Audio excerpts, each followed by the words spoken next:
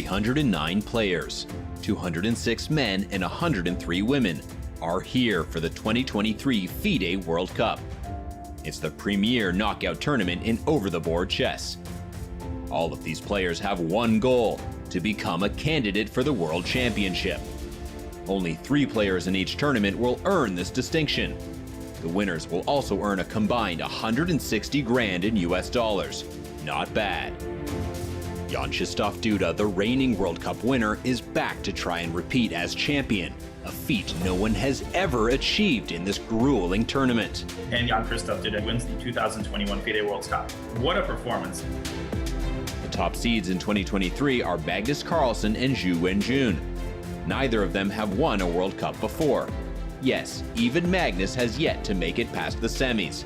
It's that tough of a tournament. Still, Carlsen is the favorite in pretty much any tournament he plays. But don't sleep on the rest of this field. Hikaru Nakamura, Fabiano Caruana, Jan Nepomniachtchi. They are all here to try and win their first World Cup. For its part, the women's field boasts 5 world champions. Will one of them take the next step in a return to the throne? In a knockout like this, it is truly anyone's game. Who will come out on top? Who else will qualify for the candidates? What upsets are in store?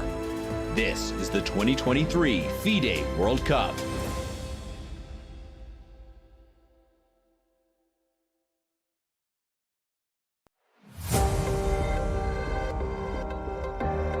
Okay, it's been a very uneventful 24 hours, and those uneventful 24 hours were preceded by a ridiculously eventful 6 hours, and we will get another ridiculously eventful 6 hours here at the 2023 FIDE World Cup as we take a look at the beautiful playing hall in the capital of Azerbaijan, a chess city, if there ever was one. Baku will be the site of the second game of the 4th round of the World Cup, and what a momentous round this is going to be. Peter, I think that this round can probably commentate itself. We could probably go on mute the whole time, and people will be entertained, but we have to do our job, and we will do our job to the best of our abilities. GM Daniel Naroditsky and GM Peter Leko bringing you coverage of what promises to be one of the all-time most interesting rounds, I think, in World Cup history. Yeah, hello, Danya. Hello, everyone. Absolutely agreed. I mean, Magnus Carlsen needs to bounce back after yesterday's shocking defeat against Vincent Keymer, but we had so many ups and downs. Wesley So also losing against Alexei Sarana, and they're just basically the beginning of all the incredible things that we have witnessed yesterday. We are so spoiled by the amount of interesting matchups. You pointed out Vincent Keymer, one of the best games in his chess career, both from the sportive perspective of defeating Carlsen and also in the way that he did it, as we look at Magnus Carlsen's bracket, where he has met his ultimate match at the hands of an incredibly on-form Vincent Keymer, whose previous results should not be ignored. He defeats Amin Tabatabai, who has the same rating with a score of 2-0. Before that, he defeated the Belgian stalwart Daniel Darda. And what's even more impressive, Peter, Magnus Carlsen has shown excellent form before yesterday's game. It looked like he had the upper hand yesterday, and then in the span of 10 minutes, everything changed. Yeah, first Vincent equalized with this stunning tactic with knight x d5. It was unbelievable that thanks to such tactic you can equalize the game. Usually that tactic might win you the game, but there he was under pressure, and I think he was relieved, very relieved. And then Magnus not being happy that the game ends in a draw, he was not sure what to play for, and then suddenly got outplayed by Vincent. An exquisite endgame technique to finish it all off. Well, Magnus Carlsen, not the only big name in the World Cup. We also have some guy named Hikaru Nakamura, who also has his hands full with a difficult matchup. Folks, please join us in congratulating Praggnanandhaa, who turns 18 today. A very warm, happy birthday to the Indian phenom, a big occasion.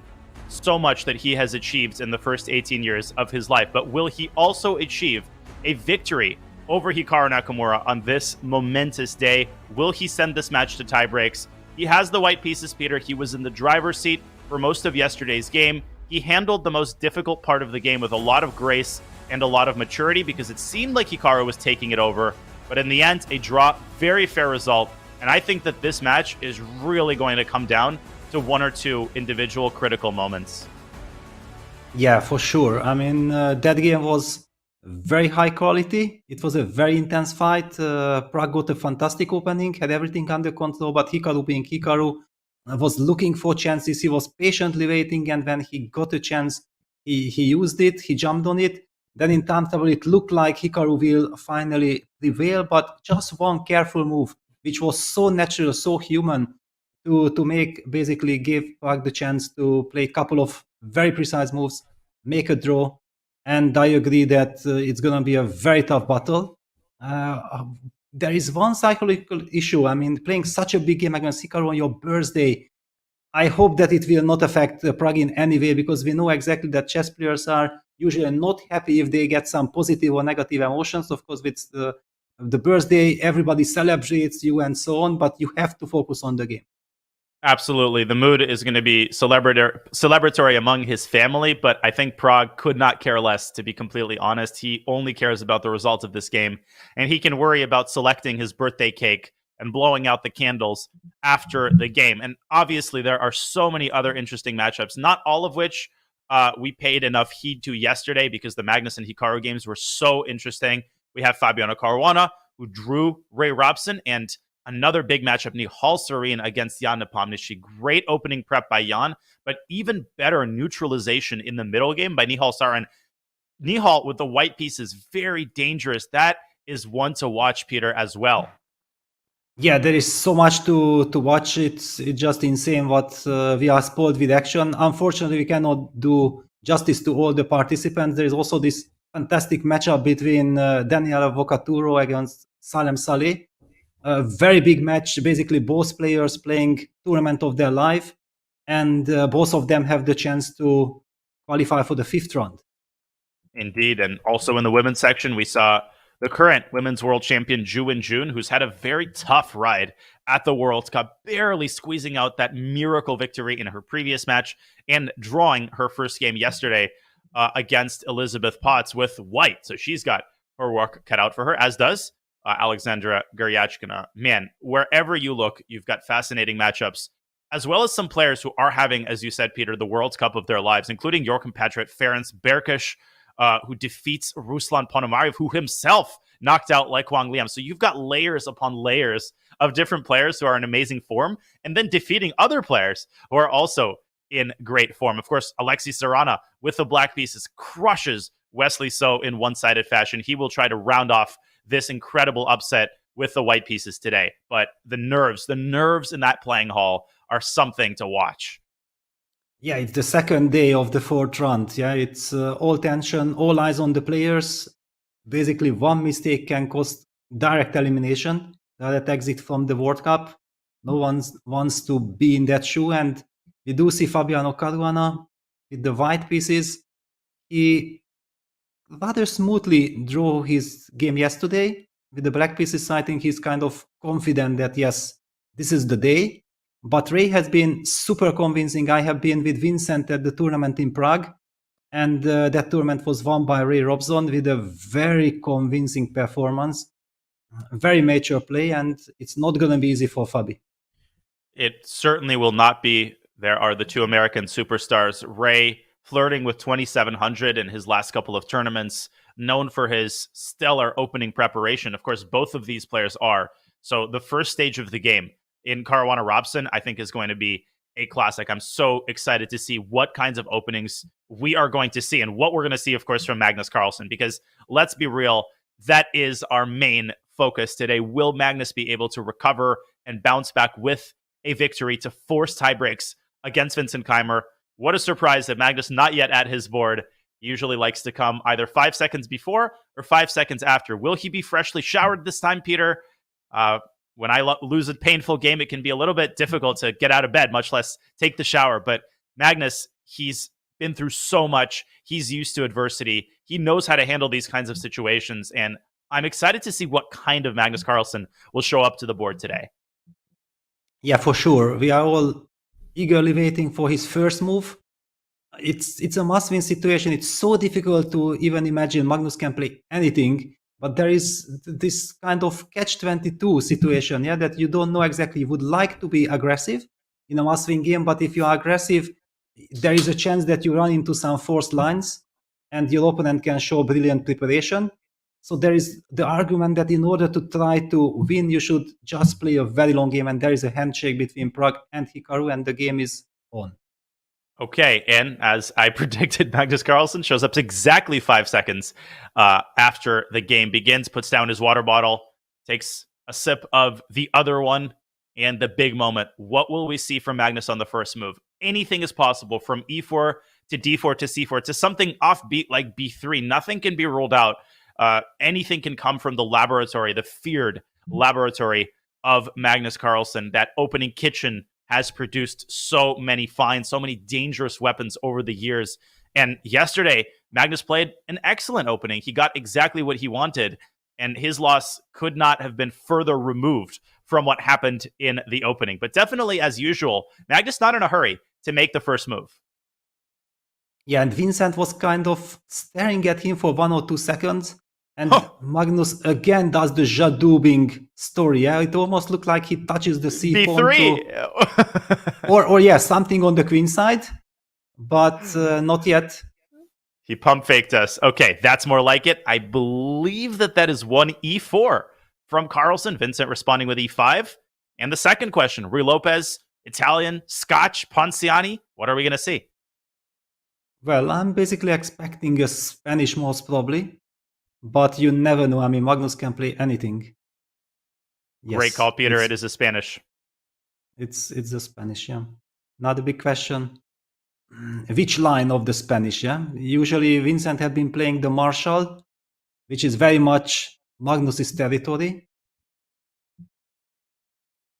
Knight f6. And we've seen the deferred exchange in another matchup. Bishop takes c6 in this line. We've seen a lot of d3.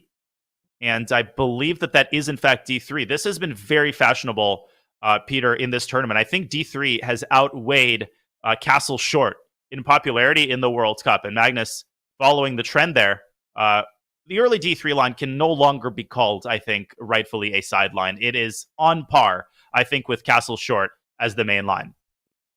Yeah, but it's a little bit surprising because Vincent is the one who usually plays after castles bishop e7. He's not opting for the open Spanish with knight takes e4. Yeah, and usually there's this argument that this case then white castles, and after bishop e7 plays the move d3, and black has committed the move bishop e7. Yeah, that's kind of the usual wisdom, because if you do play the move d3 immediately, then black can eventually also go for b5, bishop b3, and bishop c5, which is a very ambitious way of meeting any d3 kind of move orders. Yeah, I've heard that b5, bishop c5, and this word is in major air quotes, the way to try to punish white for playing the early d3. Of course, this is another ploy by Magnus, because now he tosses the ball in Vincent's court, and Vincent has to start thinking, okay, does Magnus have something prepped against b5, bishop c5? And my guess would be that Vincent probably will go d6 if he fears something from Magnus's laboratory against the most ambitious continuation. Yeah, well, Lord, there is also the other move which I actually like to play a lot here is bishop c5 immediately, not committing the b5 move yet, and waiting for white to show his card. If he plays c3, then black can still switch to b5, but basically the move order with bishop c5 aims to discourage the idea that white often uses after bishop c5 to go for some knight c3, knight d5 plan without playing short castle. Yeah, that's kind of the move or the trick. And bishop c5 on the board. Carry on, Peter. You're on a roll. And I think we should show for players who aren't experienced with the Rui Lopez why bishop takes c6 and knight takes e5 fails. This is often the elephant in the room. And the reason, of course, is that after dc, knight takes e5, there is the very nasty move queen to d4. Forking the knight on e5 and the pawn on f2. White can try to recover the piece, but he will lose a bunch of pawns, including the g2 pawn in the process. So that's out of the question.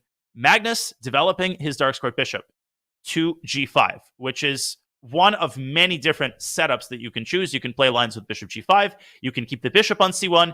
You can bring it out to e3. And bishop g5, Peter, has always struck me as a very principled, very ambitious way of handling this position, trying to play for maximum in terms of your minor piece development.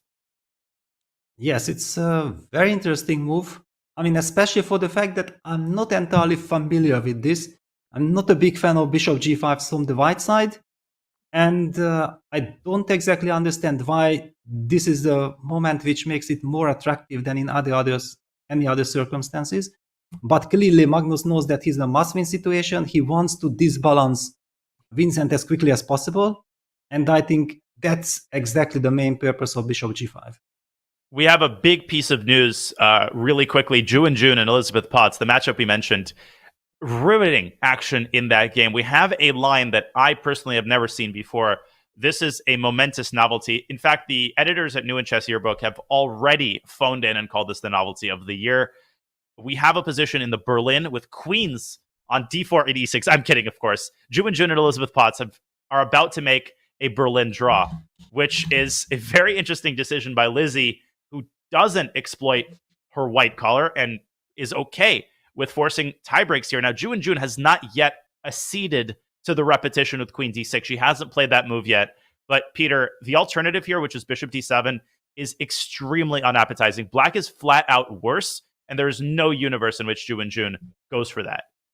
Yeah, for sure. I mean, basically, it's white to decide. If white goes for this drawish line with repetition, then black should simply repeat, because there is no right for black to play for a win. And there it is. And yeah. Okay, some technicalities there, but both players are more than ready to go home. A little bit of eye contact, and Lizzie looks at Ju and June, says, all right, let's go for an early lunch. Let's get ready for the tie breaks. And there is the hand. Well, not yet. A little bit of technicality there, but there's the handshake, and there's the draw. Yes, I mean, basically the players repeated 4 times just to make sure that they have all the right to shake hands. Yeah, it's a match strategy. I mean, basically, since Elizabeth Petz managed to make a draw with the black pieces, this gave her the comfort. Yeah, she gives up the white pieces. On the other hand, now the players are reaching the the tie break, and probably Lizzie believes that in a fast time control, she will have better chances, creating practical chances against Ju and June's fantastic opening preparation.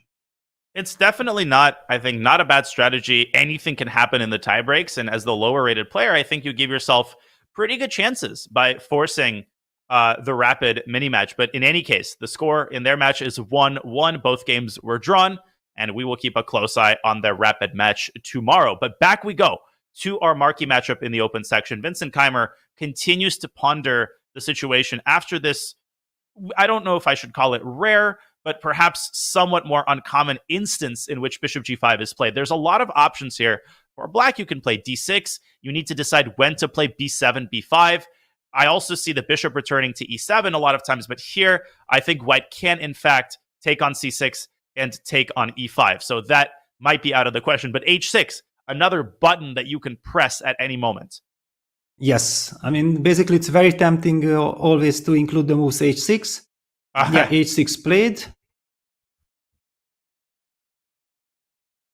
White clearly will fall back with the bishop to h4. That's the whole purpose of bishop g5, keeping things as complicated as possible. And since Vincent was hesitating before h6, I might have the feeling that he will still be a little bit hesitant, because he has to make up his mind. Does he play the move g5 already now, or does he start with d6? As you mentioned, all these b5 moves, which you can include at various moments. I feel like Vincent will postpone his decision, and this also gives us the chance to move maybe a little bit around, take a look at other games. Mm-hmm. Absolutely. This is a very complicated strategic decision that Vincent will have to make. We expect him to invest some time.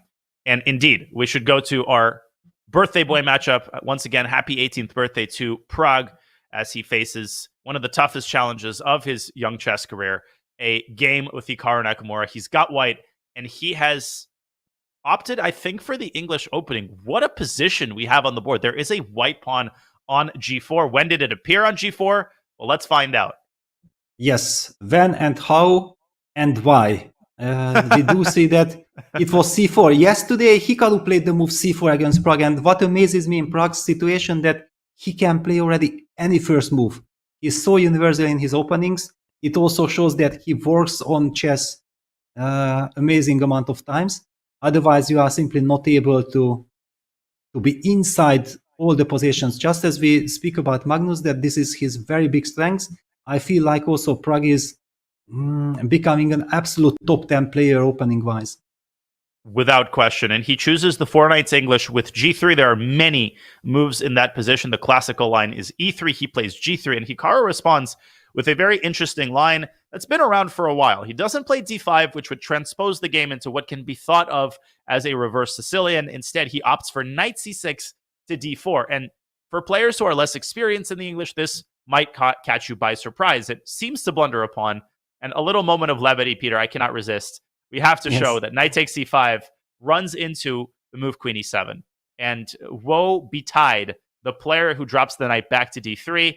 And, well, fill in the blank, folks. Pause the video. Yeah, knight f3 checkmate is a very common pattern that everybody and their brother should be aware of. So instead of knight takes c5, Pragg continues with his development. He plays the normal bishop g2. The knights are traded on f3. Hikaru continues his minor piece development by placing the bishop on b4, as it's very standard in a lot of these English lines. And here's the etymology of the pawn on g4. This is when Pragg advances it from g3 to g4. Peter, what a move, and not one that you see commonly in the English. Yes, what a move, and also blitzed out. Look at the clock situation. I mean, Pragg hasn't spent any time at all so far on the position. As you called it, Hikaru usually plays the d5 setup instead of knight d4.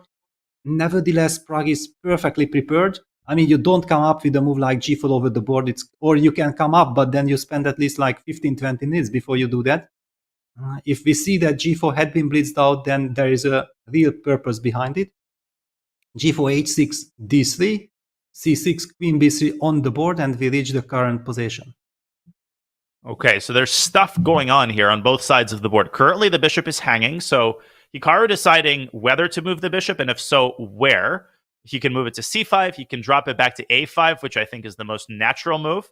Of course, he can support the bishop. He can play a7, a5, and try to induce the move a3. I think if you're moving the bishop back to c5, it actually makes sense to throw in a5, a3, because then the bishop will have the a7 retreat square in the event, let's say, of the knight jumping to a4. Of course, there's a positional drawback in the sense that you weaken the b6 square, but there we get into really, subtle nuances. There's also a lot going on the king side, and I would imagine that Pragg will want to accumulate the pressure with h4 and g5, but perhaps we will play g5 immediately without h4, Peter. What do you make of the action on both sides of the board here? Yeah, it's a very intriguing position, and I fully understand Hikaru why he spends a lot of time. And I have the feeling that he isn't comfortable. The reason that I have this feeling that simply after g3, I'm pretty sure that Hikaru was considering that, okay, so the reason why Pragg is playing this opening, because he wants to force me into this line, which actually Hikaru has tons of experience. He has played this main classical line millions of times, I believe, with white, with black. Nevertheless, he felt like Pragg might have something special prepared, and instead he opts for knight d4, which I can't really recall Hikaru being an expert. And suddenly, knight d4 has this tendency of having a very solid, slow strategical battle, and suddenly Pragg surprises Hikaru, blitzes out g4, and there is everything but no solidity in the position. And I have something pretty incredible to share, Peter. What a small world it is. G4 has been played exactly once in the database. And for context, there are hundreds of games in the position before move 7. It was played by Aryan Tari against a Wonder Liang in a pro chess league match between the Canada Chess Bras and Charlotte Cobras. I was playing that match and keeping an eye on this game because a Wonder was on my team. And I remember watching this game and thinking how crazy it is. A Wonder crushed Aryan Tari in style, and now I remember that I did pay attention to this very weird opening. It looked like a pretty good position for Aryan, but then he blundered a tactic. So that is the only occurrence of that game, and I was essentially, of course, the game was played online, but I was there to virtually witness it. Yeah, well, it's very interesting because g4 if we would not know that white has actually spent the time on g3, then one could argue that somehow white has gained the tempo in this last couple of moves, because he has a better development. Now also the queen came with the tempo, hitting the bishop on b4. Black has to make a move, and Hikaru falls back with the bishop all the way to e7, which means that he was somehow concerned of some direct g4, g5 ideas as well. That's a great point. He's trying to take the sting out of the move g5, which is still possible. I can play it, but then after the trade, there will be no pin against the knight, and Hikaru can proceed with the business of developing, perhaps with d7, d6. So there's a case to be made for white to delay the move g5 and either play h4 or develop his own bishop, let's say, to e3, and just kind of keep all of his options open. Yes, and another important point is that with bishop e7, thus he signals that after h4, he might have some... I mean, first of all, the bishop is doing excellent job on this diagonal. Eventually, if white pushes g4, g5, then his pawn will be vulnerable. I'm guessing that black would just play a move like d6, and eventually, black will get this idea of knight d7, knight c5 regrouping, hitting the queen, getting an essential tempo in order to reach that e6 square, which would be so lovely for black knight, protecting the g5 square, or would attack the pawn on g5 and also eyeing some knight d4. So I would say that Hikaru's bishop e7 was a very, very high-class prophylactic move. Wow, bishop e7. I think Hikaru has such a great sense of when to play cautiously and when to play ambitiously. That's just a category of decision-making that's not talked about frequently. And I like this decision. First impressions are positive from the move bishop e7, even if it's strictly speaking not the top engine line. And I would be shocked if Pragg has prepared this move. If this was in his file, it really feels like bishop c5 and bishop a5 have to be the principled moves that Pragg focused on. And early indicators are that he is taking a little bit of time here. Now, is he taking that time to remember what was in his file, or is he taking that time because he is indeed out of his prep? Peter, what is your intuition on this question? My intuition says that he's out of book, because it's just simply impossible to know everywhere everything. He could have never expected this line to happen. And it was already impressive that he had this idea. He knew that this g4, d3, queen b3 is a very interesting fighting idea. It also shows that he's extremely ambitious. He does not fear Hikaru at all. He wants to challenge him to an open fight. And that's why we will be in for a fantastic match. Indeed, we will be. And I think as Pragg ponders his important next move, perhaps we should continue going around the horn. And I want to point out one game that is not going in the direction of the player who needs to win, and that is Wesley So, who faces the barrel of a 1-point deficit against Sarana. And early indicators are that this game is already going essentially out of control for Wesley, who needs to win with black. This is essentially a disaster scenario where Wesley has to take on e5 in this position and get an opposite colored bishop position, which I cannot conceive of black winning realistically. Yes, I mean, the problem of losing with white means that you have to win on demand with the black pieces. And Alexei Sarana is known to be a fantastic 1d4 player. I mean, he has also very sharp openings, he has very big opening knowledge, and he has very wide range of opening ideas. He can be solid, he can be aggressive, and we do see that Wesley tried to surprise Alexei by playing the Grunfeld. It's certainly not the main opening of Wesley, but suddenly he is confronted with a very direct line, which is a nightmare for black if you want to play for a win. This bishop b5 check caused many sleepless nights for all the Grunfeld players if you feel like you are playing against a lower rated opponent who might be prepared and ready to play bishop b5 check, or you face a very strong opponent who says that, you know what, with white, draw is a perfect result for me today. Black is basically never getting any chances of fighting for more than a draw, but there is a small little catch. This queen c2, this is a modern direction. However, it's already well established that with precise play back, black equalizes. The only problem is that equalizing is not really the scenario that Wesley needs. And this is how we reach the current position, rook ab1 on the board. You mentioned that the bishop is hanging. So usually Just to show why black has to capture on e5, because if black falls back with the bishop to e6, there's actually stunning tactic with knight takes g6. And after Beautiful. h takes g6, bishop takes g7 with a double attack on the queen and on the rook, which is very bad news for Wesley. As you mentioned, if after rook a b1 you have to trade on e5, you are giving up on all your winning chances. And yes, black is up a pawn here, but just look at the dark squares that surround black's king. Obviously, white's compensation is not in question. The big question here is, can black somehow unbalance the game and garner any chances whatsoever?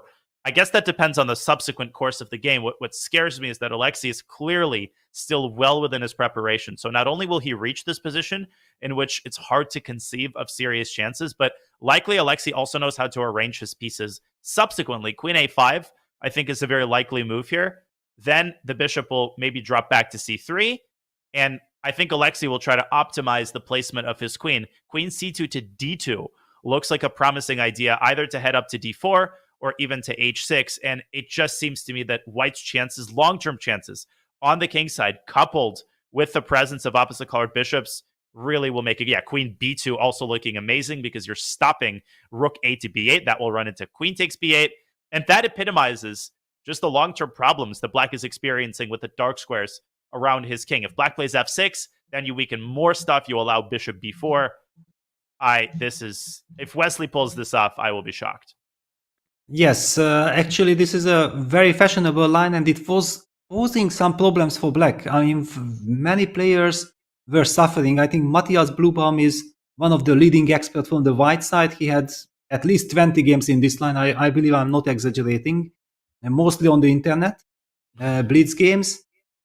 Black is usually tested to the maximum of showing precision to make a draw. And then knowing that actually Wesley needs to fight for a win in this position, I feel like it's nearly impossible.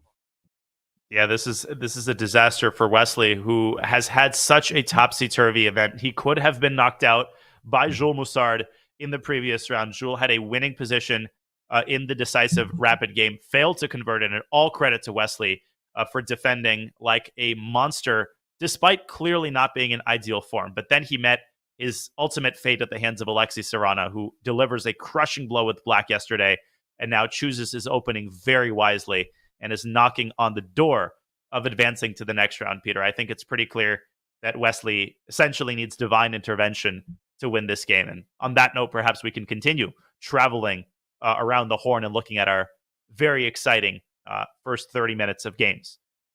Yes, I would like to go immediately to the Avocaduro Salem Sale game because of the reason that yesterday we completely ignored this match, and we spoke about it, that I think for all the Italian chess fans and all the UAE chess fans from United Arab Emirates, they are looking forward to this sensational matchup. Both players in great shape, in great form. The first game ended in a draw, and we do see a strategical battle. It's the Carlsen structure, just very quickly to check. Oh, wow, it's a big surprise. Salem is famous for playing King Sinden or the Grünfeld, but he goes e6. It seems like he wants to be very solid. He also feels that, yes, it's the World Cup, it's a knockout event. You know, I have to try to adjust my play, be as solid as possible. And we see a classical traditional Carlsbad, knight g2, the most ambitious. Yeah, white is keeping the position as flexible as possible. Rook e8, castles, knight with e7, a4, modern fashion. Daniele Avocaduro is also famous for being a very good theoretician. I have been playing with him for the team Padova in European Club Cups and in Italian League. He is a very nice person. And Salem is also a very close friend of mine, so it's a very special matchup for me.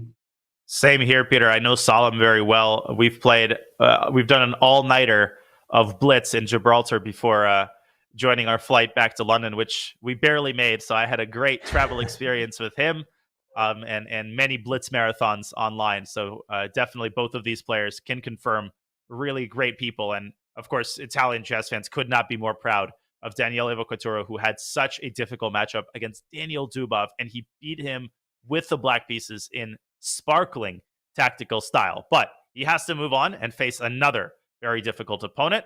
The last move of the game, bishop c8 to f5, challenging white's control over the center. So the question is, this Carlsbad, is it Carl's good for white, or is black doing a good job of neutralizing white's central play, Peter? Yeah, black has made some very high profile regrouping. The same applies for white, just very quickly to understand what's really going on. So in this opening, if white plays the standard f2, f3, trying to hint at e3, e4, that's usually answered with the counterplay with b7, b5. It's a very fashionable line. And because black wants to go b5 against f3, white says, you know what, I'm gonna stop you from playing b5. Now it would be a big mistake from black to just try to play on general principles and punish the move a4 with the move a5, because then white plays f3, and there is no way of stopping e3, e4. There is no more b7, b5 counterplay, and white gets the upper hand. So after a4, black switches. Black trades that dark square bishops off the board. Bishop takes e7, queen takes e7. Now also the queen pressures the e3 pawn. It's very difficult for white to prepare the move f3, and in order to understand what happened in the game, we know that white wants to play f3 and finally prepare e4. That's why first he goes a5. Now black develops the knight from d7 to f6, and look at the next couple of moves from black. He wants to use that knight from h5, g6, knight g7, bishop f5, the typical plan. Now it's all about timing. You have to be super precise. And after knight c1, g6, rook e1, knight g7, f3, bishop f5, I feel that if white is not able to play the move e3, e4, then everything worked to perfection in black's case. So let's just try to find out what happens after e4.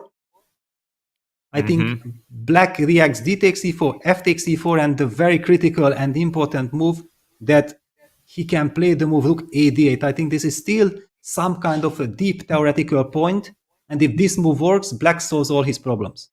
And that knight on c1 is really hurting white. It is disrupting the coordination between the heavy pieces, and that means...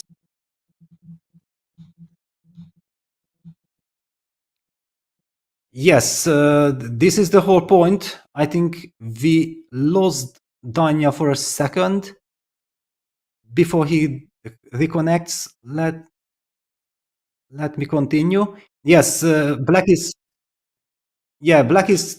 threatening to take rook takes d4, and using the fact that this knight causes some headache. The problem is that, yes, one could argue that white can't play the move knight b3, but then black gets bishop g4, and some serious counterplay is achieved. The queen has to move, and for example, after queen d2, black can fall back with the bishop to e6. It's a lovely typical maneuver, hitting the knight on b3, and the rook attacks the pawn on d4. That's the big problem, and white will not be able to coordinate forces. And for this reason, Daniela did spend some time and said, you know what, it seems to me like Salem is playing this opening way too quickly.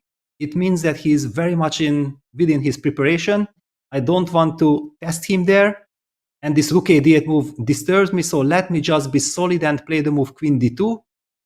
However, in this case, black most probably will trade the light square bishop at some point. Maybe he's not in a hurry, because if we take on d3, then actually white can recapture with the knight, and that sleeping knight will get access to a lovely e5 square. So I would say, like, you know what, if you are not starting to play e4 anymore, then I just bring the rook to d8 and wait for your move. It's not so easy for white to make a useful move. You don't want to move with the knight to this direction towards b3, because it does absolutely nothing. Generally, there could be a case that one could argue that, okay, but hang on, then white removes the bishop. All right, white removes the bishop, but what did white achieve? The whole point would be for white to break with e3, e4. However, with the black bishop on f5, it's kind of obvious that this e3, e4 break will never really work. Black can also just play the standard move h5, just making sure that white will not be able to expand on the king side with g4. Lot of strategical finesses, but I do believe that Black The outage has in a the very area. solid position, and I'm expecting a big strategical battle. I believe that we also have Danya back with us. Danya, do you hear me? I'm still Yes. not hearing you. Let me connect to Discord. Yes, now I already hear you. Excellent. So Danya is just seconds away of joining us. Yes, you should be able to hear me now.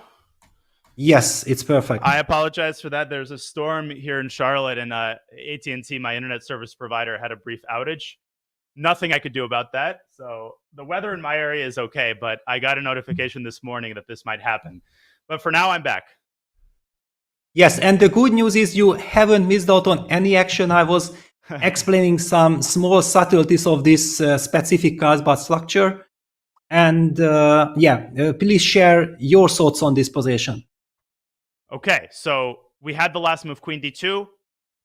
And, okay, so it's currently black to move. So I missed absolutely nothing.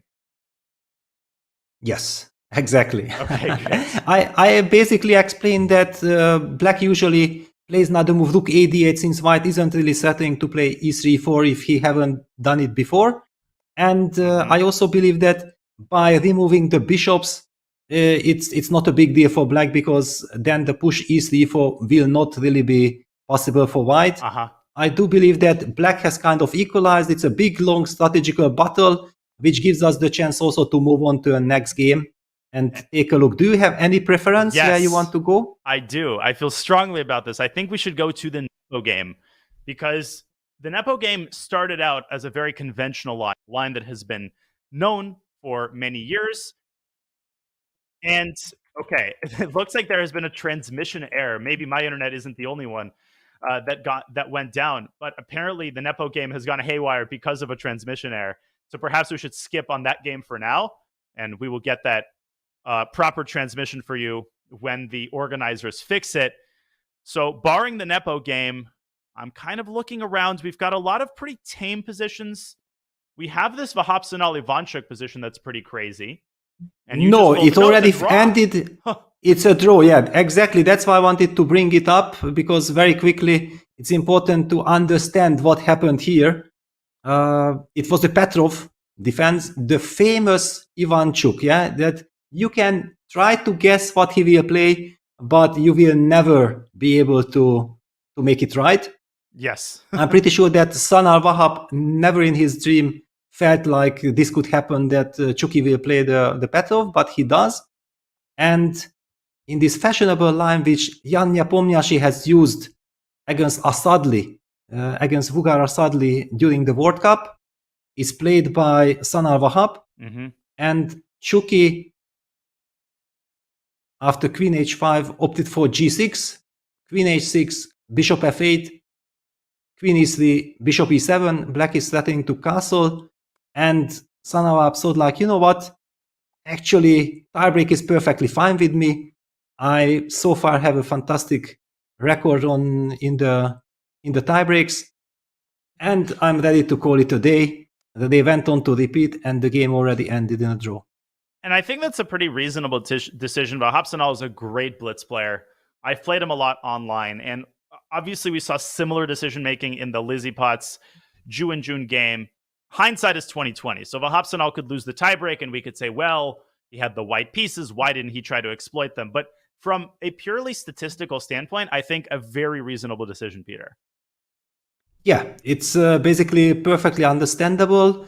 The tension is growing.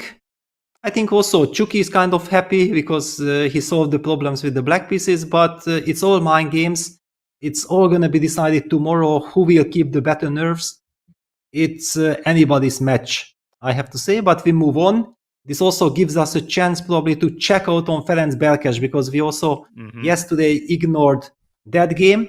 Ponomariov, Ruslan Ponomariov is in a must-win situation with the white pieces. He lost against a very sharp FC Nimzo by Berkish, and the big question was that Berkish suddenly was terrorizing the whole World Cup with e4, e6, the French, but nobody has played the move 3 knight c3 against him. So I was actually wondering, what did Berkish really prepare for this tournament? And now we get the answer. He prepared the ultra solid Rubinstein system with d takes e4, knight d4, knight d7. Well, this is a good luck task for white to try to crack it. Man, you've got a double whammy. You're facing one of the most solid grandmasters of all time, honestly, Ferenc Berkish. He's had some crazy no-loss streaks. And you're facing him in one of the most solid lines that you can play. Georg Meyer, of course, is perhaps the most famous modern proponent of the Rubinstein. He's played it his whole life with a lot of success against some of the leading players. Now, the downside is that white does have quite a few dangerous systems, and one of them is this early c3 move, as far as I know, considered one of the most testing lines. And the idea is to support the d4 pawn so that you could quickly jump with the knight to e5. And of course, you are trying to deliver a very nasty check on b5, which would force black to compromise his position with knight f6 to d7. That is out of the question. So Berkish, prophylaxis, a6, stopping bishop b5, but yielding white another tempo to get ahead in development. And Pono uses that to pressure the c5 pawn and try to resolve the central tension in his favor. So c takes d4 would allow white to stabilize the bishop on a commanding post in the center, which is why Berkish says, no, I'm going to keep the tension. And he plays the very typical French move, queen d8 to c7. And Ponomariov insists on the campaign of delivering a check on that diagonal. He does it with the queen. Berkish covers it with his knight, doesn't want to give away the bishop pair. That is a bit of an interesting decision. And bishop b5. Peter, this is where things really start to heat up. Yes, I think it's a very mainstream theory. I believe like some 10 years ago, it was very fashionable. The point, however, is that probably Berkish is more in his preparation than Ruslan. I do remember that Pono had some experience with this very line, like some 10, 15 years ago. But also from the white side, you have to be so super precise in order to pose the problems. Yeah, because queen takes d4, I believe that the line was going something like bishop b5, a4, and then bishop d6. Was it like this? And white had different possibilities to sacrifice his knight on f7 or somewhere after he's anyway recapturing the bishop. And black has vulnerable pawn structure, but black is very solid. Well, it's going to be a big theoretical duel, but I'm not sure that the players are really that prepared. You mentioned the name Georg Meyer. I mean, if you ask Georg, I think he will tell you that I spent probably 50 years of my 50 hours of my life analyzing just this specific position. The Rubinstein French is such a complex line because of the just abundance of options that white has. And you're right, the time expenditure does seem to indicate that the players are out of their preparation. Bishop d7 back to c8 is Ferenc Berkish's choice. He keeps the bishop pair, but in return, he undevelops his queen's bishop. I guess his next moves will be bishop f8 to e7. Then he will castle, and maybe eventually he will try to redeploy the bishop with b5 and bishop b7. Obviously, it's a risky approach. White currently holds a lead in development, but the great thing about the Rubinstein is that the structure is so incredibly solid that even with a big lead in development, it can often be very hard to convert that development lead into something more tangible, like an initiative. Yes, I even have the feeling that this is some kind of a bomb. You know, this bishop d7, c8 was prepared by Berkish. It's not over the board, the inspiration, whatever. He opts for it. Very tricky situation psychologically for Ponomariov, because he's in a must-win situation. You feel like, wow, hang on. If I'm not able to punish this move right away in the next couple of moves, black here will have zero problems. Yeah, so I feel like there is some super tension on white. I'm expecting probably the most sharpest continuation, a move like long castle in the position and reinforcing the pressure. Eventually, there might also be some knight c4, knight b6 idea at some point in the position. But Berkish is in his book. That's for sure. And it's interesting. Bishop b5, you're right, is the main line by a country mile. Bishop c8 is an over-the-board novelty. The only games that show up on my database are correspondence games, and pretty obscure correspondence games at that. The highest-rated correspondence player, around 2,300. And all of the players followed this move up with f6 and e5, an incredibly ambitious approach, moving the pawns out and kicking the knight away from e5. So this game promises to be very tactically rich, as Ruslan tries to deliver an on-demand victory and take this match, that is, to the tie breaks. And on that note, folks, it is time for us to take our first break of the day. This promises to be really an incredibly exciting, a memorable round with so many matchups. We will check back into Magnus and Hikaru's games, but first, it's time to refill our coffee cups. We will be back with more World Cup action on the other side of this short break.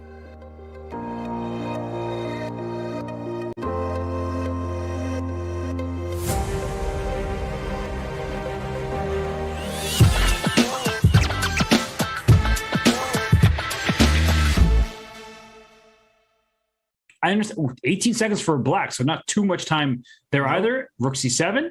A7's falling. It is. E4. He pushes the pawn. This is getting a little messy. Takes a knight f1. Knight f3. Like knight f3. King e4. Knight e1. Move. Oh my gosh, 0.9 seconds when that move was played. On b1. Move the rook. I was going to say king c2 and run the king. King knight e2, g3. knight d4. Takes it. Was it? Takes an a7. Oh my gosh. Takes it right. Knight c2 was winning. But there was checkmate in one for black after knight takes g3. Oh my god, that was me. And instead he played here, and Keymer losing on time. Oh my gosh. A7 wins for white. Oh my gosh.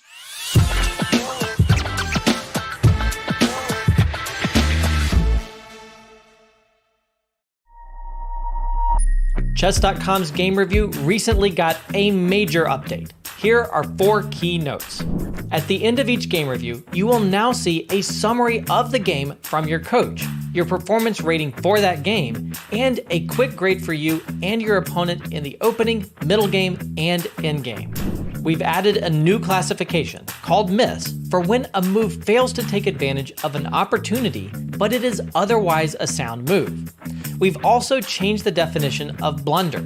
Now a move will only be considered a blunder if it loses material or allows a checkmate. Coach will now draw arrows and highlight squares when you hover over or click on the highlighted words in the move explanations. This should make move explanations easier to follow. Finally, Coach's explanations will now reference specific pieces and threats in explanations, making move explanations much more intuitive. The new game review experience is available on chess.com right now.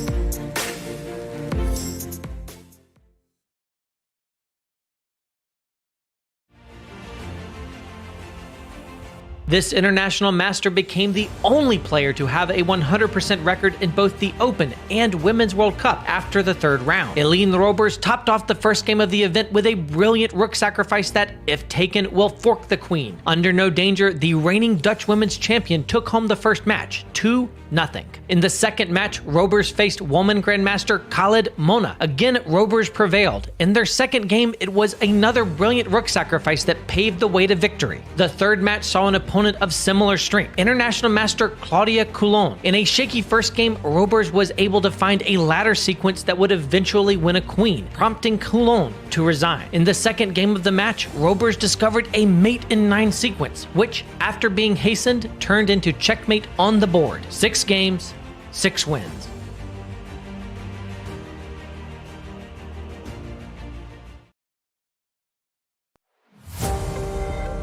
Well, Eline Roebers is one of the most exciting, shining stars in the world of women's chess, and she has not disappointed in the World Cup so far as we look at her progression to round 4, where she faces her toughest competition yet. She drew her first game yesterday against Ronnavali Harika. I teach a group class, Peter, to talented kids, and we spent an hour analyzing that pawn endgame yesterday, so she really cannot be upset at the win that she missed. It was incredibly convoluted, and she has another very unbalanced position in her game today with the black pieces. Yes, it's a very interesting position. It came from a Trompovsky. This automatically guarantees very double-edged fight. She does play the line, which is, I believe, the most principled, the dirty action with d5, e3, and c5. Whatever happens, she shows excellent preparation. I'm really liking this type of attitude, going always for the critical lines, not shying away from complications if necessary. Knight f3, bishop takes d5. So yes, we do see that black has doubled pawns on the f-file. On the other hand, black has the dark squared bishop. I'm usually so much more happy of having the dark squared bishop, and I don't really care about these double pawns. Knight c6 played, castles a6, knight d2, bishop a7, and the slightly mysterious, to me, this move knight d2, b3. What is your take on this? Yeah, knight b3. My guess is that Ronnavali might be preparing c2, c4. And of course, the question is, why not c4 on the previous move? And I would advance that perhaps she was worried about the pawn advance d5, d4. That is a very hard position to evaluate. The engine seems skeptical about c4, d4. From black's perspective, white could trade everything on d4 and then try to drive a wedge with b4 and c5. This might be an idea that perhaps Ronnavali underestimated. So knight takes, it maybe even immediately b4 straight away. You don't mind giving away your light squared bishop because your knights are actually excellent pieces in this position. They can be used as chisels, right? You can chisel your way into the d6 square. You can play c5 and then knight c4, knight d6. And this is looking pretty appealing for white, but perhaps Harika wanted to prevent d4, and so she deploys her knight to b3 instead. But it does seem, Peter, a little bit slow, and I feel like this does give Eline the tempo that she wants to either complete her development or get her queen off of the d-file. Yes, exactly. I mean, this knight b3 move looks a bit slow to me. Yes, also c4 isn't a threat anymore because c4 runs into d takes c4 and the queen trades are automatic. I even believe that black can simply just play a move like short castle. Mm-hmm. I mean, there is nothing disturbing black from doing the move short castle. I feel like black has all the reasons to be happy with the outcome of the opening. And after short castle c4, perhaps black can even trade on c4, trade queens, and it seems like black's king will be entirely safe with the queens off the board. So I'm totally with you. I feel like knight b3 is a step in the wrong direction, and looks like Eline is out of the woods in the opening. But perhaps we can take that as a sign to look at some of the other top games in the women's section, including the game of Alexandra Guryashkina, who is, of course, one of the pre-tournament favorites. She faces Nino Batsiashvili, a very experienced Georgian grandmaster. Fun fact, a couple of years ago, Nino Batsiashvili drew Magnus Carlsen in round 1 of the Qatar Masters. I think that was 2014. So definitely not an easy opponent for Sasha. Yeah, not at all. And we have a very wild position. Whoa. I somehow feel like it happened from like almost the same position like yesterday in Vincent's Keymer game, but there is a catch that black has committed the move knight cc, knight bd7 first, and bishop f4, bishop b4. And that's how we reach this c takes d5, e d5. We see so many different type of Carlsbad structures. It's just insane, yeah. And we do see almost the same idea because after e3, knight e4, black is already going for the g7, g5 aggression. Mm-hmm. But white is in time to control this. She plays the move queen c2. g5 was met by bishop e5, Mm-hmm. which is not a standard move because black can now simply capture on e5. One could argue, but probably Goryachkina is very well prepared and she knows that this knight takes e5, knight takes c5 is good for her. Looking at the time situation, very much indicates that she is still in book. And after rook g8, she opted for h3, making sure that g5, g4 is stopped. And after knight b6, knight d2 challenges the knight on e4. It's funny. We saw Jordavalli play knight b3. We didn't like that move. I'm also not a fan of Nino's move, knight b6, and she's just taken on d2. Whoa, whoa, whoa, whoa. Has she allowed queen c2 takes h7, intermezzo hitting the rook, and then the king can pick up the knight on d2? I feel like this is spinning completely out of control for the Georgian player. Yes, I mean, you called it. The move knight b6 already looked very strange. It just feels like it's the wrong direction. Knight d2 and black takes on d2. Maybe there were also not really so many good options because bishop f5 might have run into bishop d3. Mm-hmm. And the knight. That's yeah. The knight's hard to stabilize that knight, and once the knight disappears, the floodgates really open on the king's side. Yes, so she took on d2 maybe out of despair, but yeah, now what happens after queen takes h7? Let's just take a look because the queen attacks the rook on g8. Mm-hmm. How do we deal with this problem at all? I don't think black does. I mean, rook f8, I guess, moving the rook out of the purview of the queen.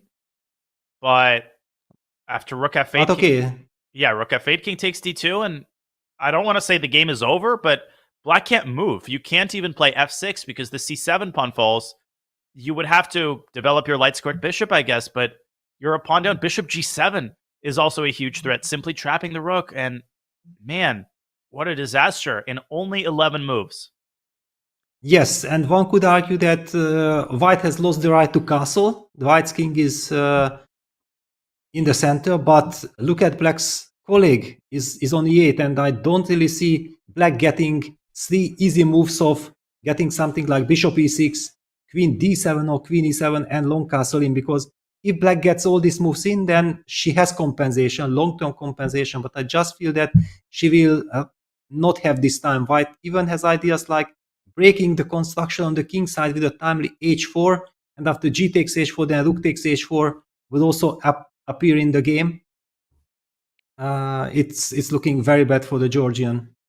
It is player. indeed. But first, Alexander will have to find the move queen takes h7, and obviously she sees it. This is an elementary intermediate move. It hits the rook, and this is the product of incredible opening preparation. This is just what can happen when one player is so much better prepared and understands the positions better than the other. Well, we will leave Goryachkina here to figure out the move queen takes h7, which she already did. She wasting no additional time and grabbing that pawn, hitting the rook, and reaching a winning position out of the opening. And perhaps we can leave Nino Batsiashvili now to her defensive devices and go back to the open section where we have a couple of developments in our marquee matchups waiting for us.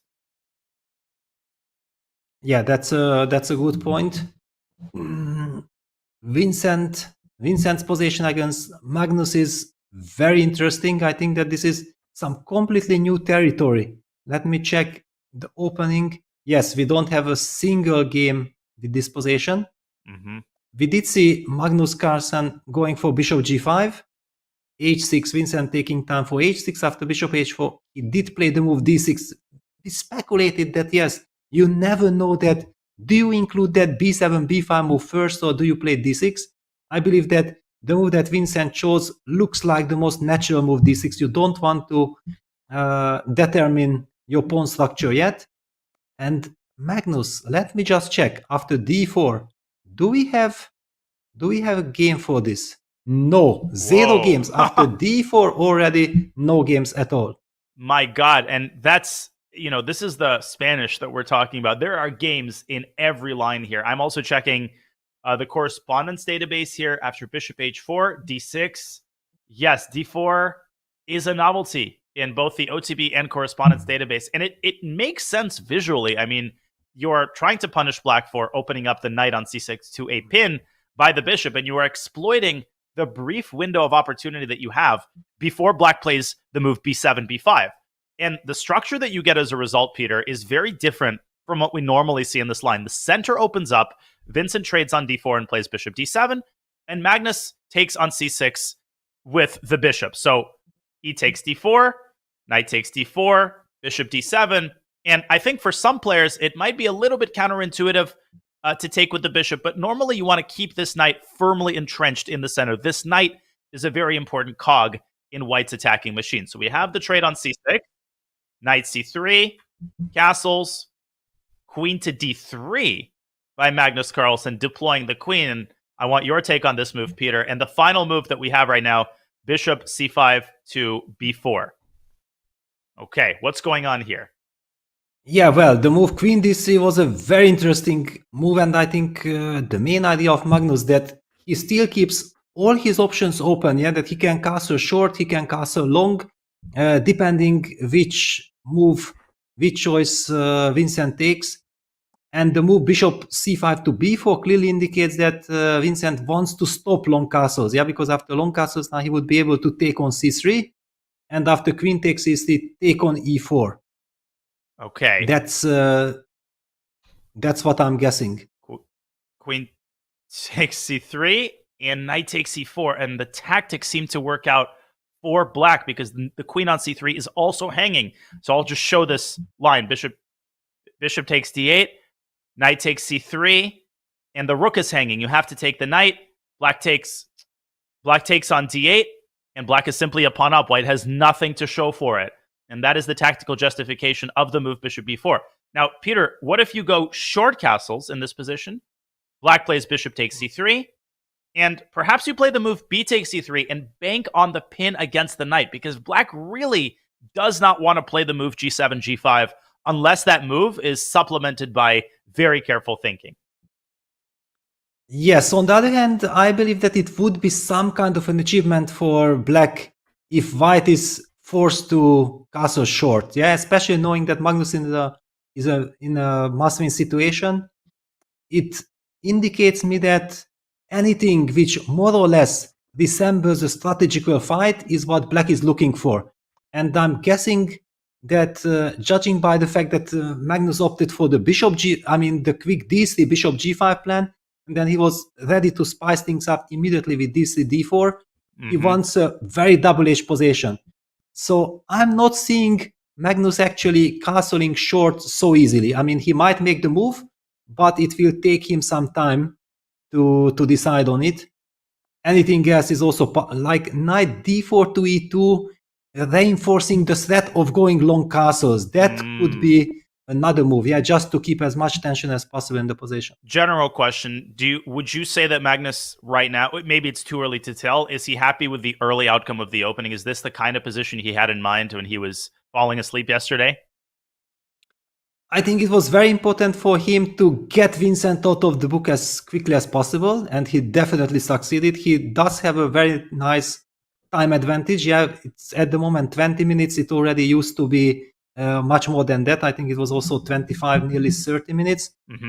On the other hand, I believe that so far Vincent has handled the situation quite nicely, very professionally. He was taking his time, but he made very sound decisions.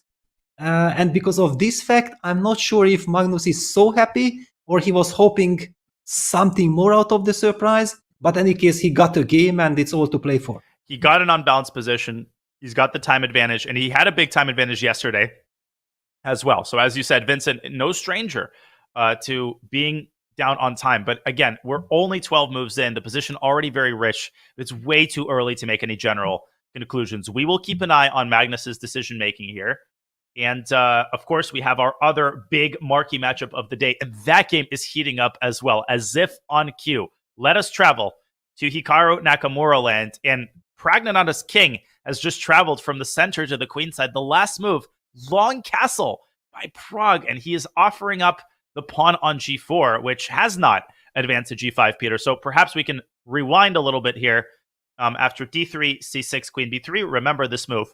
Bishop dropped back to e7, and Pragg's decision was, in fact, to complete his development. We expected that this was one of the top possibilities. Hikaru played d6, and a big decision, long castle by Praggnanandhaa. What is going on here? Well, basically, it means to me that Pragg believes that black is not really threatening to take on g4. Otherwise, he would have defended that pawn with rook g1. But as commentators, our duty is to take a look what happens. And the most natural capture is black capturing with the knight from f6 on g4. Exactly. So we have no choice. I believe bishop takes g4, bishop g4 is forced. And here is the big question that do we play for the rook h g1 and eventually f3 rook takes g7 idea, or do we try to collect the b7 pawn?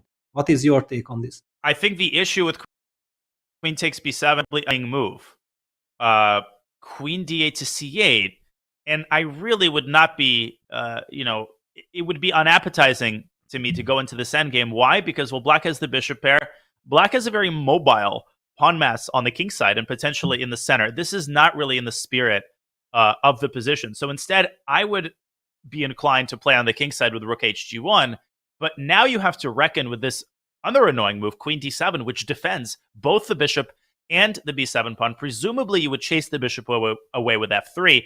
But what really scares me here, Peter, is this very typical idea. You drop the bishop back, and then after rook takes g7, you close the door on the rook with bishop g6. And Pragg, he had to see this position in his mind's eye when he was playing the move long castles, because black is threatening to win the rook and potentially the game with bishop f6, and the position just explodes here. White might have to play a crazy move like d4 in order to take black's attention away from this threat of capturing the rook. What do you make of this line? Yeah, I go perfectly along with this line. I was also trying to figure out, and I think the big point is that, yes, white is counting now on the move dc d4, and after bishop f6, rook takes g6, Whoa. fg6, knight e4 tactics. Hitting the bishop, and black's position suddenly collapses because let's say you move the bishop back, white simply plays de. Bishop takes e5, and white doesn't need to sacrifice anything else. You just chase the bishop away, and just everything falls apart here for black. Hikaru would pay the price for overcooking it and keeping his king in the center for too long. Do you think Pragg sees the move d4, or is there a possibility that he missed queen d7? No, it's simply impossible that, yes, he simply cannot miss that move. And it basically brings us back to that position after move 16, d4. Yeah, okay. Yeah, I'll show this line again, though. I'll show this line again just to Yes. make sure everybody's on the same page, because that was a lot of moves, so I wanted to recap the line again.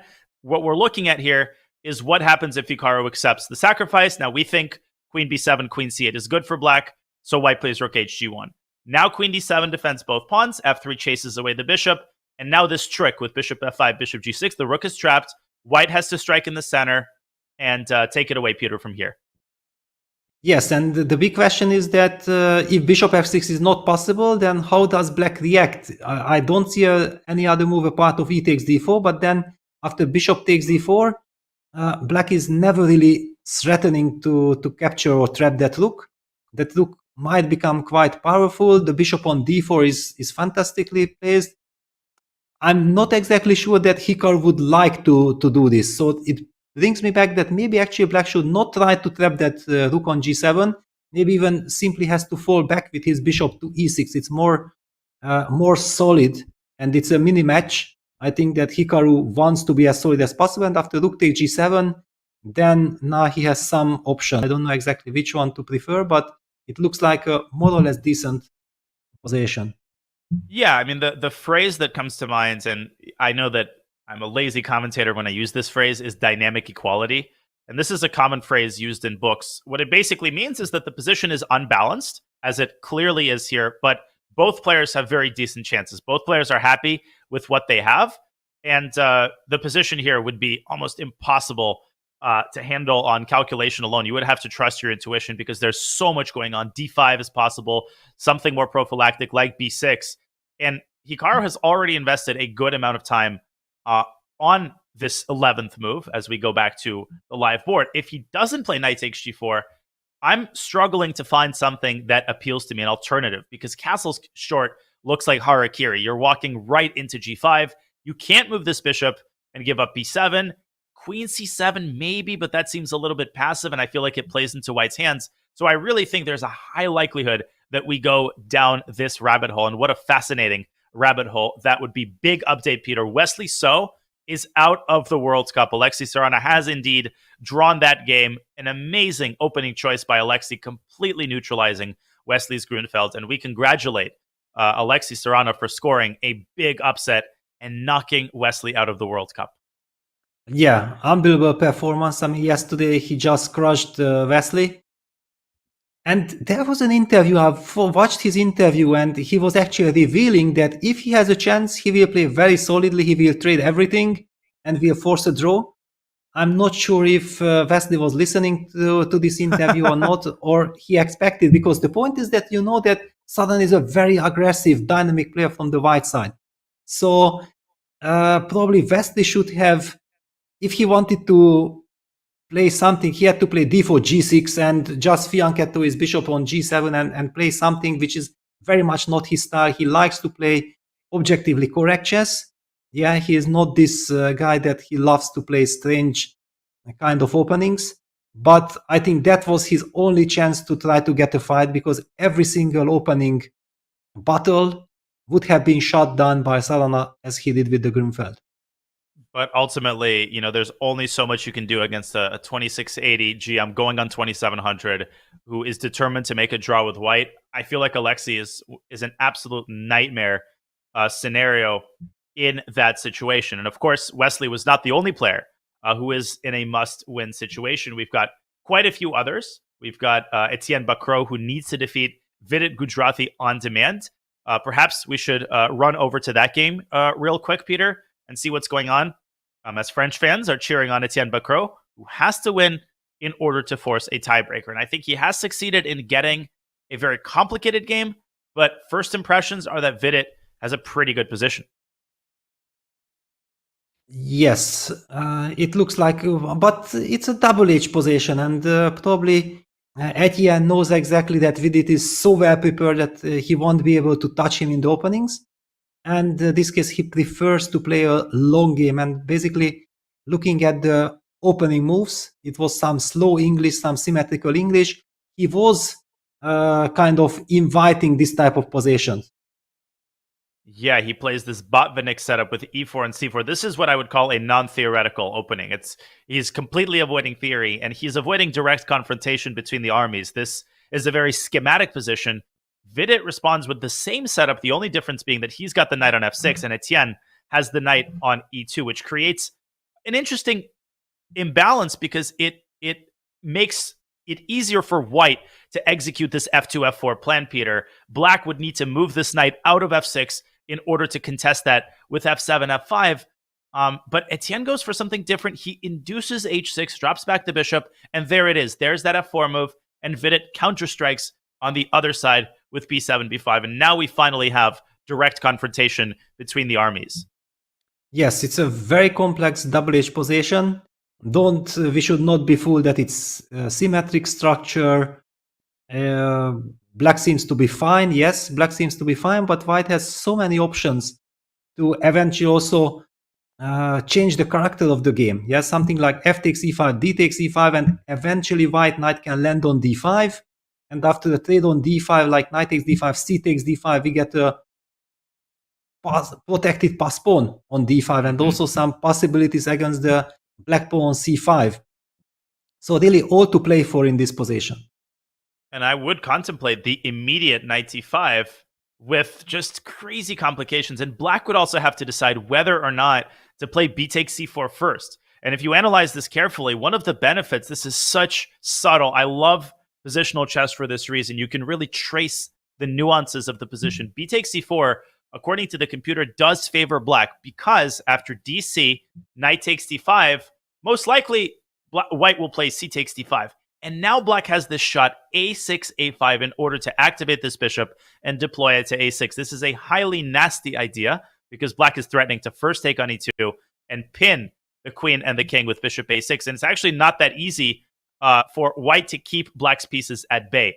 If instead black would have immediately taken on d5, then these queenside pawns would have actually blocked black from activating his bishop, and the c5 pawn would have also served as a major target down the semi-open c-file. So these are the kinds of nuances that the players will have to factor in and the kinds of decisions that they're going to have to make. Presumably, they're going to be spending loads of time on the next couple of moves, but definitely we will keep an eye on this fascinating battle. Well, back to you, Peter. Any preferences for the game that we go to next? Yeah, well, it's... we haven't checked out FIDE yet, yeah? So I think that would be a fair choice. Let's go to Caruana, the all-American matchup between Fabi and Ray Robson. And at first glance, it looks like a very standard Italian position. But I'm also looking at black's clock, and I'm seeing that Ray is down to 55 minutes, and he's thinking very intently. Do we think that white might have a little bit of a pull here? And if so, how is this position different from what we normally see out of an Italian? Yeah, in order to know that, yeah, we have to take a look at the move orders and to understand who benefited from something. I mean, I do see that Fabi at start was trying to play without the move h3. Yeah, that's kind of very important if we go quickly here through that. After a5, rook a1, rook e1, bishop a7, he did not play the standard h3 move. He played knight b2 and trying to get that knight to f1 as quickly as possible. Indeed. Black responded with h6, Peter. h6 here, obviously, in the modern treatment, that often prepares g7, g5. But in this case, Ray had no intention of playing g5. Instead, he castled kingside. Fabi completed the maneuver, and Ray initiated the symmetrical maneuver with knight e7. Now there's h3 by Fabi. So he only played this on the 11th move. Then he made the typical Italian retreating move, bishop b3, taking the sting out of d6, d5. And bishop e6, the bishop tucks itself away on a nice, comfy, warm bed on c2. This is the current position. Yes, and the big question is that does black plays this move d6, d5? It's a very double-edged move because usually black wants to, because white is the one now setting d3, d4 himself. Yeah, if it's white to move, white will play d4. So the big question always in these positions, who strikes first in the center? And I believe that, I don't know if it's working, but certainly d5 is the first move that you have to calculate.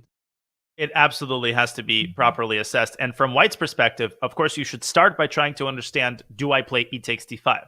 Now, it seems to me that black should probably take with the queen, because bishop takes d5 runs into knight takes d5. And if you play knight takes d5, there's this very nasty idea d4, so instructive. And you can see that actually the f7 pawn is overloaded. E takes d4, drops a piece out of nowhere to bishop takes g6, and you're going to lose either the knight or the bishop. And so that narrows it down to queen takes d5.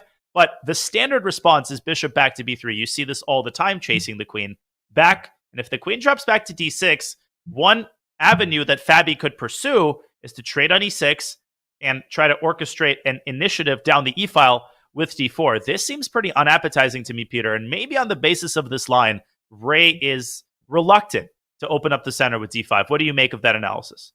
Yes, I think you hit perfectly the points that whenever after d5, e5, you have to capture with the queen, and then white can start kicking that queen away with tempo, with the moves like bishop b3, and then you end up getting pinned on the e-file. You don't feel tempted to go for it. So basically you spend 5 minutes making sure that yes, d5 doesn't work. Then you start asking your question, okay, hang on. But if d5 doesn't work, then how do I stop the move d3, d4? And the move which computer actually prefers here, the move c7, c5, isn't the most natural one because it closes down the bishop on a7. Yes, it does fight for the d4 square, but it's not an easy choice. Man, this is like a modern art installation on the queen side. What on earth is going on? You do see the move c7, c5, of course, in the Ruy Lopez. You see it in the Chigor. And so it's not that this structure with c5, d6, c5, the reverse pawn triangle, is quite common. It's, I guess, the combination of the pawns on c5 and a5 that are producing some sort of jarring effect on me. And of course, white could still play d4 and seek confrontation in the center. Then you could get, let's say, a trade of the c pawns to open up the c file potentially for the black rook. And now black can make some sort of slower move, like rook e8 or maybe rook c8. But it does seem to me that white is slightly better here nonetheless. But what would be the motivation, Peter, behind engineering this trade of the d-pawns? And would you be tempted to trade once again with e takes d4? Well, in general, I'm also very happy here from the white side. I do feel that white got something out of the opening. And first of all, I don't really believe that Ray will play the move c5. It just seems to be too committal, and I don't really see, humanly speaking, the benefit. Yeah, computer does indicate that this is the best move according to computer. I would even argue that if black's pawn would be on a6 instead of a5, the move c5 would be so much more natural. Yeah, because then we don't have to think about the b5 square and all these weakened light squares on the queen side. Then c5 would be kind of thematic move. But with the pawn on a5, I feel like something like c6, queen c7, b5 is more of a human way of playing this position. On the other hand, I know that these positions are very dangerous for black. If white gets d4, bishop e3, queen d2, knight f5 as indicated, the bishop takes h6, sacrifice will be looming in the air. It can turn out to be very nasty for black. Fabi in great shape. Unpleasant position for Ray, and I think it's so cool that you look at this from typical, normal Italian position, nothing's going on. You look at it a little bit more carefully, you realize that the typical idea d5 is not possible in the version that black wants to play it in. You realize that white has a very clear plan of improving his position, d4, knight f5, and you start to understand why Ray is spending as much time as he is. It's move 13. He's already down to 49 minutes, and he's got major problems to solve. I think this is a big turning point in this game. Can Ray figure out a decent setup here to prevent the expansion in the center and the accumulation of Fabi's pieces on the king side? But really, really encouraging news for Fabi fans in the early going of this game, Peter. Yes, and I think it's a very instructive position after move 8. Can you just bring that position back? Because this is about all these small finesses, and I feel like after the move knight bd2, black should have never wasted the tempo on h6, because the reason why you usually play the move h6 is to stop any kind of bishop g5s at an early stage. But white has committed the knight to d2 early. There is simply no reason to hurry with that. Instead, he could have castled first. And also often when you castle, then white has to watch out for knight f1, knight g4. It's a very typical idea that knight f1, knight g4 bothers white. Kind of. I don't know exactly if in this position it's a big issue or not, with ideas king h8, f5. So often in such situation after castle, white would have himself spend the tempo on h3.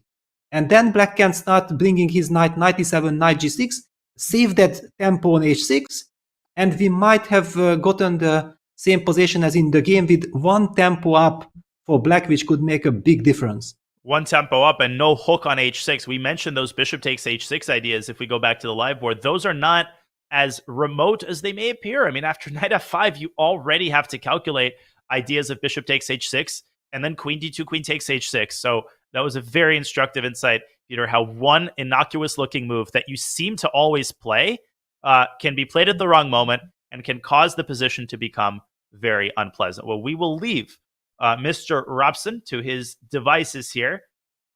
We've gotten, obviously, a lot of requests from the chat to look at various games. We haven't shown the Arjun Erigaisi game just yet. We can return to the Magnus game. We've had a couple of moves there, but can we look quickly at the Erigaisi Sindarov game, which is in a fascinating open Rui? Of course, yeah, let's go for it. This is also a very fashionable line, a very risky line from the black side. Actually, the point is that the main idea of playing this line from the black side is trying to be as solid as possible. But the paradox is, by trying to be solid, things are escalating, because if white wants to challenge this variation in the open Spanish, in the open Rui Lopez, then he has to go for ultra sharp play, and this is exactly what Arjun is doing. He seems to be perfectly prepared. We did see Sindarov in his previous game against MVL. using the bishop c5 Alhangelski variation in the Spanish. Yeah, so he's jumping. Arjun was definitely ready for that one. He's also ready for this. I think that, and looking at the clock situation, Black has spent time. He does not signal the confidence that I know everything. For example, Shakriya Mamedyanov is, I think, one of the leading experts of this line with Black. And if you don't know everything, then it's a very risky position to be in with Black. For sure. And I had this very recently in a rapid game against Shock, and there's a lot of forced draws in this line. But obviously, we're going down a different path here. Now, when you look at this for the first time, a big impression is made by this pawn on t3. And I think you'd be forgiven for thinking that Black has the upper hand. There's this beast of a pawn. But that pawn is also a serious weakness, and it can be targeted, I think, in two main ways. The first is that White can play the very natural move rook e3. And I think this is a serious candidate move because you're already threatening bishop takes d3. If Black brings the queen to d7, well, now there is this other way of attacking the pawn. Rather than attacking it directly, you can also try to eliminate the defender of the pawn, the bishop on g6, by swinging your knight to the side, knight h4. Obviously threatening knight takes g6. And if you can force Black, Peter, I think you can confirm this insight. If you can force Black to give away his dark squared bishop, then just generally the coordination is ruined, but more specifically, the rook is hanging. And if you move the rook to e8, White can take on d3 immediately, but White can even throw in the move f4. And the situation for Black is incredibly critical because f5 is threatened, bishop takes d3 is also unstoppable, and Black is already borderline lost in this situation. So does Black have a satisfactory answer to the move rook e3? I know Mamedyanov very often plays this move a5, which is a little bit mysterious to me, but maybe Black has to see counterplay on the queen side in order to counterbalance White's play on the king side and in the center. Yes, exactly. I mean, basically, a6, a5 is the key idea from Black side, breaking that structure. And if b takes a5 happens, then after knight takes a5, the possibility of knight c4 jump is coming. So White usually tries everything to be ready for this a5 move.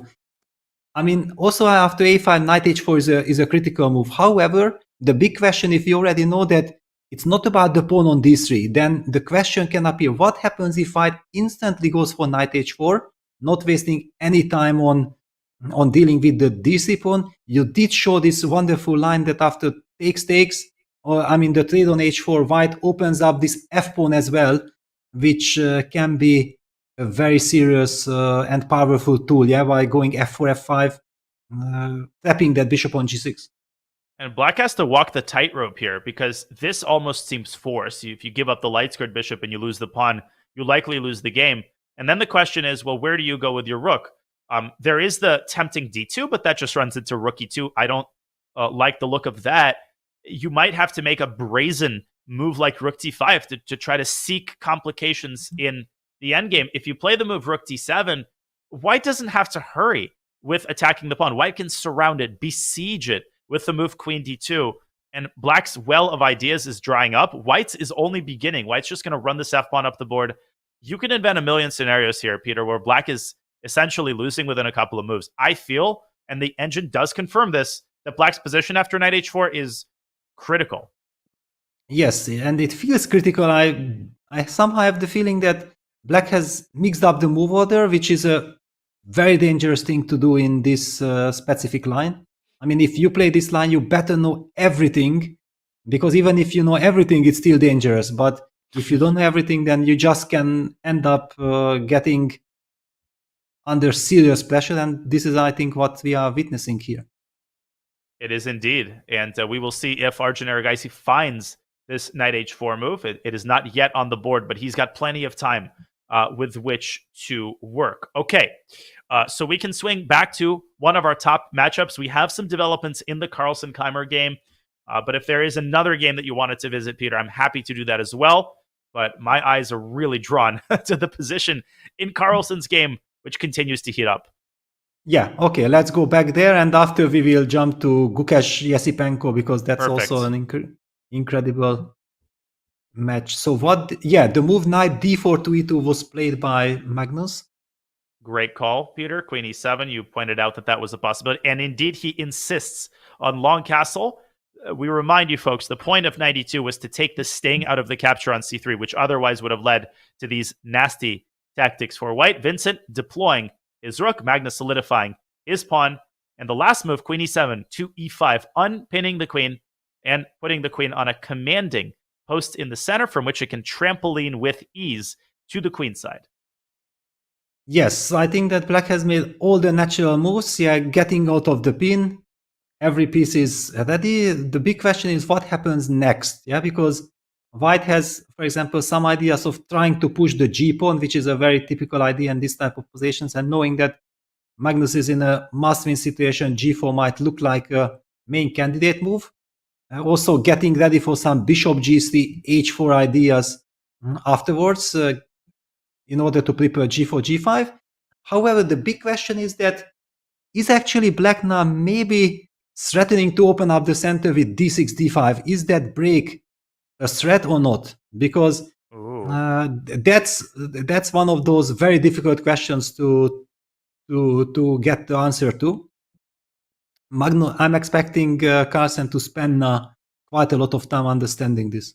Carlsen has to plunge in and get his hands dirty here because, I mean, just imagine trying to assess the complications.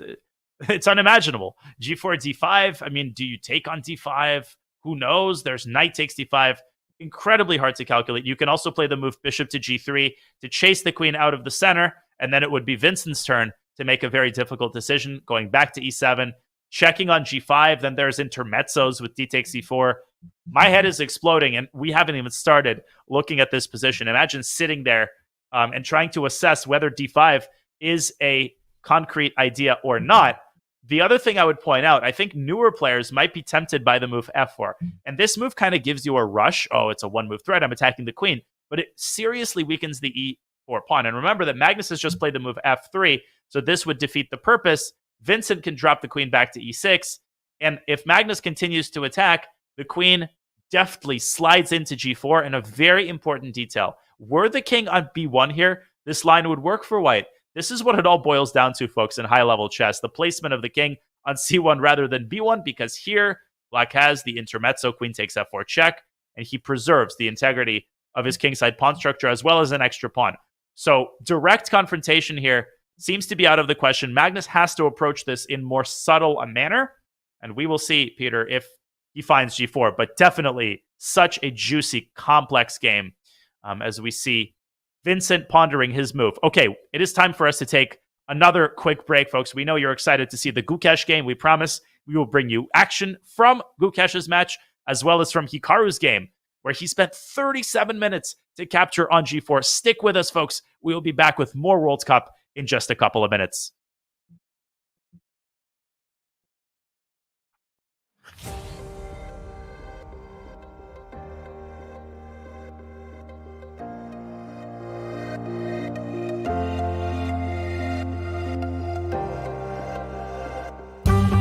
This course is about white playing d4, all the tools you need to get an advantage with white and not be tricked early in the opening.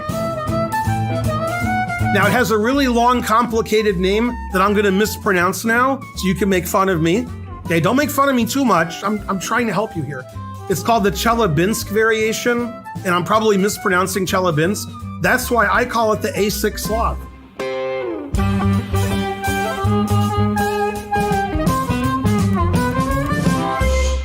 This August, engage in a battle of epic proportions against some of the most bodacious artists history hath ever seen.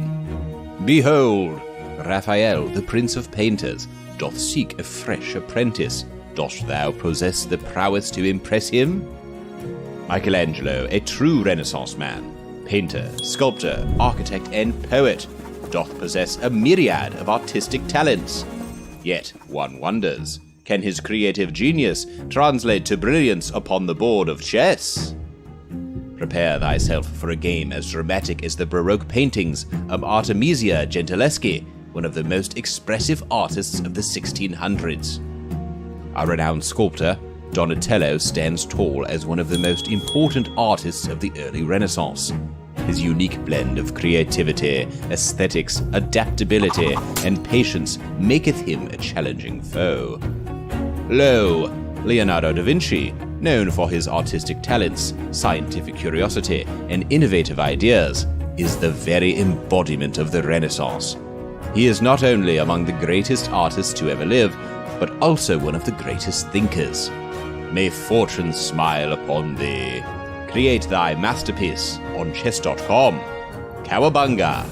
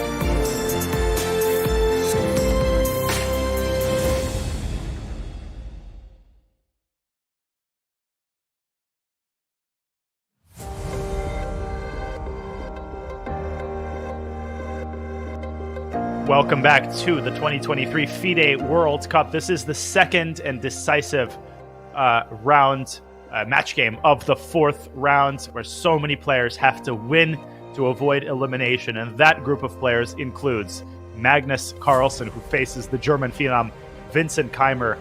And we have a huge moment here. Magnus has made his decision, and it is not the correct one. He's played the move a3, Peter, and shockingly, there is an incredible tactic that Vincent Keymer has at his disposal, and this tactic will give Black fantastic chances of, at the very least, holding the position. Take it away. Well, it's a very huge moment. Magnus spent something like 25 minutes on his move a3, yeah? So he believes that it's a very nice stabilizing move. It kind of forces Black to make up his mind.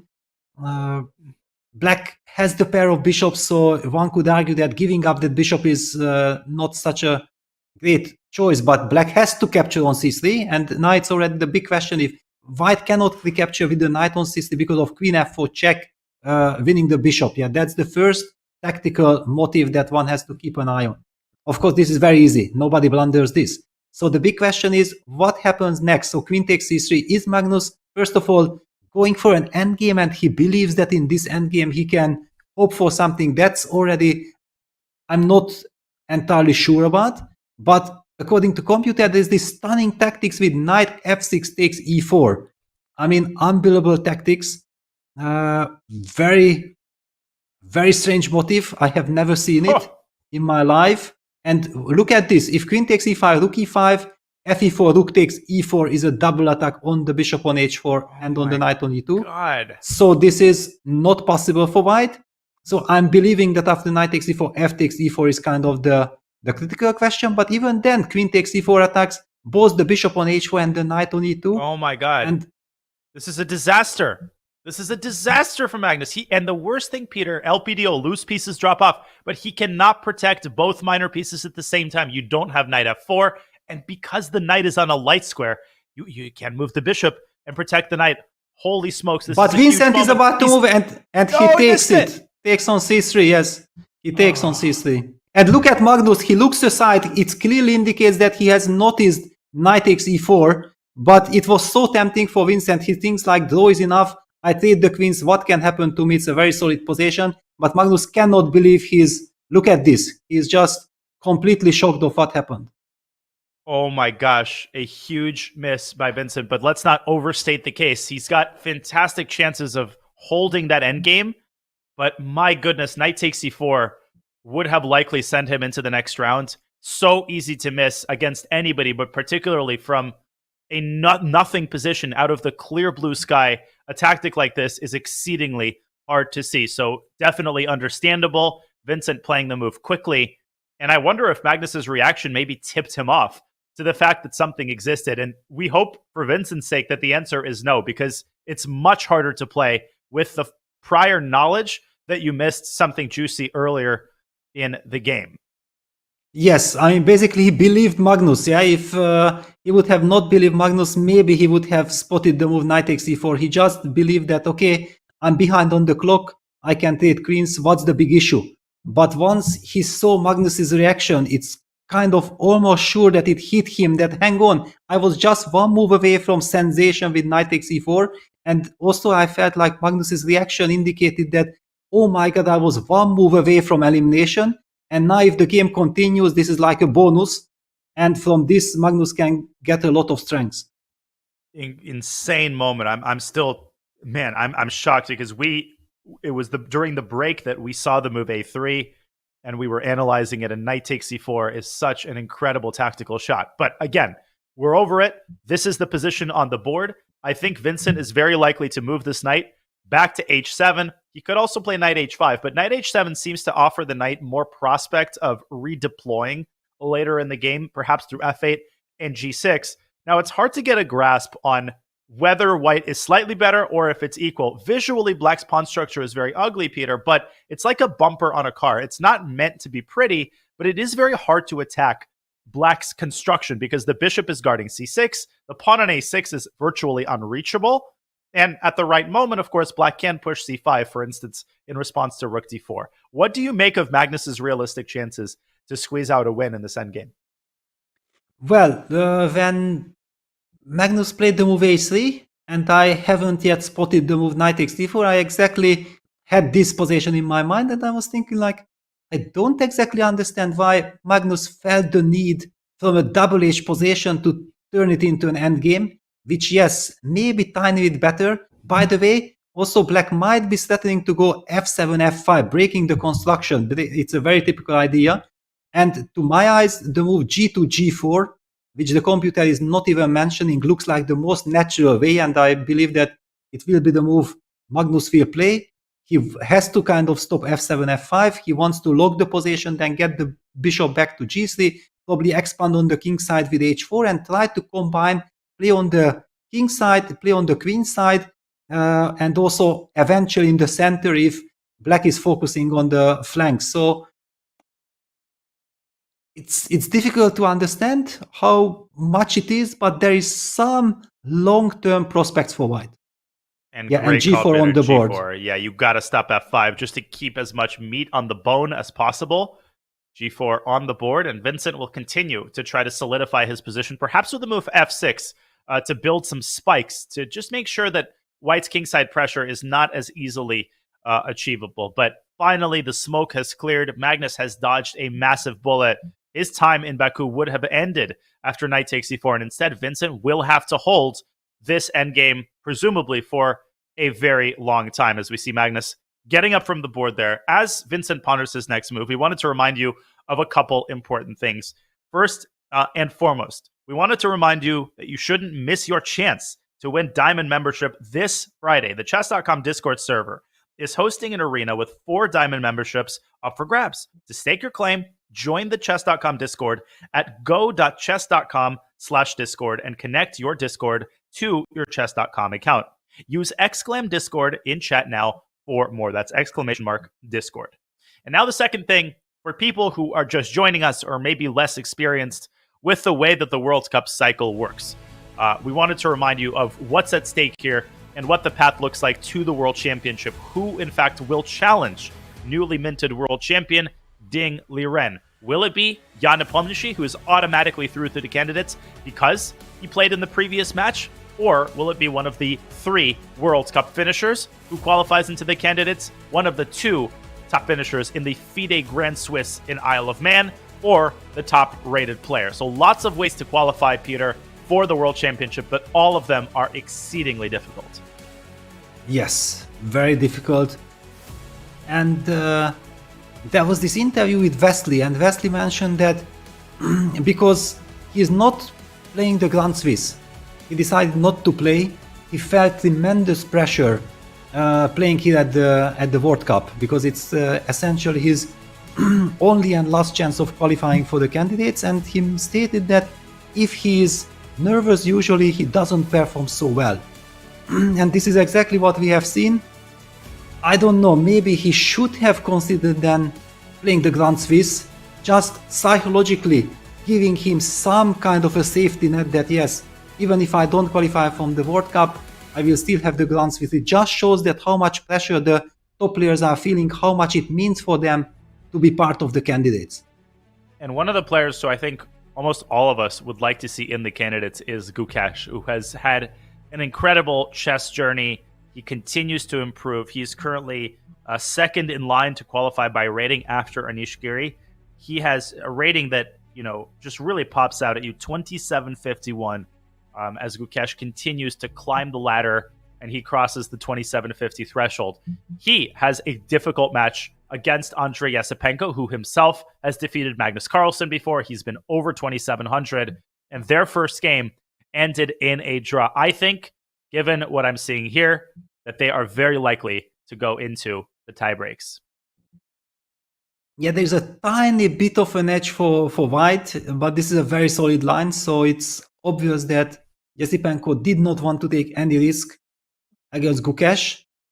I do recall commenting the Tata Steel tournament from Vikings in 2021, and at that moment the very young Yasipenko finished on shared second place with a +3 score, stunning result. He even had chances of winning the tournament, and at that point everybody was expecting him to enter the top 10, and instead of this, in the last couple of years he didn't make that steady progress as people were expecting, and instead now Gukesh is the one. However, I believe that he's super motivated to prove that it's just a matter of time before he again makes a big jump. Absolutely, and he has been making those advances. Of course, his opponent, Andrei Yasipenko, conversely, has been struggling. He's been in a very rough patch in his chess career, dropping below 2700, but obviously Andrei is incredibly young. He's very talented, and we shouldn't put too much stock into a player's rating when they still have so much growing to do and so much in their future. Now, you mentioned that white is a tiny bit better. I would imagine that this is because the bishop is a little bit better than the knight, and there is this small target of the c7 pawn, which Gukesh defended with his previous move, rook b7. Is there a case to be made for the move c5? I would assume the answer is no, because that would give black this juicy outpost for the knight on d5. Yes, exactly. Of course, this also leads us to a position which is typical, that if you get a monster knight on d5, white might get a monster bishop on d6. However, with black's rook already on b7, yeah, that if that black rook would somewhere on the 8th rank, then one could make this argument that, okay, the control of the b file might be very important, but with the rook on b7, I don't feel that this is of an issue. The knight on d5 blocks everything, every entry square, so I'm not seeing white advancing that pawn to c5. Yeah, and honestly, I'm not seeing this game ending in any result other than a draw. Perhaps I could try the move rook fe1, something a little bit less committal, but this is just a very sterile position, and I feel like top GMs almost, especially in the modern day, no matter their age, just almost never mess up positions like this, unless you're facing Magnus in an endgame. That's different, but I think this one's likely to end in peace. Yes, it looks peaceful, which gives us a chance to move on. Maybe let's take a look at Santos Latasa. Can he bounce back against Grandelius? Yeah, because he's a must-win situation. Okay, let's take a look. Jaime Santos Latasa, one of Spain's most exciting young talents. He got soundly outplayed yesterday, and today he essayed the London system, trying to dodge mainstream theory against his very well-prepared opponent. And this is the current position. Grandelius' last move, striking at the queen side with a5 and trying to induce the move b5, which would not only deprive the bishop of the b5 square itself, but I think give black a very nice blockading square for his other knight on b6 and fix this long-term weakness on a4. So Jaime should not just blindly push b5, but if you're not playing b5, well, what are you doing? Perhaps bishop b5 deserves attention? Yes, I also feel like Niels has probably more or less equalized. I mean, especially knowing the match situation that white needs to win. I believe black is the one who is more happy with the current situation. Black has a very solid position. There is not so much dynamic. I almost feel like black has just one, two little tiny questions to answer. And if he does that, he should have all the reasons to believe that he will make an easy draw. The next white move, I believe, is very critical, because the big question is, you stated beautifully that b4, b5 is an absolutely no-go. You cannot lock the position on the queen side and give black access to that lovely b6 square. The big question is, do you go bishop b5 immediately, but then maybe black has a chance to trade his bishop from h5 on f3, and I'm not sure that you want to let that happen. Yeah, knight takes f3, and even a simple move like rook ec8. And where is white's winning chances going to come from here? Because b takes a5, black has the very calm move rook to a8, then recapture on a5, and you're chilling. So I think what you're implying, Peter, is that white should probably consider throwing in the move g2, g4, sending that bishop away, and maybe then playing bishop to b5. But that's kind of a difficult sequence to come up with. And even after bishop b5, black can still play rook ec8. It does feel, though, that is a much improved version over the immediate bishop b5.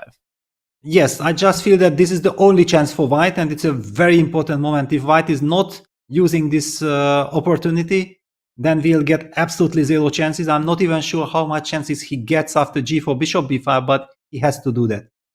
Yeah, this is going to be a tightrope that Jaime Santos Latasa has to walk, maybe trying to exploit black's clock, although Niels handled his time pressure beautifully yesterday. Now we have an exciting piece of news. There are some updates in the Hikaru game, but one game in which the transmission has been fixed, we've gotten confirmation of that, is Nepo against Nihal Sarin. And the World Champion Challenger might be in a serious amount of trouble. Let's go to that game and check out their fascinating opposite-colored bishop middle game, where it seems like Nepo has been kind of progressively losing the thread of the game. He is up a lot of time. He's got an hour to Nihal's 30 minutes, but from first impressions, looks like white's got a very stable positional advantage here, Peter. Yeah, with this pawn structure e2, f3, and the bishop on f2. Yeah, this is basically the key construction. It's an opposite colored bishop position. Black's pawn structure is damaged. The a7, c7 pawns are very vulnerable. And in this case, black always relies on the light squares compensation. But these pawns e2, f3 take the light squares perfectly under control. The white king is safe. And the big question is, now that those loose pawns are there, and white has options like going queen a5 or queen a3 as tempting options, how does black stabilize the position? Yeah, you mentioned the word vulnerable. I think that is really the key word, because not only are you struggling in the long run positionally, you're struggling in the short run just to keep your minor pieces afloat. And to that end, I would be really tempted by the move queen a3. This looks very pretty because you're pinning the knight. By extension, you're applying pressure on the bishop. You're creating possibilities of the knight jumping out to e5. And I think it could be very easy for black to lose control of the game here. My inclination with black would be to play the move rook fe8 to protect the queen. But the computer doesn't see the need to do that because the knight could, in fact, drop back to d5. If black does that immediately, though, and tries to force the queens off the board, he will pay the price. Knight will jump into e5. The bishop is suddenly under fire, and you can't defend it with rook b6 because of d5, opening up a discovered attack on the rook. So you're going to end up losing all of your pawns on the queen side. But black doesn't have to play knight d5 immediately. Black could bring the rook into the game, and in response to knight e5, tuck the bishop away on e8 when it seems like black has managed to reach a decent setup for his pieces. But even here, white could gobble the pawn on a7 and just say, hey, I'm up a healthy extra pawn. I've got a positional advantage. And this is just one of many paths that Nihal Sarin could take. He could drop his queen all the way back to d1. You pointed out the move queen a5 to aim at c7. But Peter, it's very easy in this situation to get sucked in to the perfectionism of trying to find the best square. And as good of a blitz player as Nihal Sarin is, he does have 26 minutes and he will have to make a decision quickly here. Exactly. I mean, we know that Jan is a very practical player. He's trying to use every chance of creating counterplay. And you definitely don't want to, and queen a3 played, yeah, it's clearly the best move. You don't want to be in a time trouble against Jan, yeah, because you know that you will need time to navigate the tricky ideas that Jan will pull up no matter what's the objective evaluation of the position. Okay, so now big decision here for Jan. We were talking about deploying the rook to d8. What would be your instinct here in terms of setting up the barricades, the defensive barricades with black? Yeah, well, I think this is the main problem that black is facing, that the intuition doesn't help so much. I mean, it's obvious what white wants to do, but how to deal with this? Maybe, I mean, I would like to move that bishop from c6. I mean, that bishop on c6 is doing nothing. And maybe if I have the chance to put that on b5, because I also believe that Jan has removed his rook. The rook was probably on b5. He just fall back with the rook to b8, opening that b5 square, and at least targeting the e2 pawn. On the other hand, I'm not exactly sure how much I'm achieving, but I think I have to try it. Yeah, it creates some tension, and it's very hard for white to nicely address this knight on b4. Of course, I think the straightforward move is rook a to b1, asking black politely or not so politely what he wants to do with the knight. And in the event of knight d5, I think Nihal, given his time situation, might be tempted by the prospect of just trading queens and then playing a calm move like e2, e4, taking the pawn out of the purview of black's bishop and claiming that he's playing for two results. Now, at the same time, maybe this is not the most that Nihal could squeeze out of the position. The engine is always so sleek in these types of situations, and it's proposing this move bishop e1 that I think is just a very hard move to even locate, much less to appreciate how it is different from rook a to b1. But I think that if bishop b5 happens, we are likely to see some sort of a transition to an endgame where Nihal will do his best to convert a serious advantage. Yes, it's a serious advantage. It's a very dangerous spot for Jan to be in because it's the second game. Yeah, if something goes wrong, and it already went wrong, if it does not end well, let's put it that way, then he's also eliminated from the World Cup. So much at stake, and he needs to dig very deep into it in order to hold this position. And as fast as we see Jan play, normally this is a spot where he will most likely take a good amount of time. He's got no choice. He has to play accurately here. If the situation gets any worse, then his position will go from very bad to potentially technically lost. Okay, so where to from here? Shall we do a quick update on the Hikaru Prague game? Yes, definitely. Okay, off we go to the Birthday Boys game. Prague turning 18 today and trying to show some excellent chess to knock Hikaru Nakamura out on his birthday. But Hikaru, obviously, will put up a very stern resistance. This is the current position on the board. We should rewind because we had that very interesting analysis, and they did in fact deviate. After Rook H1, Queen D7, we were focused on the straightforward move F3. But instead, Prague immediately strikes at the center with D3, D4, and Hikaru responds with E4, insisting on keeping the center closed and offering up the pawn on E4. Prague says, I don't need that pawn. I want the center instead, preventing black from expanding with D5. Hikaru keeps the center locked up, and this is the current position, both sides, down below 45 minutes. Yeah, and it's still a very sharp position. How do we evaluate? I mean, it's kind of natural to play something like H3. Yeah? We would love to open up that G5. We want to get access to the G7 pawn before black stabilizes the position. I don't feel like, especially Prague haven't captured the pawn on E4 move earlier. Mm-hmm. So I believe that the move H3 looks like the most natural option. Yeah, and some people in the chat, Peter, were asking why not knight takes C4 immediately. Well, there could be a couple potential reasons, but actually he might have been worried about dropping this pawn on E2, which doesn't seem like a significant pawn, but Hikaru could grab it and return to H5. And we should not forget that black still is within his rights to castle queenside and get out of the center. But we have a move, and Prague has indeed captured the pawn on C5 in this version, having included the moves D5 and C5. So the big question, what impact does it have on the position, Peter? And is bishop takes E2 still possible? I think the answer is no, because of some really pretty tactics with the knight capturing on C5. Exactly, yeah. That was the whole point behind getting D5, C5s in. Let's just show these beautiful tactics. Yeah, bishop takes E2, rook DE1. Bishop H5 is met by knight takes C5. Wow. Takes. And the bishop on E7 is helpless. You have to castle. White will take on E7 and be 2 pawns up and have a winning position, also due to the massive attack down the G file, because black will have to castle kingside here. So that's out of the question. Hikaru doesn't spend any time thinking about it, and instead, he does make a bishop move, but he drops it back to F5, which I think was by far the most logical move, takes the bishop out of the pin, and does so with tempo.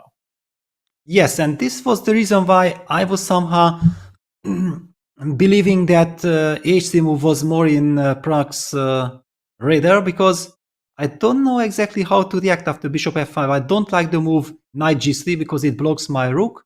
I don't really want to put that knight back on C3, but then where do I put this knight? And after getting rid of this E4 pawn, it will mean that the pawn on G7 stays alive, which gives quite a lot of long-term stability for black's position. It feels like Prague had the initiative, and his initiative has lost its luster. I don't want to say that Hikaru is taking over the game, because from an objective perspective, that's probably not true. But it seems like at the very least, Hikaru feels a lot more comfortable here. Maybe there's a case to be made for the move F3, and this has to be assessed very carefully by Prague. If Hikaru takes on E4 and plays the move bishop F6, he's got this big-time blockade on the dark squares, but Prague could try to contest that blockade with bishop F4, and there's this sleek move, queen B3 to G3 to hit D6 and prepare E5. Probably dynamically equal here, Peter, but a hard position to evaluate. Yeah, very difficult to evaluate. Yeah, it's... I mean, white has the damaged pawn structure. Just give 2 moves for black and white will be borderline lost. Yeah, kind of in long terms. So yes, it all depends on very direct play. And after long castle, I was wondering if does white want to sacrifice this pawn with E4, E5? However, where does this lead? For example, d takes e5, bishop falls back to e3, and yes, we have compensation, but we are also pawn down.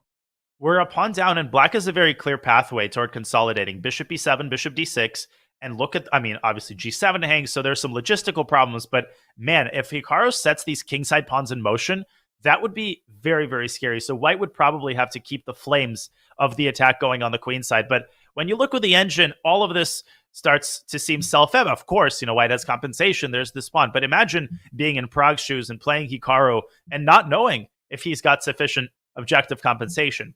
Furthermore, if he plays the move f3, that means that he has to have calculated to that point, because if you don't play e5 in that position, then black will establish a blockade on e5, and then what you're saying, Peter, comes true. That would be white's absolute worst nightmare. So f3 is a super committal move that would have to be supplemented with very concrete calculation. Yes, and okay, basically the move knight c3, I don't like, but at the same time it gives some stability, because black's counterplay could be eventually some b7, b5 if the knight goes to g3, and imagine that white wants to expand with f4, bishop moving back to d2 and then e4 so on. Black will clearly go for a very quick counterplay with b5. If we get that knight back to c3, then we are controlling the b5 a bit better, but I'm always a big fan of the two bishops, and if the position slows down, yes, if white gets e4, f4 and everything in, then it's going to be fine, but I do believe that black has a lot of resources and black has nothing really to worry about.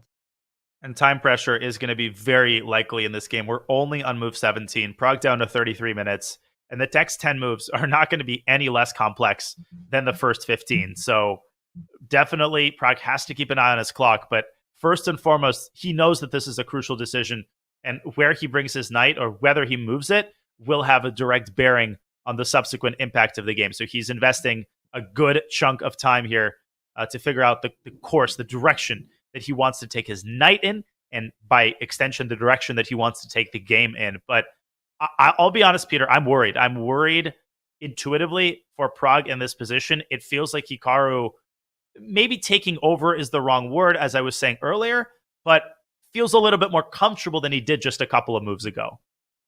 Yes, I also feel like that line when the pawn on g7 got eliminated was somehow more fearful for black in the long terms, and there was this time we analyzed that does the white rook get trapped or not. Probably it was just impossible for Pragg to really work it out over the board. He felt like this d4 was a very serious and nice candidate move, and that's why he opted for it. I would like to mention just one sequence of moves that after the move knight c3, the computer says that g7, g5 is an interesting move, and my heart was also actually signaling me that I probably would maybe like to play g5 in order to get ready for white's expansioning ideas with falling back with the bishop to d2 and pushing e4, f4. And after g5, I feel that I have long-term stability. I don't have to worry about white advancing his pawns, and black should be somehow solid enough to have equality. And maybe white should proceed with that plan of expansion, right? Bishop d2, and then e4 and long f4. Castles. Yeah, long castles, and e4, bishop drops back. And yes, f4 probably. Yep. Yes, g takes f4, bishop f4, and yeah, this was the position where I was thinking like maybe bishop g5, exactly. Yeah, bishop g5 was my key idea. Wow, opening up the rook, and suddenly the h2 pawn is under fire. That pawn thought it had a nice courtside seat to the action, but no, it's directly involved. And Pragg has made his decision as we're analyzing, and he has gone the other direction. He has played knight e4 back to g3.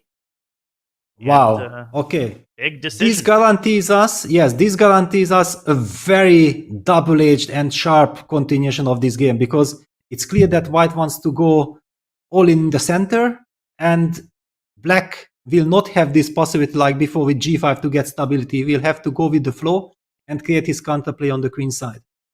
Indeed. And now Hikaru will have to figure out where to bring that bishop. He's got bishop g6 and bishop h7, but I think we're likely to see bishop h7 just because bishop g6 would run into an eventual f4, f5 with tempo. These are the kinds of long-term decisions that both players have to make here that will dictate the subsequent course of the game. But I think we will leave Hikaru as he makes his way back to the board to his own devices and keep a close eye on this game. We will have plenty of action in the Hikaru game as we go forward. A couple of updates. Of course, we know that Sanal drew Ivanchuk, so that's going to tiebreak. Abasev and Svidler have also drawn their game or are about to draw their game. That match will also go to a tiebreaker. We remind you that Alexei Sarana has dispatched Wesley So by holding a draw. Rasmus Svane and Wing Hao have made a quick draw as well. So they are also going into the tiebreaker. So not a surprise, Peter, just because of how evenly matched so many of these mini matches are.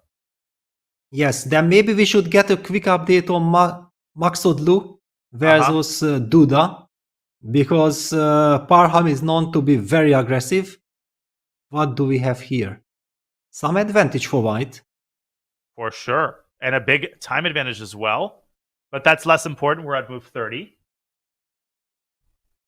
Okay. Yes. Yes. Okay. It's some torture time. On the other hand, black has some counterplay with d3, opening up the d file, getting access to the d4 square for the bishop in long terms. I do believe that if white is not able to punish the move d3 immediately, and I don't see how, then in fact it's very good news for black. It might just lead to liquidation. So this is definitely, you're saying, what JKD is calculating. Okay, let's make the move on the board. White. Yes. Because you have rook f4. You have rook f4 threat here after CD rook d3. CD, rook d3, rook f4. Oh, and if you move the bishop, let me just show that rook e7 check. Suddenly, this knight jumps out to h6, and it's a checkmate on f8. The bishop is under fire from 3 different sources, but there's a crazy tactic here. Rook d3 lifts up to d4. What a crazy cold-blooded resource. And somehow, black holds his own. If rook e takes f6, these are just mind-expanding complications. If rook f6, rook g4, if knight f6, rook takes f4, and white actually loses, you can try to escape, but the king pursues the knight and will take the knight because white has to burn a tempo on recapturing the rook. So, Peter, if Duda is to play d3, that means he has to have seen rook d4, and this is far from a trivial move. Yes, and also it's still you need to evaluate that pawn endgame after rook e6 to f6, rook f6, rook takes d4, c takes d4, knight takes f6, king f6, and it brings me the memories from yesterday. Yeah, white plays the move f3, gets the king to d3, and we are very close to seeing that Eline Roebers Harika kings and pawn endgame. That's a great comparison, and with little time on the clock, I would be very reluctant to go for this with black. Whether I go for this with black is determined by the alternatives to d3. If Jan Krzysztof sees something else that appeals to him and he feels that he has realistic chances, he will go for it. In terms of moves like that, Peter, I'm thinking maybe rook d7, although for some reason the computer disapproves of that move in the strongest terms. Maybe it's still rook f4, maybe rook f7. But the impulse, of course, is to play d3 because you're in such a bind that if you can make this move work, then you really, really want to play it because you might not have another opportunity. Yeah, and the last move from white was in fact the move rook 1 to e4, signaling that white is going for the rook f4 idea. Indeed. So we might see something more passive like rook f7 to try to keep the status quo. It is not a question of whether Duda is calculating d3. It is very clear that he is. But hang on, rook f7, rook f4, you might run into bishop e7, rook take g6 tactics. So be careful. How do you make that work? Oh my gosh. Oh, this is nasty. Let me just show this on the board. And actually, bishop g5 doesn't matter. Wherever the bishop goes, bang. And this wins the game on the spot. Not only does black lose a pawn, but black loses everything else as well. You can't even go back to g7. This is a complete disaster. And yeah, I don't see a move after rook f4. Yes. Black has to give up the pawn. Exactly. We see that computer says d3, c takes d3, bishop c3, and apparently or bishop b2, whatever, just move the bishop away. But these are all very difficult and complex decisions, and we know exactly that it's already, again, the second game. One single mistake can cost the World Cup for each of these players. Jan Krzysztof Duda under serious pressure.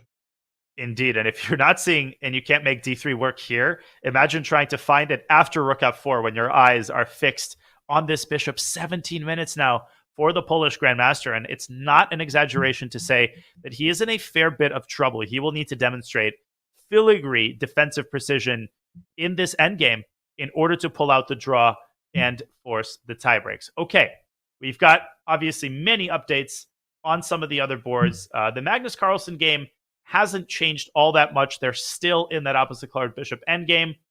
So we can maybe revisit the Berkish Ponomariov game or the Fabiano Caruana game. Which one would you prefer? Well, Something else? actually, we still haven't looked at Dominguez against Wojtaszek, and right. I believe that this is also Clash of Giants. Absolutely. Let's pay our respects to these two titans of Super Grandmaster chess. We have what seems like a pretty mainstream Ruy Lopez position. Black has entrenched a knight on c4 and uses the pressure on the e4 pawn in order to indirectly defend that knight. Yes, I mean, basically, if 10 years ago you would have told me that a game between Lenier Dominguez and Radoslav Wojtaszek will feature Ruy Lopez, I would have said, okay, come on, Lenier is a very big favorite because Lenier is a super big expert with the white side and from the black side as well. And Radek used to be a fantastic expert of the Najdorf. Both actually, Lenier, they had very similar repertoires as well. But the last 5-6 years, Radek has actually made tremendous progress building his e4, e5 repertoire. So by knighting, he feels quite secure here, and he gets a very complex double-edged position, but a very difficult spot and very tricky spot to be in against Lenier, who knows all the ins and outs of this opening. Preparing for Lenier Dominguez was one of the toughest experiences of my life. I faced him in the U.S. Championship 2 years ago, and I determined that I was going to play e4, e5 because I didn't want to go into the Sicilian, and e5 was my main opening at the time. I started looking at his Ruy Lopez games, and I was just getting progressively more and more horrified at his level of understanding compared to mine. Finally, I decided to play the Schliemann and throw all caution to the wind. In the end, I did get outplayed and swindled a draw, but I never want to face him with the black pieces again. Not that I want to face him in a Najdorf either. Yes, I understand. Yeah, Lenier is a very nice theoretician with not only the theoretical knowledge, but he has this old school of going very deep into the position. Yes. So he knows the strategical ideas. He knows everything about an opening that he plays. Actually, I have worked with him between 2007 and 2010. We were very close friends, and we are, but he's now in the United States. So of course, it's not so easy to keep the contact so closely. He's putting some pressure, but okay, it's still all to play for, and probably we should move on to some other game. Yeah, this one's very complicated, but likely to liquidate in the center. Engine giving approximate equality, so we will keep an eye and maybe bring you an update when the central liquidation happens. We have an interesting development, I think, in the Caruana game, and Peter Svidler and Nijatbazov have officially drawn their game, so they are going to the tie breaks. But maybe a quick look at how Ray has tried to resolve the problems that he was experiencing in this Italian. And if we rewind, after bishop c2, he did indeed settle on the top engine move, and he did it after a 30-minute think. c7, c5 was played. Fabi did respond with the principal d4, and I really like what Ray did here. He took on d4 and brought his queen out to b6. How often do you see this battery, the a7 bishop and queen on b6 in the Italian? This might be a first. Yeah, and you know what? When we spoke about this position and we discussed the options after c5, I did see that the computer suggested the move queen d8 to b6. And I did not want to mention it because people might be thinking, okay, yeah, Peter and Daniel, they are calling out engine lines. The players would never ever think about these moves. And you see what happened? Actually, it's featured on the board, and I'm truly stunned. I mean, probably Ray also felt like if he just plays normal moves, he will be under pressure, and he did spend awful amount of time, but he wants to put pressure on Fabi. And now the big question is, does White able to sacrifice the pawn because bishop e3 is such a tempting move, but then you have to calculate the consequences of queen takes b2, and probably that leads to some fascinating chess. It does indeed, and we'll plunge in and get our hands dirty. I'll just mention that there are no appetizing alternatives to bishop e3. You cannot take on e5 because you drop f2 with check. And if you don't react, if you play some sort of neutral move like e3, well, then you're giving up the d4 pawn, and you're allowing the rook to come to c8. So Fabi, you can sense the wheels turning in his brain as he tries to assess the complications, the insane complications after bishop e3, queen takes b2. Well, the most natural move, I think, for everybody, Peter, is to meet queen takes b2 with rook b1. That's just like what you do anytime the queen takes a pawn like this. The queen continues to gobble up white's whole queen side. And what does white do now? Does white take on b7, maybe play on the king side with knight f5? How on earth do you make a decision in a position like this? Yeah, well, you have to calculate. I mean, without calculating and assessing different ideas, for example, the move rook takes b7, which captures a pawn, is not that natural for a human because you feel like you sacrifice 2 pawns and you would really like to get immediately something for it. But actually, it seems like this is the right way. On the other hand, how do you evaluate this? Black has tons of moves. For example, the move rook f8 to b8, a very typical way of challenging that active rook on b7, and you still have to see the follow-up, which probably is rook takes a7, rook takes a7, d takes e5, which is met by rook c7, of course, double hitting the bishop on c2, and good luck finding the answer, what is going on here. It's hard to even count the material, right? I would spend 5 minutes doing that, much less understanding who's better and how to proceed with white. That is just a crazy rabbit hole. Now, rook takes b7 is not forced, and I should just mention that you cannot make a draw here. You cannot force the queen to come back to b2 because black's queen can escape via c4. So it's not like Fabi goes into this line and says, oh, I have a draw in my pocket. Let me go to this position and then I'll see. He already has to have a more combative move in mind if he's playing bishop e3. But either way, I think this is a very astute decision by Ray, who knows that he's low on time. He knows that he is likely to get outplayed if he plays vanilla pedestrian moves, and instead he ties up and seeks direct confrontation. This is going to be a fascinating denouement in this game that we will keep a close eye on. Okay, as we do that, it's time for us to take another short break, folks. We see there Fabiano Caruana and Ray Robson pondering their complicated position, a close-up there, and the lovely scene from the 2023 FIDE World Cup. You are watching Game 2 of the 4th round, and we will be back with more action from the top boards and from these fascinating matchups in just a couple of minutes.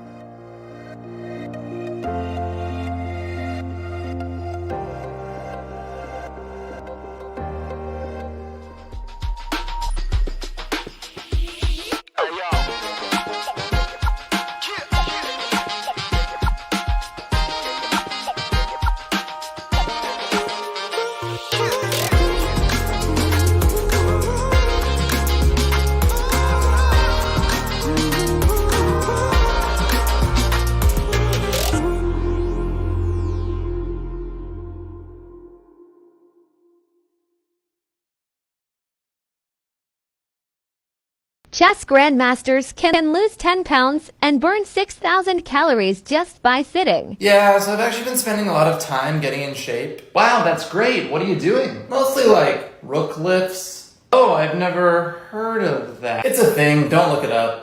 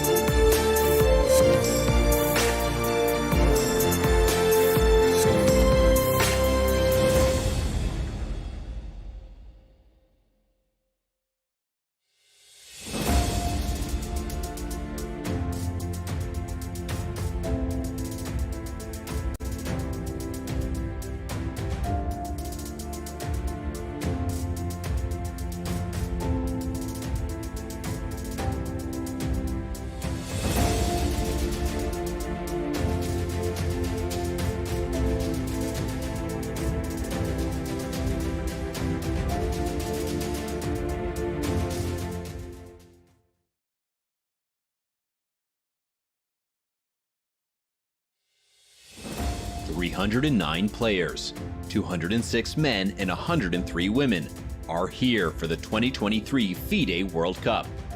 It's the premier knockout tournament in over-the-board chess. All of these players have one goal: to become a candidate for the World Championship. Only 3 players in each tournament will earn this distinction. The winners will also earn a combined 160 grand in US dollars. Not bad. Jan Krzysztof Duda, the reigning World Cup winner, is back to try and repeat as champion, a feat no one has ever achieved in this grueling tournament. And Jan Krzysztof Duda wins the 2021 FIDE World Cup. What a performance. The top seeds in 2023 are Magnus Carlsen and Zhu Wenjun. Neither of them have won a World Cup before. Yes, even Magnus has yet to make it past the semis. It's that tough of a tournament. Still, Carlsen is the favorite in pretty much any tournament he plays. But don't sleep on the rest of this field. Hikaru Nakamura, Fabiano Caruana, Jan Nepomniachtchi. They are all here to try and win their first World Cup. For its part, the women's field boasts 5 world champions. Will one of them take the next step in a return to the throne? In a knockout like this, it is truly anyone's game. Who will come out on top? Who else will qualify for the candidates? What upsets are in store? This is the 2023 FIDE World Cup.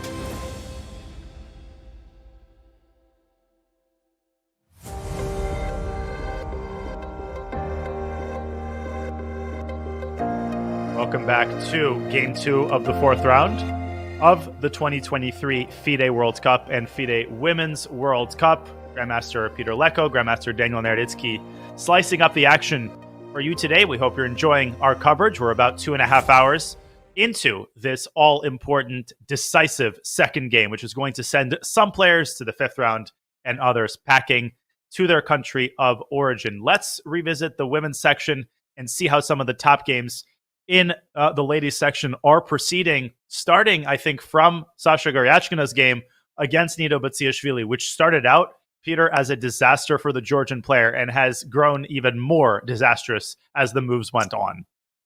Yes, it's basically looks like a completely hopeless position. White can play slowly, and White can also go for some tactical force lines by capturing on f6, for example, even with the knight or with the rook. Because finally the point is that the queen hits the rook on c8, and that's why White will just win after the tactics. Elementary tactic there. The black queen is simply overloaded. Rook f6, rook f6. And the problem is that black can throw in this intermezzo, and this is what Goryachkina has to calculate. And that's what she just did calculate, because it's already on the board, and she has calculated up until this position. She can take on c2 immediately, but even better is to throw in a check to make sure that after black moves her king and white takes on c2, the sting has been taken out of this check on f2. White just tucks the king away on b3, and black can resign, and likely will resign if this position is reached. She will be 3 pawns down for no compensation. Great calculation by Goryachkina. I have to close my window 1 second. It has started to... The skies have opened up here. Yeah, wow, that's good news. We are happy if you are happy. And basically after knight takes f6, I don't see any chances for Nino Batsiashvili to stay in the game and in the match. Yeah, it's over. She will ponder the hopelessness of her situation, but this one is over, and unfortunately Nino Batsiashvili's World Cup experience is coming to an end. I'd like to look at one more crazy game between Shuvalova and Teodora Ignatz, who knocked out Alexander Kosteniuk in the previous round. Unfortunately, her World Cup journey is also very likely coming to an end at the hands of the experienced Russian international master. What on earth is going on here, and why does it look like black's position is utterly hopeless? Yeah, well, look at the king on e8. White's very active pieces, the rook invading to d7. I believe that's also one of those moves. Yes, after rook d7, probably black will try to kick that rook away immediately with bishop c8, but I mean, there are so many problems. Rook takes h7, for example. Yes, with queen g6 winning on the spot. Beautiful tactics. And when you are this dominant in terms of your piece placement, these tactics just stem out of the position naturally. It's not hard to find them because absolutely everything wins. Apart from rook d7, you could blast open the center with e5 and create for yourself a massive outpost on d6, but I really feel like there's no way that Shabalova does not play the move rook d7. She just has so much time that, she's double checking, just making sure that all of the loose ends are tied up here. But very unfortunate sequence here for Theodora in yachts. Yes, and you see exactly what it means that in a mini-match you are not making the most out of your chances. She had a great advantage yesterday in her white game, where Shuvalova's opening really backfired. However, Shuvalova was able to escape that game, and now she grabs the initiative with a very aggressive opening. She did sacrifice light from the beginning, went for some very double-edged, interesting line, and finally she opts for bishop e3. Bishop e3, and that does precipitate quite likely a queen trade if Theodora plays queen h5. The bad news for black is that even if the queens are off the board, it actually doesn't change anything at all. So we are likely to see this move e5, which now makes a lot more sense because it opens up the bishop and sets up the devastating invasion of the rook to d7 with bishop takes c6 to follow. There is nothing to analyze here. Black will resign within a couple of moves. Yeah, it's a very professional decision actually, because she has foreseen this line and she thought that, okay, I don't need to checkmate my opponent, I need to win the game, and not giving your opponent the slightest chance is probably what is the best practical way of converting an advantage in mini matches. For sure. Great stuff by Polina Shabalova, who will continue on to the 5th round. And of course, a great performance by her opponent, who knocked out former women's world champion Alexandra Kostenyuk. Well, speaking of former world champions, one of the most exciting and spiciest narratives of the entire World Cup is that it's one of the only tournaments that Magnus Carlsen has not won yet. And the importance and prestige of winning the World Cup is universally acknowledged by both players and fans alike. Let's listen in as Magnus Carlsen himself explains what the World Cup means to him and why it's so important for him to complete his chess resume with a victory at the World Cup. Let's take a listen. Magnus Carlsen has already won almost every tournament imaginable, most of them several times.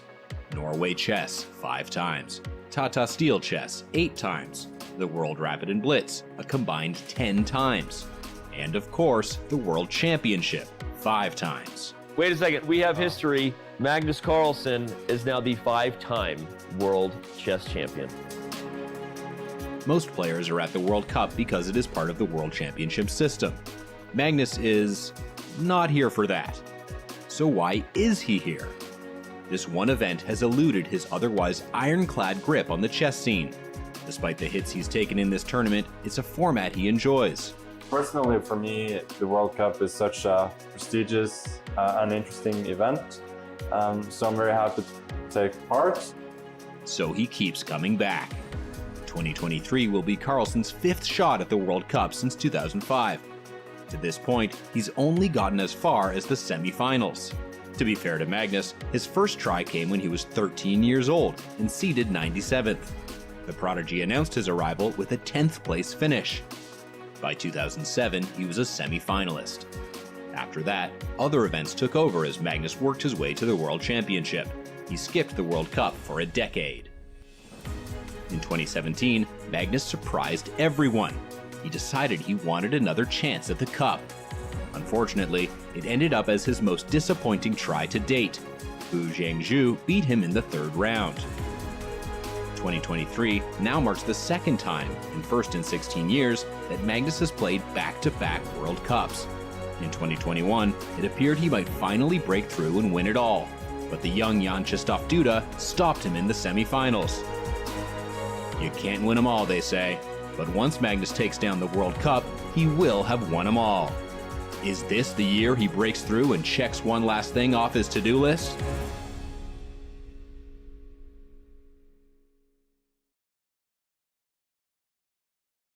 What a mesmerizing video essay, and the man himself at work in Baku with his back against the wall once again. Magnus Carlsen has to win and rebound from yesterday's shocking loss against the German phenom Vincent Keymer. And he has a very narrow path that he has to walk, already surviving a mutual blunder and now has to squeeze a win out of a very, very difficult endgame. Peter, Magnus Carlsen definitely has his work cut out for him here.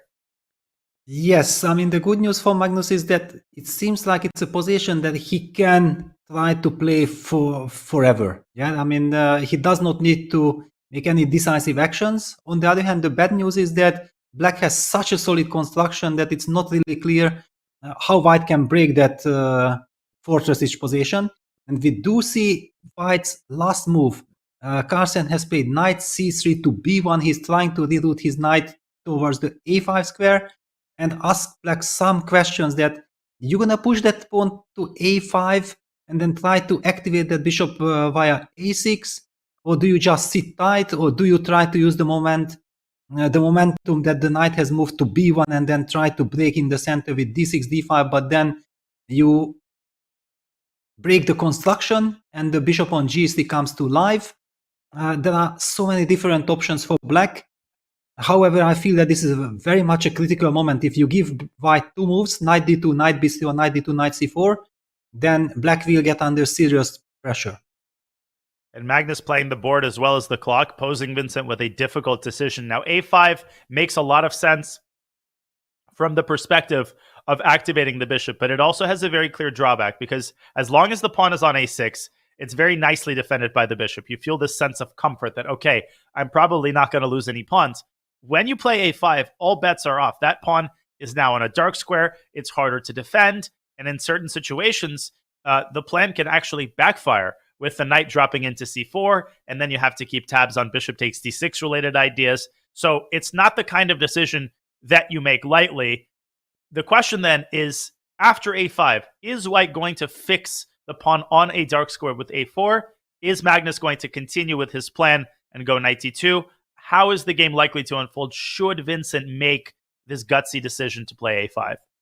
Yeah, e5 is a very natural move, and exactly as you rightly pointed out, that the big question, how does White react to that? Yeah, if you play the move a4, yes, there are some arguments to fix that pawn on a5. Eventually, if we remove all the heavy pieces, White will have the option of going bishop e1, targeting that pawn on a5, and it will be very difficult to protect.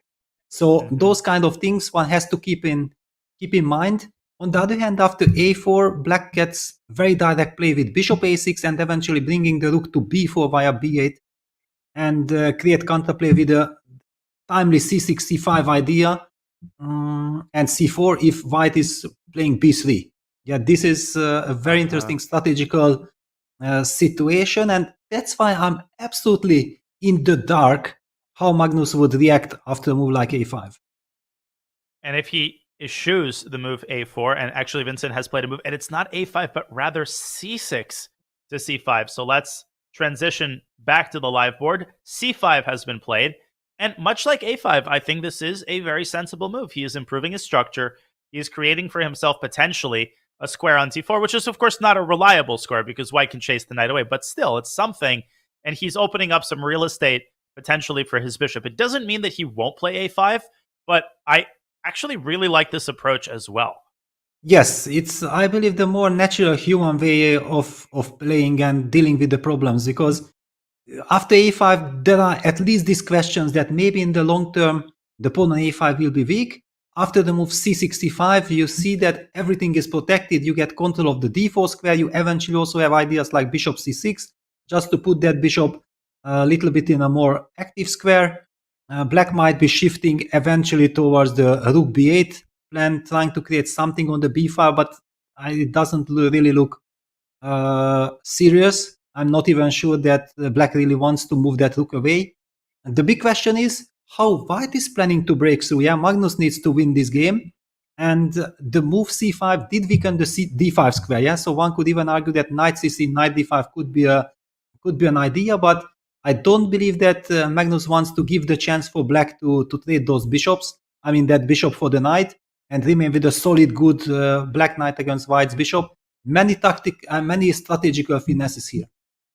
For sure. And there's also, of course, the continuation of the maneuver with knight to d2 and then knight to c4. And I pointed out earlier the prospect of bishop takes d6, which Vincent would have to keep a close eye on because it actually does become a serious threat if Magnus's knight lands on c4. So in the event of knight d2, okay, maybe then Vincent plays a5, but I think finesse and finesses, that is the keyword in this endgame. It's really all about these subtle points related to maneuvering, related to piece placement. But I think Vincent definitely has good chances here. He's got a solid position. I think he feels pretty confident in his ability to hold his own, and his time situation is not dire. Given that it's an endgame, okay, it's not great. He's got 20 minutes for 15 moves, but it's not the same as having this very same time situation, but in a position like the one that Vidit has, which we will revisit shortly. Yes, I mean, basically here the price of each move is not very high. Now I also understood why my heart was leaning towards bishop b7 to c6, because you are constantly threatening with this knight d2, knight c4, and eventually hitting on d6. And with bishop c6, I can always have bishop b5 idea against knight c4, which basically secures black's position. Good call there. I think Magnus, I know he played c4. I thought he played knight c3, but no, c4, clamping down on the d5 square. But what a committal decision that is, because now this pawn is stuck on a light square, and that merely increases the appeal of this a5 bishop a6 idea. What do you make of this latest development before we go on to the Vidit game? Yeah, it's a shocking development, and I understand the choice, because Magnus needs to win the game, and I believe that probably this is the only chance to try to spice things up. For example, if black plays a move like a5, then there's an argument for white to fix the pawn structure on the queen side with a4, b3, and then land the knight on b5. This could be a long-term pressure. And your idea of bishop e1 could be very unpleasant. So maybe black should start with the move bishop c6 to prevent a4.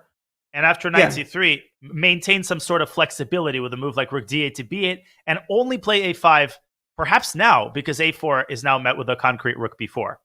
Yes, exactly. I mean, we only touch a5 if we know exactly that white is unable to block the queen side. The good news is for black after c4, the d4 square is also weak, so it's not only that white gets access to the d5 square, which is true, but black also has this knight d4 counterplay. It's, I would say, a desperate try by Magnus to try to get something out of this very solid position. Vincent will have to keep his composure in this endgame. He seems to be doing that very well thus far, but I think the next 5 to 7 moves are going to determine a lot. Obviously, we will keep a close eye on this game as it moves toward the all-important 40th move when 30 minutes are added to the players' clocks. But the game that has been swirling in our minds is a crazy affair between Vidit and Etienne Bacrot. This game wasn't always crazy. It was always tense, but things went totally haywire when Vidit, who only needs a draw, decided to nonetheless sacrifice a piece and go for the kill. It happened in the following position. There was a trade on c4 as Etienne expands on the king side, and bishop takes g4 with knight takes g4. Wow. A very tempting sacrifice, a very gutsy sacrifice, which leads to complete pandemonium on the board, Peter. Queen h4. Now Etienne defends against the mate in one threat by vacating an escape square for his king. And another crazy move, f7, f5, creating the pawn cube. Queen e1 by Bacrot, a trade of queens, and rook takes b2 by Vidit, who's only got 6 minutes for 20 moves. Yeah, wow. I mean, okay, black got quite a lot of pawns, but it's very nice news for white that the queens are off the board, so white's king is more or less safe. I mean, okay, with the dark squared bishop still alive for black, it's difficult to say that king on g1 is already perfectly safe, but definitely much more safe than otherwise. The big question, how do we handle the tension in the center? Yeah, because this f5 pawn is really challenging white's e4 pawn, and e takes f5, g takes f5 leads to such crazy position like knight g3, e4, and then d3, bishop d4 check. I mean, try to evaluate that position. It's terrifying. And so my inclination would be to start with the move knight g3 somehow in order to prevent black from building up that massive pawn chain in the center. But the problem here is that black can play e takes f4 himself. And now the issue is, okay, white probably recaptures with the knight. Black can play f takes c4. Now, you definitely shouldn't take with the rook because then you weaken the back rank. You allow knight e3. You should take with the knight. And apparently there's this move d3, squeezing the pawn through. And what happens is that after white plays knight takes d3, there is a nasty little check on d4. Then black takes on f3. And suddenly you cannot recapture because you get mated in one with this beautiful mating construction. Now, not to despair, white can take the other rook, but now black travels to the other side of the board and picks up the a2 pawn. The smoke clears, and I think we're not unlikely to get a situation where black maintains 3 pawns for the piece, which would be totally sufficient compensation. If FIDE can reach a position like this, not only can he find it a little bit easier to play in time pressure, but he should be able to hold his own. But there's a vast gulf between the current position and the line that we calculated. No way to predict what's going to happen here, Peter. Yeah, it's very difficult. I mean, that was the feeling, yeah, that the queens are traded. Still, white's king on g1 is in some danger because ever this bishop lands on d4, it will be very awkward. I'm trying to make sense that can I somehow try to block the position with knight c1, knight d3? Of course, if I could, it would be fantastic, but black definitely has also some chances of opening up the position even here. Yeah, and here you would have to decide, okay, do you play f takes e4? Do you play e takes f4? This is like a nauseatingly complicated position, and I have no idea how FIDE is going to handle this with 6 minutes on his clock. Yeah, that's a very tough challenge. I mean, I feel like knight c1 is a very human move. I do see that the computer indicates that e takes f5 is apparently very strong, but I don't get it. Let's just quickly... knight g3, e4, and computer does not care about e4? Rook b3 doesn't care about the pawn chain. Wow, I mean, okay, this is shocking because the human brain after e4 stops and says, no, not take on b3. I would never take on b3. I would take on a2. Oh, and look at this. Knight takes pawn. Just completely ignoring these pawns because they're collapsing. Rook f5, there's a fork. And if black plays d2, you simply put the rook in front of the pawn. And here's what's more. e3, you actually do not take on e3. If you take on e3, then after knight e3, suddenly black picks off the knight with bishop d4 and rook e8. Instead, you play the unbelievably cold-blooded move, bishop to f3, using all of your pieces to keep black's pawn chain at bay. But try calculating this if you're Etienne Bacrot. Yeah, the problem is that the human brain just does not function like this. You have to ef, gf, knight g3. When you see that, oh my god, black gets the move e5, e4 in, the bishop opens up, it lands on d4 in just 2 moves. But yeah, that's why computers are so incredibly strong and why we hate playing against them. Because the human feeling, yes, sometimes tells you that, wow, but this is nice. And then computer just outcalculates you and understands the situation better because of move per move calculation.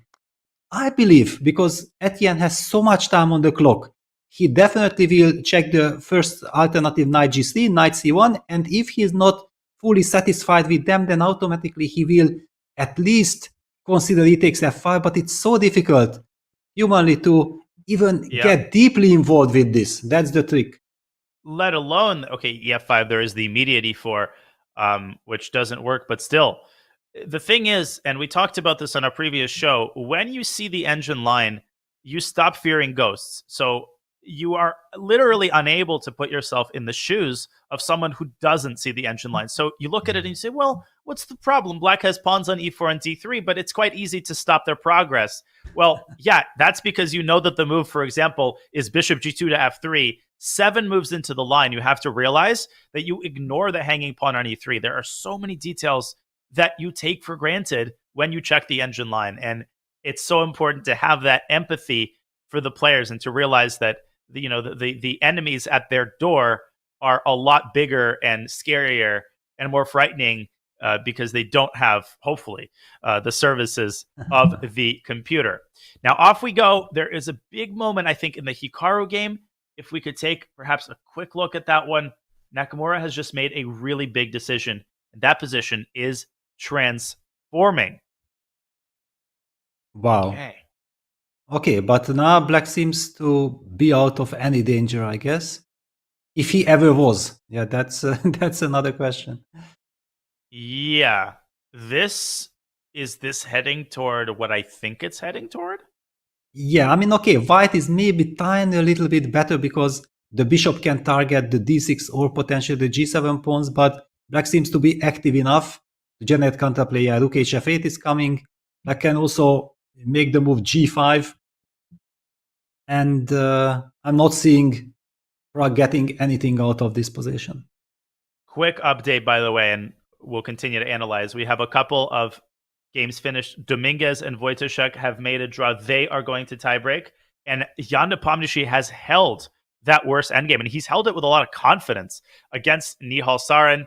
That game ends in a draw, and they are similarly going to tiebreaks. Finally, Niels Grandelius, kind of as we expected, performs excellently in that endgame, holds easily against Jaime Santos Latasa, and he advances to the next round. The end of the road for the young Spanish talent. Unfortunately, Niels Grandelius is an absolute beast. Okay, on that note, we could go back to this position.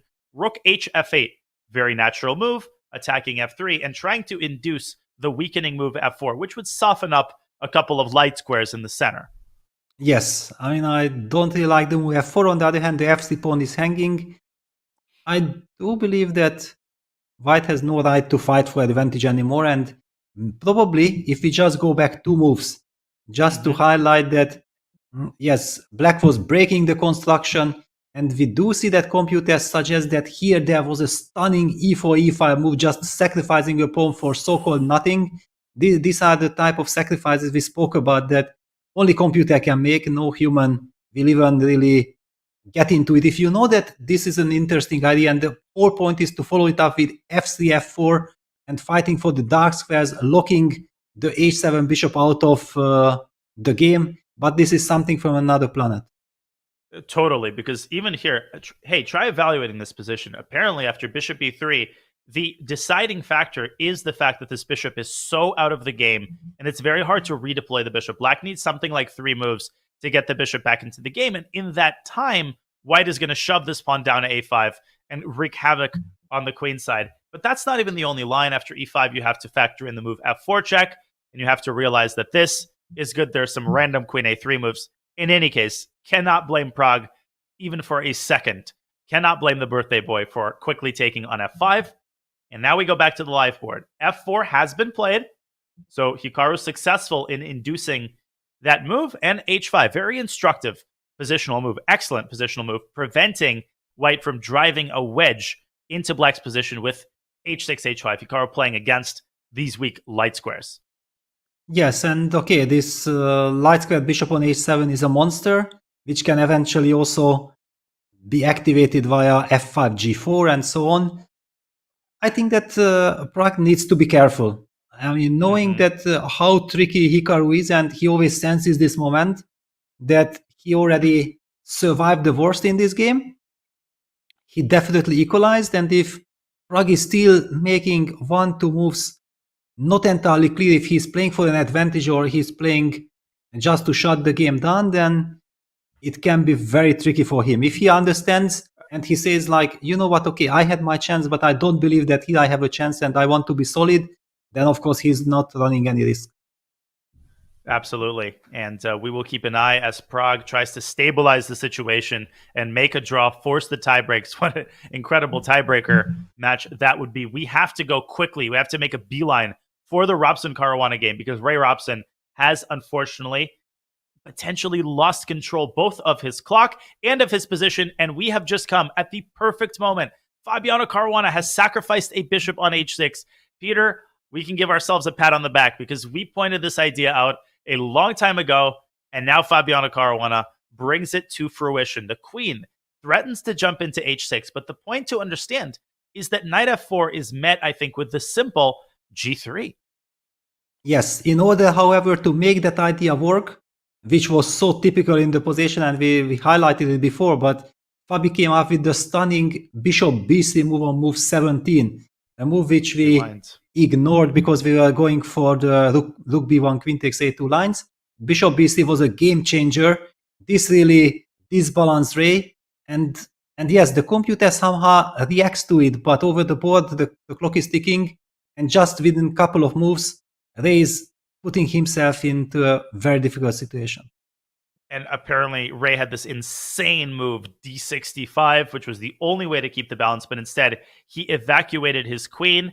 Fabi stuck his knight on this beautiful square. Ray completed the evacuation. He is up a pawn, and bang, there's bishop takes h6. The queen moves up to d2, and there is the move g3. And Ray in a world of hurt here. He has the move knight takes h3 check. I think a lot of newer players would be tempted by that move, and understandably so. But once the king moves up to g2, there is no way to stop the queen from making that beeline for h6. And once it does, there are way too many threats against Black's king. The power of a knight on f5 is on full display here. So the only thing for Ray to do, Peter, I think, is to leave the knight on f4 and try to make arrangements to guarantee the relative safety of his king. There is no way to do that, but maybe you go king h8 and rook g8 check and desperately hope for some counter chances against White's king. Is this totally hopeless, or can you see a silver lining here for Ray? Yeah, I'm trying to understand, how to stay in the game, because there is one more argument that knight f6 to h5, reinforcing the knight, and after g takes f4, we capture back with the knight. We give the knight back, and White has some terrific initiative. He can also include rook c1 move or whatever at some point. The g file is also opening up. It's a very unpleasant situation, but the problem is that if instead of knight h5 we play the move king h8, I also still don't see how I can put up a fight after g takes f4. Yeah, okay, we give a check with rook g8, but White will play the move king h2, and what did we really achieve? And then f takes c5 is a massive threat, and White, once he recovers the piece, isn't even down any material. I would go so far as to say that White doesn't have to hurry to capture the knight on f4 because it's not going anywhere.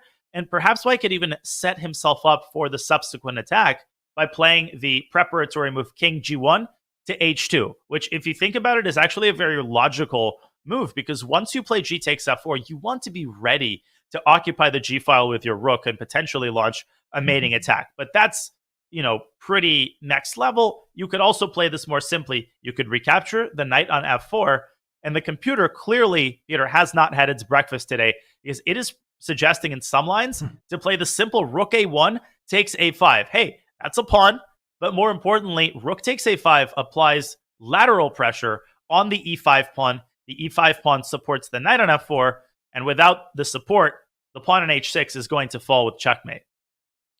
Yeah, this rook takes a5 idea is completely stunning because it suddenly appears from nowhere. I believe that White's position is already winning enough without that brutal move. But if that move even exists, then all the better for White. Yeah, Ray has opted for my suggestion, knight f6 to h5, because I just didn't feel like there is any other move. But the position looks very bad.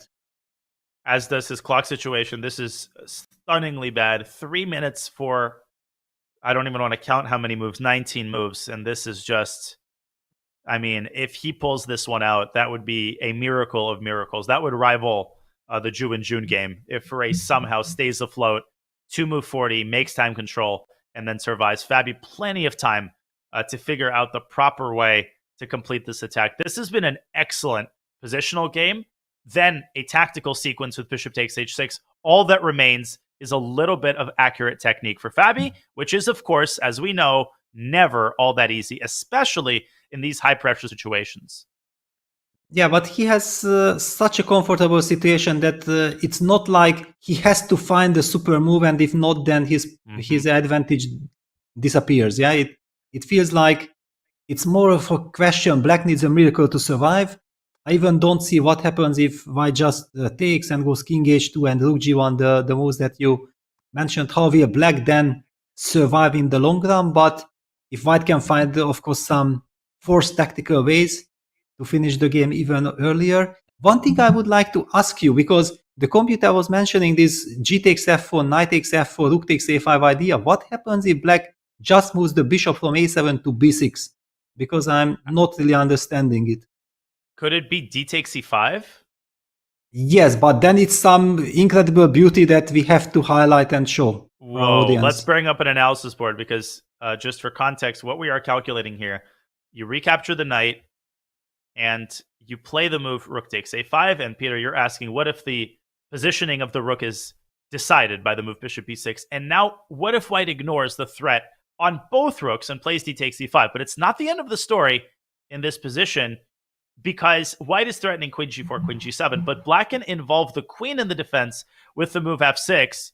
And I suppose that the easiest way forward is just a cold-blooded rook e1 to c1. Black cannot sit on two chairs. Either he takes the rook and gets mated, or he plays the move f6 and allows white the extra tempo to save the rook with a decisive just domination of the pieces.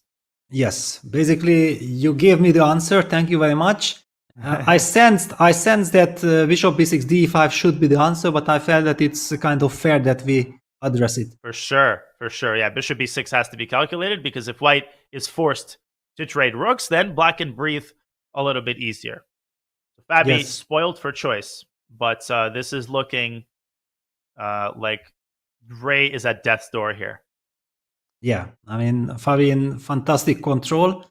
And the point after rook takes a5 is that white is even setting rook e1 to a1, just a quiet little move, winning that bishop completely and then just winning on the spot.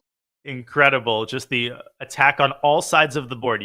It's such an instructive lesson in not tunnel visioning the side of the board where you think you're attacking. You have to look at all of your opponent's weak points. The bishop on a7 is a vulnerable piece, which means you have to pay attention to it and at times switch from the side of the board that you're attacking on to a completely different strategy on the other side. Okay, Fabi is very likely to win this game. We will bring you updates as they come in. I will point out that Hikaru Nakamura has offered a queen trade, and I don't want to call it an implicit draw offer, but I really feel like that game is heading quickly in the direction of a draw. Yeah, it was already kind of obvious after this e takes f5 move that the players probably believe they also had enough adventures. And wow, this is the update on the Max Todlu versus Jansistov Duda game. Is Duda escaping his pawn down, but he has all the chances if that king gets to e6. I think he should be able to make a draw. Well, I have an incredible piece of news. If we rewind 8 moves to the critical moment that we were discussing, wow, he found one of the 2 narrow paths that give him excellent drawing chances, and it was the harder one. It was rook f7 and then bang, d3, in order to vacate an escape square for his bishop so that he can keep the e5 square protected. So yes, he gives up a pawn, but he's able to force mass liquidation, get his king into position where it can harass the white rook, and once the rook drops down to f3, he starts harassing the weak pawn on e5. And what an excellent and instructive move. g5, slicing off the coordination between white's pawns. Look at these pawns on c5 and g5, how both of them are operating in concert to isolate the e5 pawn. Now he's bringing his king toward the center, and I think that Maksudlu's winning chances are totally circumscribed here by Duda's excellent defensive play. Absolutely. I mean, unbelievable defense by Duda. He's done to 3.5 minutes, so basically it took all his power, all his energy, all his time to find all this, but it's truly impressive. And I believe that now they are reaching time control. Yes, it's only one more move before move 40. He will simply save this game, and it will be so important. He stays in the match, he will get the tiebreak, and I think he should also get a lot of confidence out of the way how he handled this difficult situation.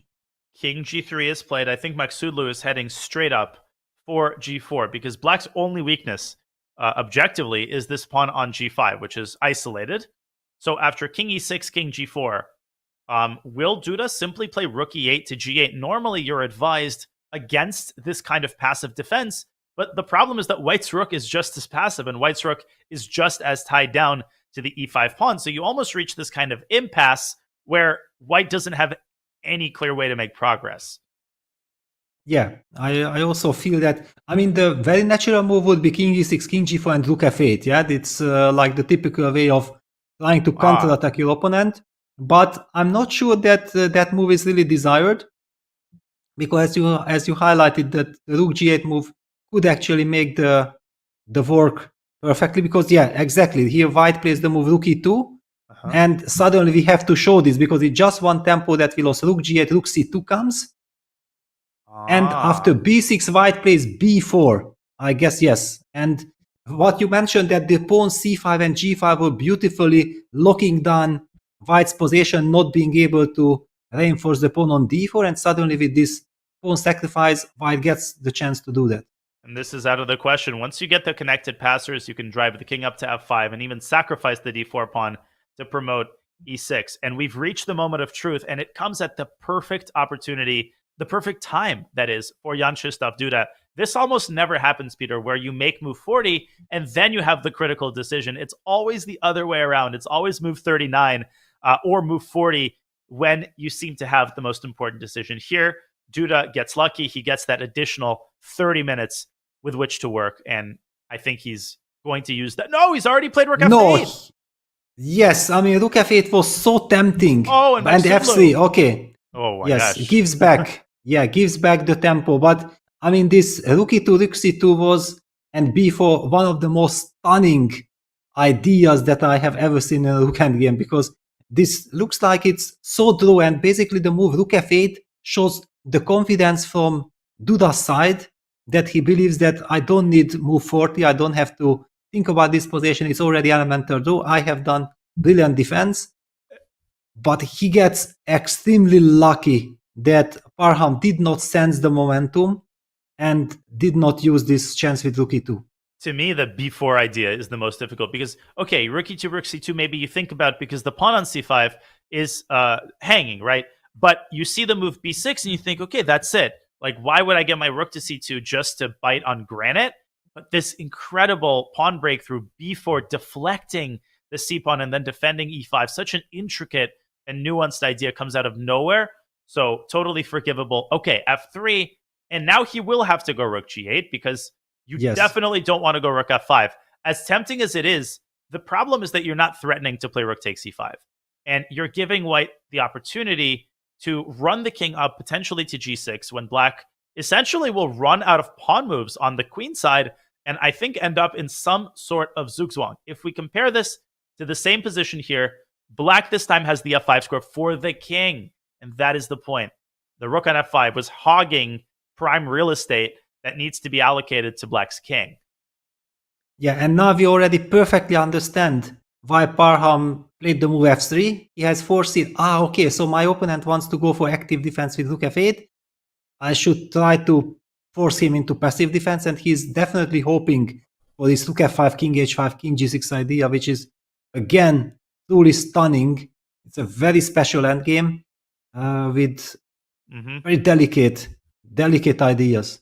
I think we have to go straight from here to the Magnus Carlsen game because we have some major action in Carlsen Keymer. So if I may, let's go to that game. Magnus Carlsen has just played a huge move.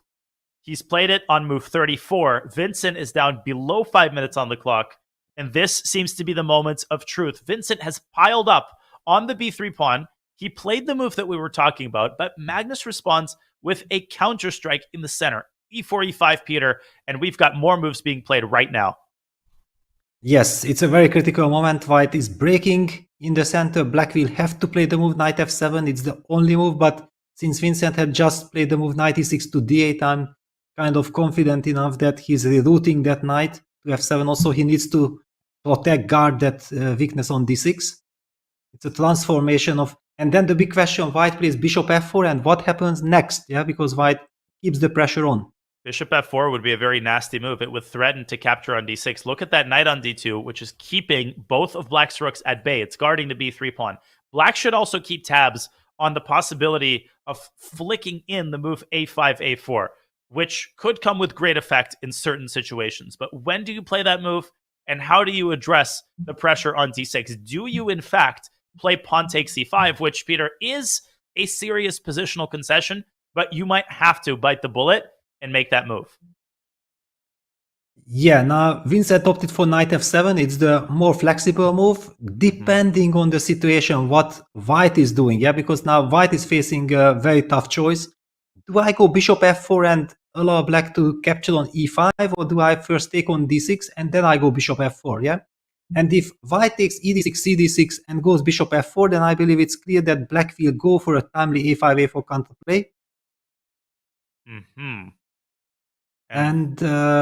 And then try to assess this. Yeah, that has to be calculated by Magnus first and foremost, because it is the more forcing line. So let's pull up an analysis board. We've got a little bit of time here. Magnus with 25 minutes. He's going to spend some of it calculating these lines. ED-CD, bishop f4. Now counter-strike with a4. White plays bishop takes d6, and black plays a takes b3. Now the pawn is clearly untouchable for many reasons, one of which is just bishop a4. The king has to hide beneath the pawn. No, but here there's rook d8, and black wins the game because the rook on d3 is undefended. So Carlsen would have to play this incredibly awkward move. I feel like this is already out of the question. I just can't see him going for this position. Or am I tossing it away too quickly? Yeah, no, basically it already means that probably bishop f4 is the right move instead of e takes d6. Magnus cannot let the tension get off. And now the big difference is that if black pushes a4, then white goes e6. This is a very huge and crucial difference.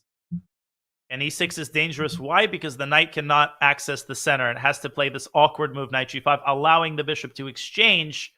And that pawn on e6 is now a huge asset for white that is going to cause black major problems in the long run. What does that mean? Well, that probably means, and that's a great point there about keeping flexibility of central options. Black probably has to play d takes e5, Peter, and then find a very accurate response in this position. Yes, which is always a difficult choice. I mean, breaking up your pawn structure like this with d takes e5, especially in time trouble, is extremely difficult. I'm very convinced that Magnus will play the move bishop f4. Yep. It's very much his style. He's so precise in this type of positions, and it will be a very tough choice on Vincent to understand that these d takes e5 or a4 moves are the right choices. At the same time, I think one of black's biggest trump cards is the pawns on the king side, which we haven't talked about, and they're irrelevant as of yet, but they're both on light squares. And in the future, particularly, let's say, with one pair of rooks off the board, even with both pairs of rooks off the board, especially, these pawns will be very hard for white to protect. Black is going to go bishop d7 and attack them. So that is a major long-term asset that I think will help Vincent make the decision, the difficult decision, to ruin, and as you said, to break up his queenside pawn structure with pawn takes e5. But I think he's got enough time here. I think 4 minutes and 25 seconds is enough time for him to figure these things out. Well, probably, but still, to me, the difficult point is that this bishop f4, a4, e6 line is very hard to evaluate because black has a takes b3 check, and then probably white simply ignores that pawn with king b2. And even in that position, he just goes for this compensation with this dominant pawn on e6. Mm-hmm. This is a little bit my worry that Vincent has these two options, and yeah, Magnus is about to make a move. Yeah, bishop f4 on the board. Great call. And now the big moment of truth. Will Vincent strike with a4? Will he properly evaluate the power of this passed pawn on e6? And it's not trivial, Peter. I completely agree with you because it seems like that pawn is immobilized, right? Black is easily holding the promotion score. That's not the problem.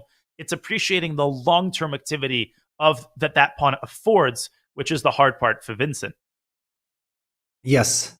And okay, d takes e5, bishop takes e5, rook e8 is kind of a solid way of playing the position. But when you know that you have these long-term weaknesses on c5, c7, and then a5, I'm not exactly sure how natural it is.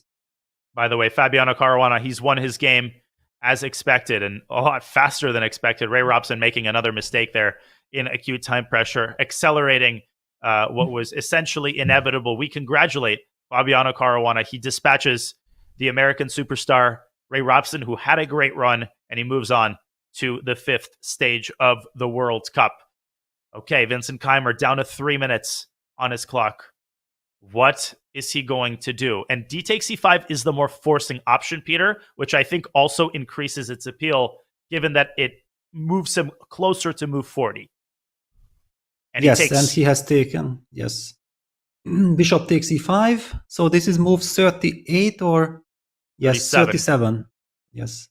And there is a 4 he refrains from rook to e8, which would have forced a pair of rooks off the board. Instead, he strikes immediately with the move a4. And will Magnus go for the same idea we've been talking about of ignoring the threat of a takes b3, hiding behind the pawn, and banking on the activity of his rooks? Yes, I think so. Yeah, Magnus immediately goes bishop c3, a takes b3 will be answered by king b2, and white is ready to activate the rook to e7. Uh-oh. Yeah, black will have to trade a pair of rooks with rook e8. So a takes b3, king b2, rook e8. It's kind of forced. Mm-hmm. Okay, 3 more moves for Vincent Keymer to play until he gets those 30 minutes added. There's one. But these last 2 moves are very important.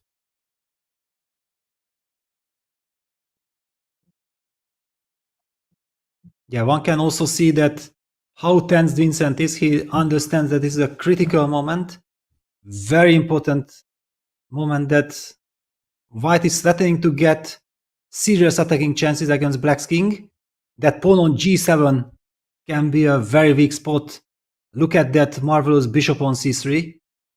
And that's why I feel like black needs to trade the rooks with rook e8. This is move 39, folks. After move 40 is executed, it triggers the addition of 30 minutes. Magnus will get those 30 minutes after he makes his next move, but Vincent has 2 more moves to make. And he understands that rook e8 is basically 2 moves in one, very likely. Because if white takes on e8, then black will be able to play bishop takes e8 automatically. But it's a hugely committal decision. And what makes it a little scarier to me, Peter, is also this a3 pawn, which I know seems totally irrelevant right now. But the more heavy pieces are gone, the scarier it is, the prospect of white pushing that pawn, because the less resources black will have to keep that pawn at bay. Yes. I mean, in long run. And another question, like after rook e8 takes rook d5, yeah, that white gets access to the c5 pawn, can collect the c5 pawn. Then at some point, this idea that you mentioned, that black will be able to target that pawn on g4 with a timely bishop d7, will have a very important role in the position, or evaluating the position. Because if not for that move, white would be just slowly collecting on all the pawns on the queen side. Yes, and Vincent, 2 minutes on the clock. The tension at an all-time high. The stakes could not be higher. If Vincent holds a draw in this game, he knocks Magnus Carlsen yet again out of the World Cup. He keeps Magnus Carlsen's dream, an elusive fantasy. But Carlsen has succeeded in generating practical chances here, both on the board and on the clock. I'm not seeing too many alternatives to rook e8, Peter, so that would still be my prediction. Maybe Vincent has reservations about trading a pair of rooks, but allowing rook e7 just seems, or even rook e6, rook g6, seems a little bit too scary in acute time pressure. Exactly. I mean, the only problem that he might, yeah, and he goes for rook e8. Yeah, he had to go rook e8, close the eyes and go, because he only had like 3.5 minutes. He cannot answer all the questions. What will happen after takes, rook d5, white takes on c5, and then white will have bishop b4, knight takes b3 idea, collecting all the pawns on the queen side. You will reach move 40, and you take it from there. You have to make this move. You cannot find all the answers. Besides, black is also counting on some knight d6 counterplay once the e1 rook is traded off. So it was a very good choice by Vincent.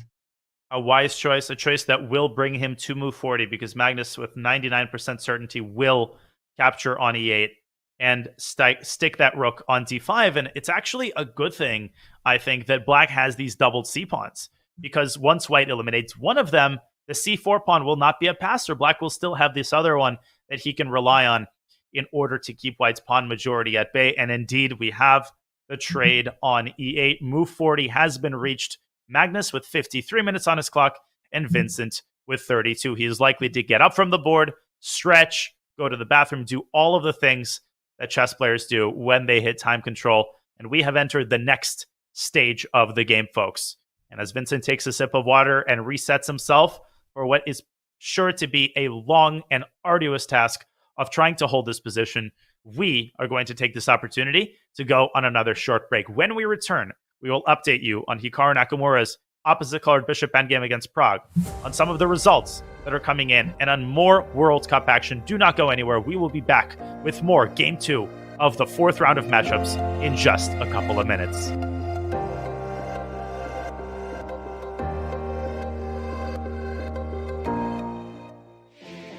Looking for a new way to learn chess? Meet Dr. Wolf, the ideal chess coach and companion. Play against Dr. Wolf as he explains everything step by step, points out strategic ideas, and alerts you to your mistakes. Train with him and go over your past mistakes until you master them.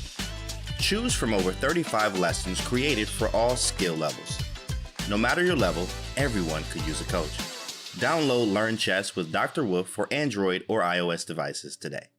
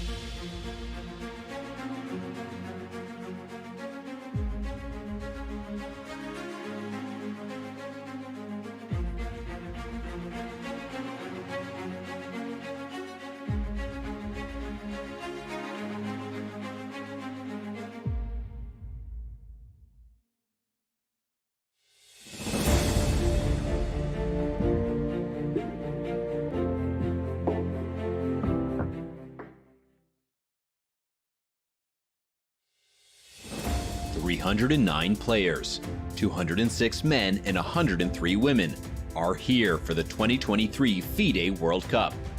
It's the premier knockout tournament in over-the-board chess. All of these players have one goal: to become a candidate for the World Championship. Only 3 players in each tournament will earn this distinction. The winners will also earn a combined 160 grand in US dollars. Not bad. Jan Krzysztof Duda, the reigning World Cup winner, is back to try and repeat as champion, a feat no one has ever achieved in this grueling tournament. And Jan Krzysztof Duda wins the 2021 FIDE World Cup. What a performance. The top seeds in 2023 are Magnus Carlsen and Zhu Wenjun. Neither of them have won a World Cup before. Yes, even Magnus has yet to make it past the semis. It's that tough of a tournament. Still, Carlsen is the favorite in pretty much any tournament he plays. But don't sleep on the rest of this field. Hikaru Nakamura, Fabiano Caruana, Jan Nepomniachtchi. They are all here to try and win their first World Cup. For its part, the women's field boasts 5 world champions. Will one of them take the next step in a return to the throne? In a knockout like this, it is truly anyone's game. Who will come out on top? Who else will qualify for the candidates? What upsets are in store? This is the 2023 FIDE World Cup.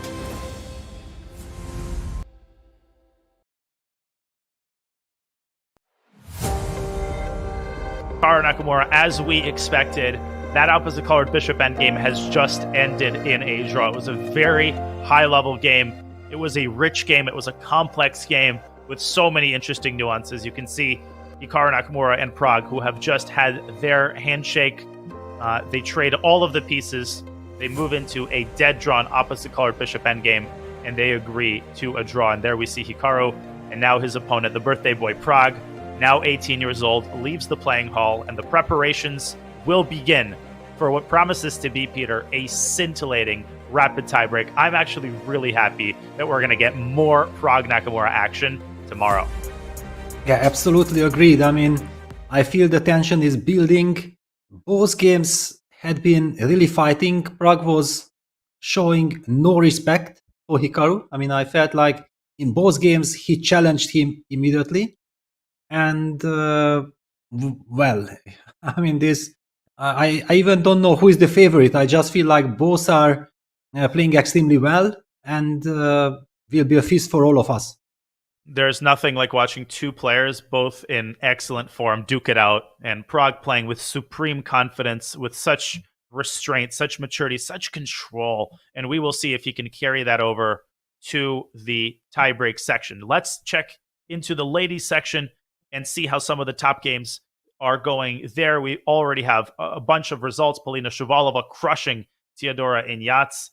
And I'd like to focus on 2 games. This is a crazy time scramble between Tan Zhongyi and Zhu Jiner. They are on move 34. Black is down under 5 minutes. And we've got complete pandemonium on the chessboard. Yeah, it's so hard to even understand what's going on. According to the computer, the last moves with King E8 and Rook H1 were both mistakes, but the players can be forgiven. Oh my gosh. Knight to E4 had to be found. This move, what is the idea? There's a mate. Queen G8 check. If Rook F8, then mate in 1. Bishop F8, there is another check. That is the whole point of the move. And look at this mate. Check, check, and now the epaulet mate. Check and mate on B3. How did Tan Zhongyi miss this? Elementary tactics. Well, I'm kidding. I know you are kidding, but actually it's findable, of course, but with all the nerves. And we have also seen in the Magnus game with Vincent, yeah, that sometimes there are these mutual hallucinations that you believe your opponent.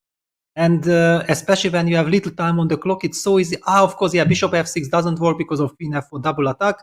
And let's not forget, White's King on E2 is also not safe at all. So the move that featured in the game, Rook H1, was so tempting, bringing that Rook into the attack, and the Rook H8 check is some kind of a threat. I'm trying to figure out how does Black defend this position. I mean, how deadly is this Rook H8 threat? Well, yeah, that determines Black's response, because if Black concludes that the threat is deadly, then F1 equals Queen is a likely response, trying to drag the rook back to F1. Not that F1 is not a scary square, but Rook H8 could be met with Bishop B4 to F8, and I'm actually struggling to figure out how White continues the attack. Of course, now Bishop takes F6 is the immediate threat. And what happens if you move the knight? White takes on e6, and you get more chaos on the board. Yes, that doesn't look very. I mean, No. by the way, there is this idea behind f1 check, rook takes f1, queen h2 check, with the idea that after rook f2, we are able to trade queens with queen h5. Wow. That's very important, but white can actually go king d3 instead of. But then queen h3 check. Okay, that's lovely. Oh, and you hit the rook, so you cannot zigzag to c4. You have to drag back the king, and now queen h5 check, or repeat moves. This should be a draw. What an idea. f1 queen to lure the rook away from h1, and then the zigzag pattern for the queen. Now, white could take with the king. That actually has to be factored in because the rook is pinned. Oh, but knight e4 check? Okay, and yeah, that's it. King e1, queen g3, and king e2, knight g3 check. Yeah, I mean, okay, king takes f1 is kind of suicidal. Yeah. But black has only 2.5 minutes on the clock. I do have tremendous respect for Georgine. I know that she's a very hard worker. She's a very strong player. And she has to navigate. She has to navigate this very difficult muddy waters here. Indeed, she does. And the other crazy game that we have in the women's section, Bella Hotanashvili against Hampi Canero, even more of a crazy time scramble. Bella Hotanashvili has to win on demand, but it appears... No, it's Hampi Canero who needs to win on demand. Pardon My bad. Yeah, absolutely. You're absolutely right. Hampi Canero losing that disastrous game yesterday with the white pieces. She has to win on demand with black, and she is knocking on the door of doing just that. Yeah, unbelievable. I mean, showing her class. That game yesterday was a complete off day. I think she was really ashamed of herself because she put such high standards on herself. Yeah, she is a fantastic player. What happened in that opening we witnessed yesterday, but now she does everything right. It looks like queen f3, threatening queen g2 check, so probably white will have to play rook cd1, threatening rook d8, contemplating ideas herself. But queen g2 check and taking on g1, taking on f2, I mean, if this is not winning, then what? No, you have knight f1 after check. Huh. Yes. Okay. And it's far from easy because you can stop the mate threats with rook f8, but white ties the rook down with rook d8. And hey, try winning this. There is no forced win here with black. I think that's what Hampi has to realize with her last seconds, which are ticking down. And she has to play a slow move like e4 with the idea of e3 to undermine the f2 pawn. This is actually the cleanest win because it also poses the threat of knight d3 check, which would intercept the connection between the rooks. But she's under a minute. She knows the stakes that are involved. Can she keep her composure and find a couple more accurate moves to pull off an incredible victory on demand? Yeah, it's a very tough situation because white is actually threatening rook cd1 anyway and going for rook d8 counterplay with just a couple of seconds. The point is that you really feel like queen f3 on the board, that queen f3 should win the game on the spot. So it's very annoying, when you realize that actually this king e1, knight f1 defense still exists for white, and there is 10 moves to be played before the time scramble will be over. Wow, this is insanity. This is a bullet game that they're going to be playing for the next 10 seconds, which of course is to my liking, but it's not necessarily to the players' liking. And this is the moment of truth. You can throw in the check on g2, but first and foremost, Hampi has to find rook a8 to f8, bringing the rook to a defended square. You do not want to go rook to e8, because after rook to d8, the rook is not on a defended square. That knight on h7 is the unsung hero of black's entire construction. Yes. I mean, queen g2 check or rook f8, it depends which move order you want to. Rook f8 feels a bit more flexible. Yeah, you know that queen g2 is still in your pocket. Indeed. And down to 20 seconds. And rook f8 on the board. Cold-blooded by Hampi Canero. She is so experienced. And she finds yet another accurate move. And if I'm Bella Hotanashvili, I'm going rook d8 instantly here. Try to keep the pressure on black's clock. Every second is golden because black is using the time that white is spending to think to try to generate the winning idea, which of course is e4, e3. Yes, and in this regard also it's kind of very nice not to give that check on g2, because e5, e4, and then e3 idea is probably so much easier to discover here. But still you have to calculate, yeah, because anyway, rook takes f8, knight f8, rook d8 will be played. And I guess it's all about timing. Knight f4 can drop back to e6, connecting with the knight on f8, hitting the rook. And if your pawn is already on e4, then I think white will not be able to stop the move e3. Humpy has gone e4. She is finding all of the moves and doing it quickly and confidently. Yeah, very impressive play. I mean, coming back with the black pieces against someone strong as Vela, it's very tough. And she's pulling off. And now, I feel like after e5, e4, this was like the critical key move, yeah, because it's a quiet move. The rest of the moves probably are already much easier to find. That's exactly right. And especially if white plays rook takes f8 check, it may seem insignificant, but that's an additional 30 seconds that black gets by taking on f8 immediately. And, you know, every second is golden here. Rook d8 will be met with knight e6. I completely agree. I think the hardest part is over. Right now, it's just about maintaining her concentration and finding one or two more accurate moves. Rook d8. I mean, I'm not even sure that black is not able to go for queen g2, queen g1 checkmate, but knight f4 to e6 is the professional move. But that's a big mistake, actually, because white can sack the exchange and go queen h4. With a crazy mating sequence. Knight e4, knight f6 will force black's hand. Whoa. Wow. So some more surprises, yes. I mean, rook f8, knight f8, queen h4, e3 is met by knight gc to e4. Unbelievable defense. And she misses it. She's gone rook d2. She's gone rook d2. But here's the thing. Does black play e3 here? Not so clear. e3, rook e2. And if you play e takes f2, the knight again can jump into e4. Yes. Whoa. The best move is knight f4, repeating the position. But if Humpy missed that first sequence, then it's unlikely she suddenly figures it out the second time around. Yeah, because I was trying to understand how easy is this queen g2, queen g1, and then you start knight d3 and the white king runs away, you collect everything. But you have the feeling that if white's king runs away, then the f8 knight will be in terrible problems. But according to computer, this just wins for black. Easy to say, but with 30 seconds on the clock, very difficult to keep a calm head to calculate those lines. There's nerves all around. And, you know, 1 minute sounds like a long time, but when you watch your clock tick down, that's all that you can think about. Okay, big moment here for Humpy. I think she's likely to play e3.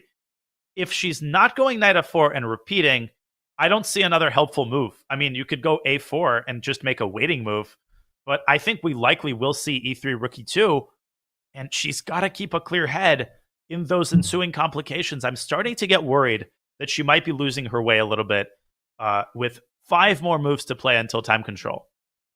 Yeah, maybe she even has to repeat now with knight f4 just to get the 30 seconds. And repeat she does. Can she find queen g2 the second time around?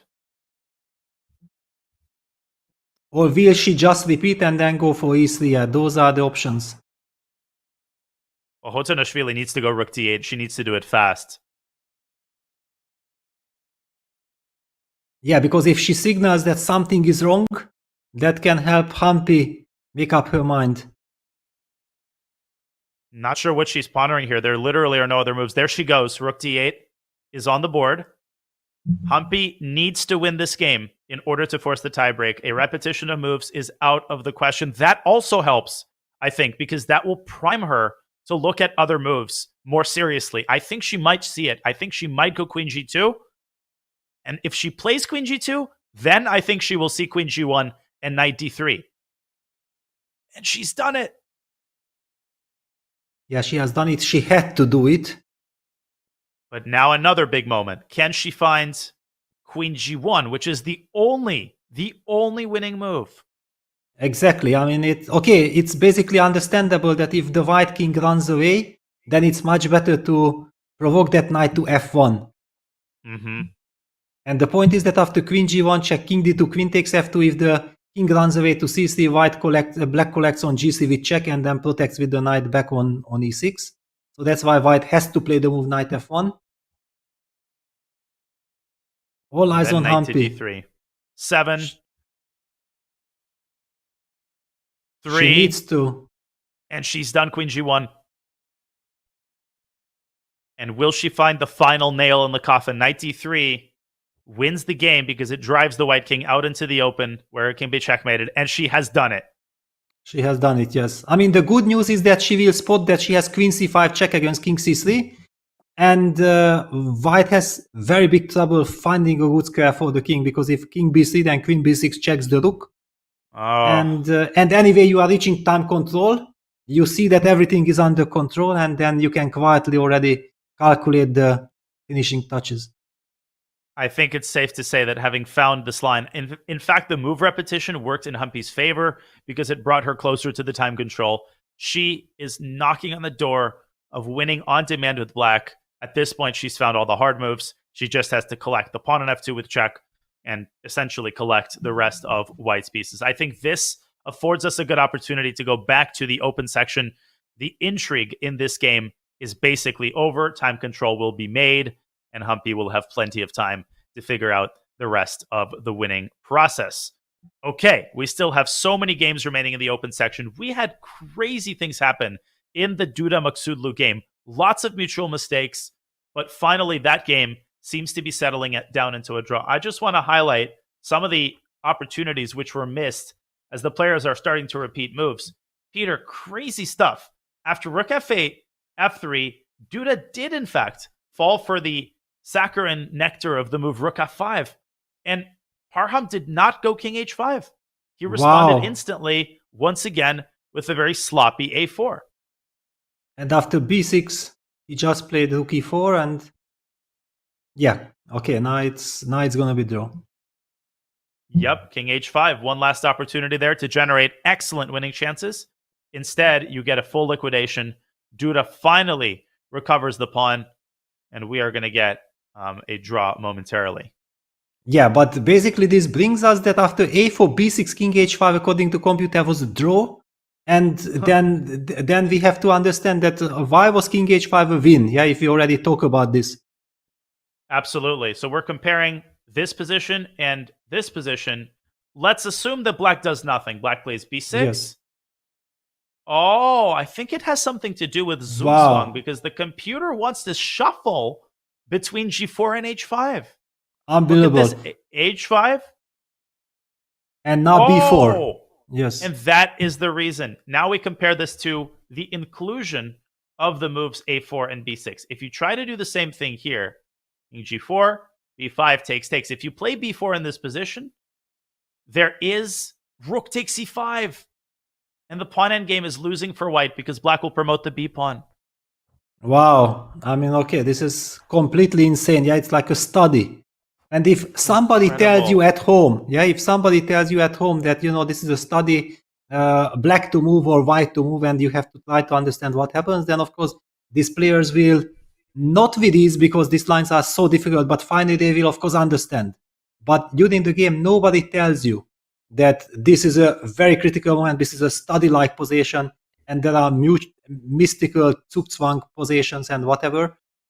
You just believe your instinct that, already my opponent played good, he made a brilliant defense.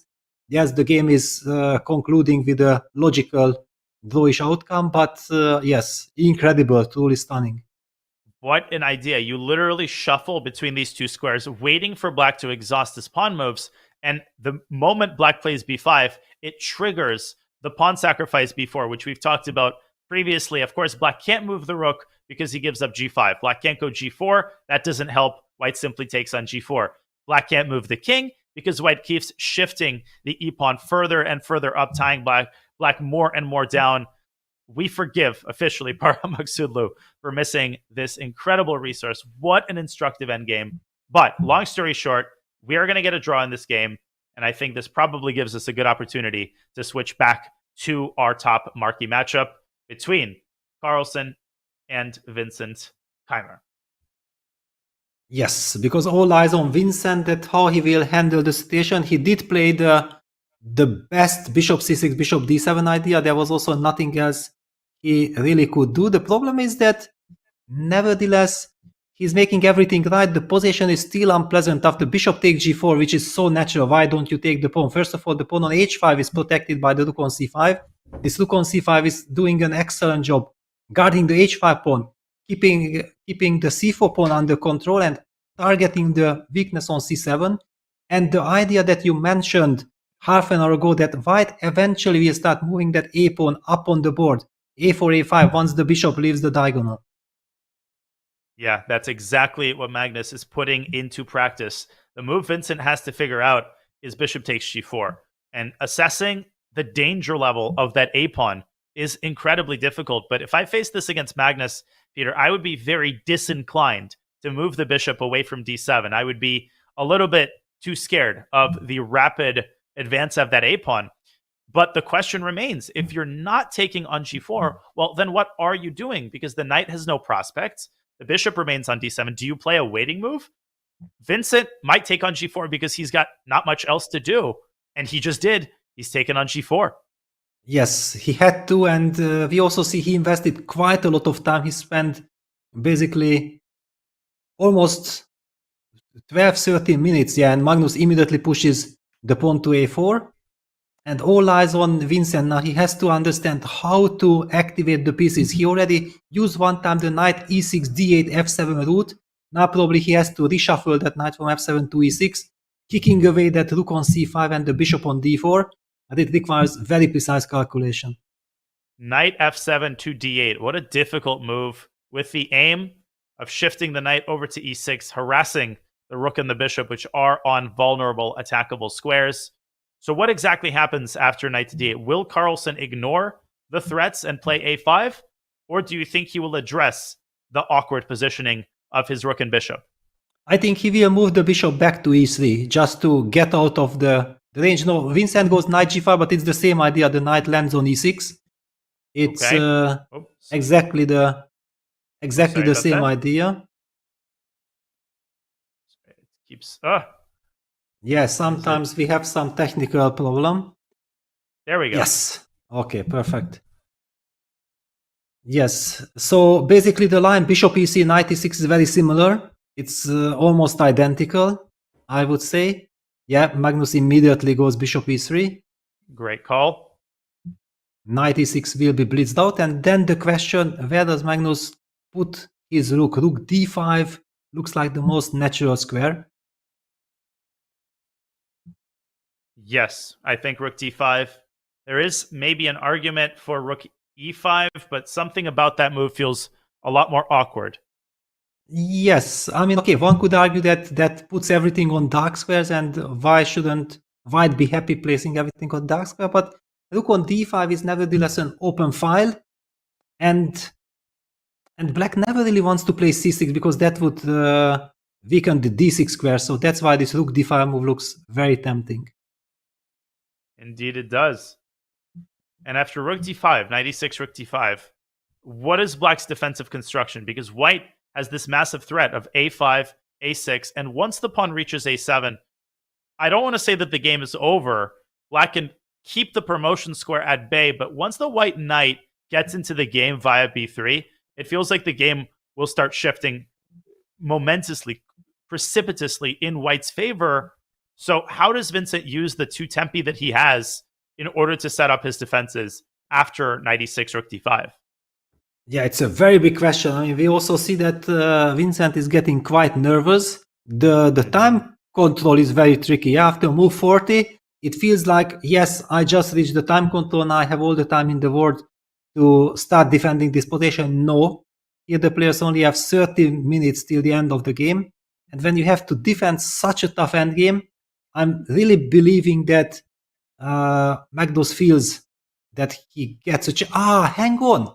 But after knight g5, black has the chance of capturing the pawn on h5. This is maybe this was the reason why Vincent opted for knight g5, not knight d8.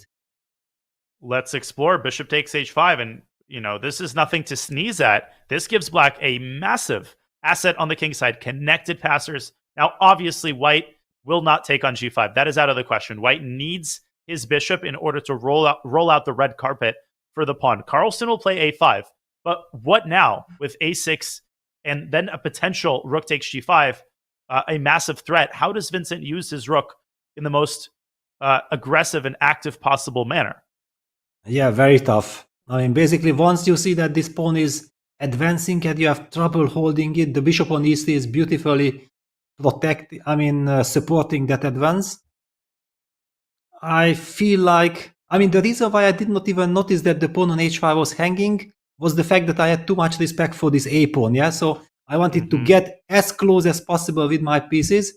However, the call and the question that you gave me after knight e6 rook d5, that what next, was a very tough question to answer. I'll just add that the computer move here is not only is it inhuman, that's like by definition, but it's aggressively inhuman. It's rook b7 to b4. And I don't understand this move from any perspective. The point is that after king a3, now you drop back to b8. And after knight takes b3, you find bishop to d1. And I still don't understand the idea until you realize that after knight d2, somehow black shuffles his pieces. This is what I would classify as completely irrational computer play. And when you look at these lines, it's so important to realize that there's no way that even half of them will be carried out on the chessboard. So I feel like that will guide Vincent in the direction of the more natural knight e6. But we keep coming back to this scenario. And a5, a6, and a7, Peter, is such a nasty threat. Yes, and very simple play for white. One could argue that, yes, the same idea, this rook b4, exists also here. But, this rook b4 is so mysterious. You don't really understand the benefit because white can simply play the move king a3, sidestepping the pin and follow it up with knight takes b3. I understand why Vincent is burning all his time. And it's very tough. He defended extremely well. Basically, I think one cannot really say that where was the mistake, but still he is facing very serious practical problems. And the problems are escalating with every ticking second because he's now got 11 minutes for the rest of the game. And, Magnus's a-pawn has only started its journey forward. So it is understandable that Vincent wants to find the ideal setup. He wants to stop the progression of the pawn, but his pieces have no purchase in the center. It's unclear where to put the knight, where to put the bishop, and the knight is so nicely restricted along the dark squares by white's bishop. It can't really join the defense, and neither can black's bishop, because f3 is controlled. If you go to e2, then there's the c4 pawn that you're just staring at. So it's basically all down to if Vincent can use his rook in the correct manner, but even that is incredibly hard to do. Yeah, and we have to appreciate, we haven't talked about this wonderful stabilizing knight on d2, because actually this is the soul of white's position, making sure that black is not able to jump actively with knight e4. The knight on d2 takes care of the b pawn. That's why white can even afford himself after rook b4 to play moves like king a3. Finally, that knight is at the right moment ready to capture the pawn on b3. There is some incredible harmony in white's position, and this is what drives Vincent completely crazy. And this is what drives, I feel like, everybody crazy when they encounter any such endgame against Magnus Carlsen. His pieces are in the right place, at the right time, on the right square, and somehow everything randomly seems to come together. Of course, it is far from random. This is the endgame virtuoso himself. And this is the meaning of virtuosity. You don't even realize how everything comes together in a perfect symphony until it does. And by that point, as you're burning your clock, you realize that it might be too late. And I think it's safe to say that Vincent is in trouble, and he is trying to solve his problems concretely with the move knight to f3.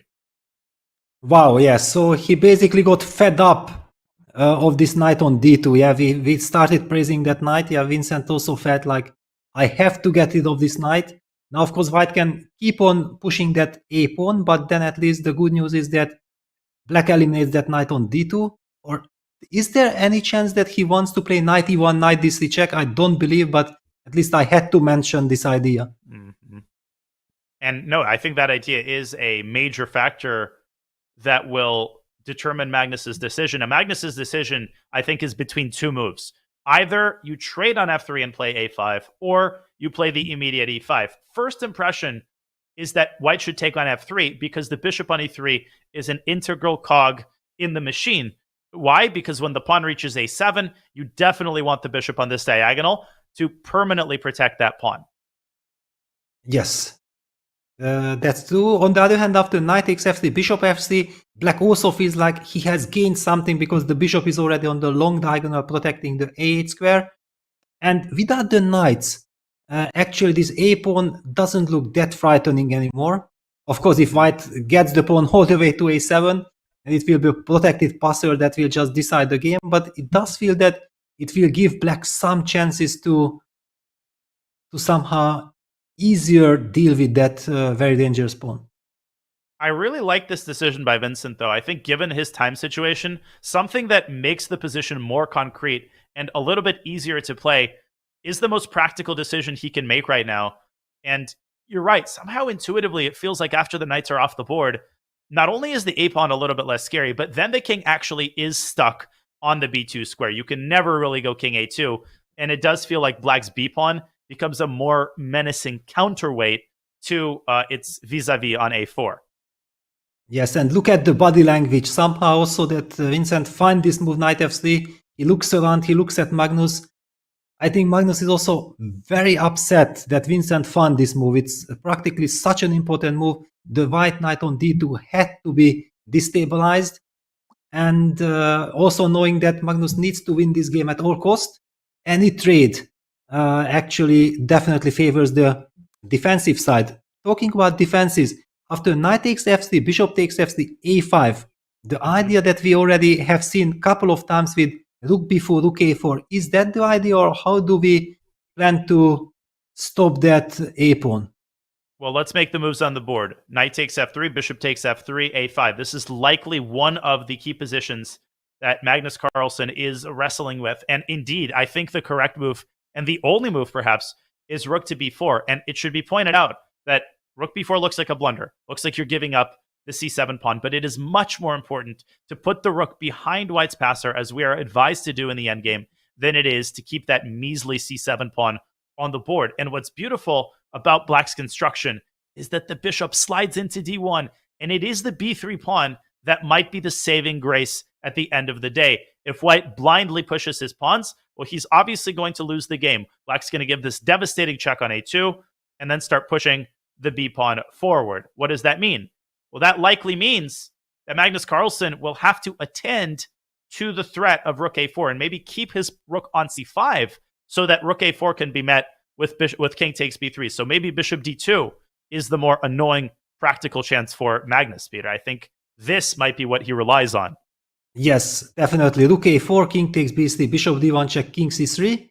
And black has made all these fantastic defensive moves, and the position is still critical. It's very unpleasant. I believe we're gonna see this, but in order to be able to play the move knight f3, Vincent had to force a rook b4. Otherwise, knight f3 is simply not an option.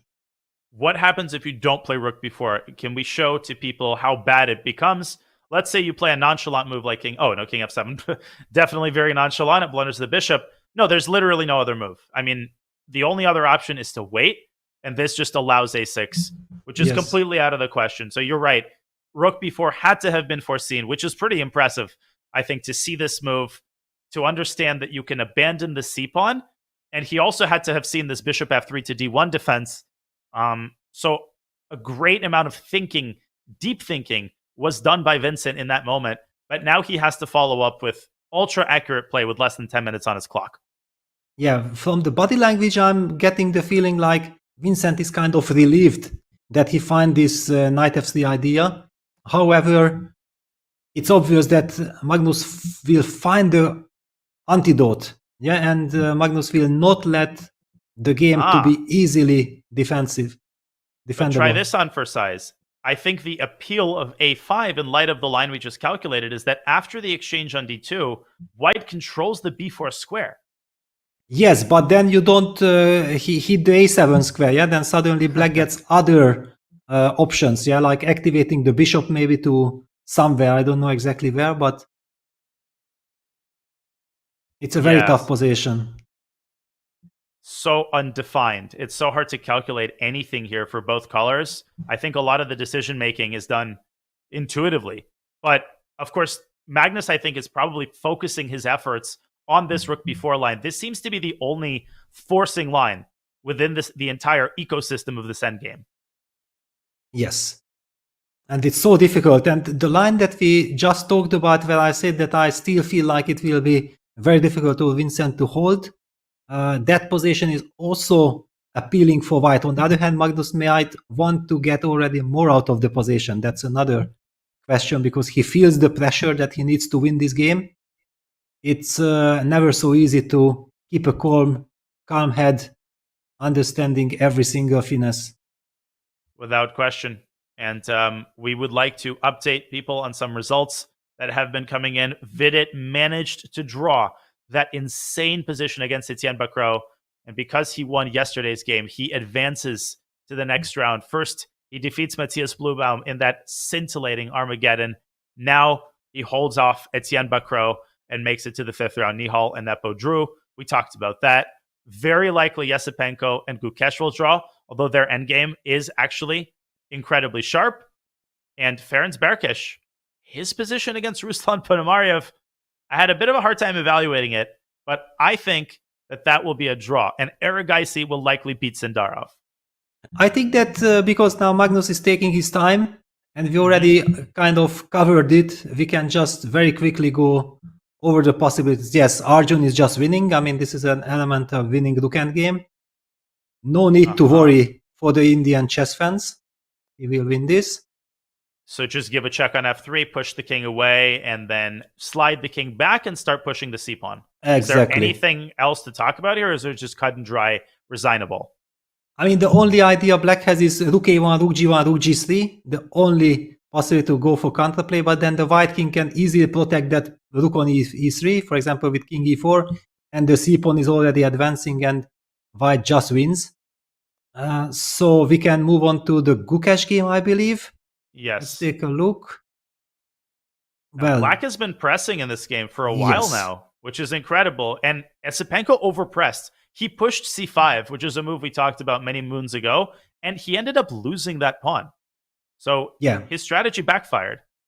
Yeah, his strategy backfired, and it's always very unpleasant to be on the defensive side. Black is starting to go king d3, creating mating threats against white's king on d1.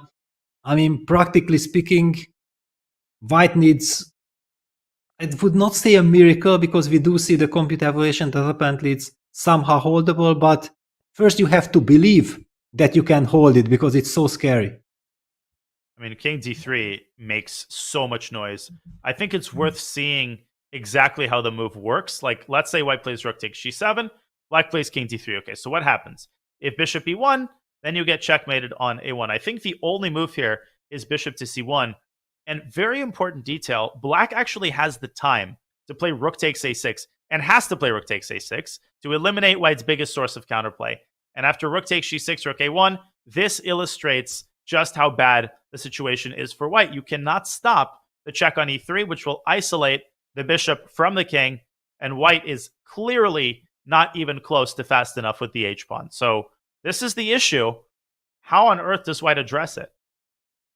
Yeah, very difficult. I mean, when the natural moves are not possible, and computers say some mysterious defensive moves are possible and maybe it's not so bad, those are the things that are almost impossible to find over the board, because the players are basically navigating through emotions. They have instincts, they have reflexes, and you know exactly that with black, you feel that it has to be winning. I'm coming with all my pieces. There is no way that this king on d1 and bishop on d2 construction can really hold on. And it's very bad news that white is unable to take on g7 and then create a counterplay with the h-pawn because of the lines that you illustrated. It's very tough. I don't really understand how to... Okay, maybe white just plays h5, closes the eyes, and says like king d3, bishop c1, that's the computer kind of defense, and realize that maybe I will lose this bishop, but let me run away with the king at some point. Rook d7 is a defensive idea. This is the key. Ah, that is the key. It ties down the knight, forces the black king over to c4. Now you have the time to take on g7. and make the draw. And amazingly, black has black can swing over to the other side. Yes, but and now this is white closes his exactly. eyes. Mm-hmm. White gives the bishop king e1, rook h1 check, king f2, rook takes e1, and then relies on the fact that he has two incredible passers. And this should be a draw. Even intuitively, there's no way. In fact, I would go so far as to say black has to be careful at this point. Yes, you have to watch out. Like, black has to stop the h-pawn with his rook and the a-pawn with his knight, but white starts pursuing the knight. Clearly, here Gukesh or here Esipenko would be out of the woods. The other defense is to start with bishop c1, to make a prophylactic move, get the bishop out of the line of fire of black's king. And again, the idea is one and the same. King d3 is met with rook d7, and it forces the king back. So Andre has to not lose hope here. He has to realize that he can use this idea of rook d7 in order to provide an antidote to the devastating idea of king d3. Yeah, but still, even if he discovers all this, it will still be very difficult because black will always find some way to ask some new questions. So, okay, Gukesh is pressing. Just very quickly, an update on the Berkish game. How does that position stand? Yes. Against Ponomariov? Pull that game up. I think it is a draw. I think Berkish is knocking on the door of a draw, and I'm not seeing Ruslan Ponomariov win this game because he's going to likely lose his a-pawn, and with the a-pawn, he will lose all of his winning chances. But Berkish still needs to get to that pawn. Yeah, well, I think he will, yeah, because a4, king a3 very much is within reach, and the pawn on g5 might fall. However, then black always gets the e6 square for his bishop. So I agree with your call that it should be a rather easy draw. Why not bishop f5, rook takes g5, bishop e6? But hang on, there is, just to highlight the construction, that eventually if black goes a4 and king a3, white captures on g5, white's king marches to c3, then after bishop takes a2, rook g1, rook a1 could be somewhere stalemate, but you have king c2. Can we just highlight that position because it's very important? A4 is on the board, so I can just use this move as a segue into highlighting this line. So what we want is a situation, and I'm just setting it up in general, right? Yes. So basically bishop e6, this is likely to happen, but what you're talking about is this type of situation.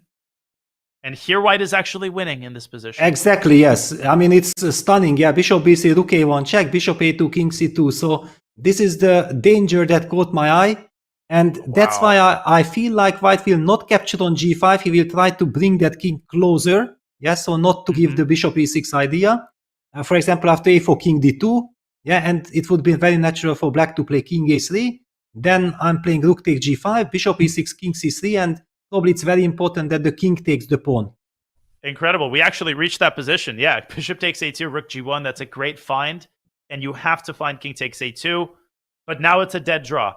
You stick your bishop probably on b3. In fact, the king is in the correct corner, which is very important. It's in the corner opposite to the color of your bishop. That is the most famous piece of advice that one can share when dealing with a bishop versus a rook scenario.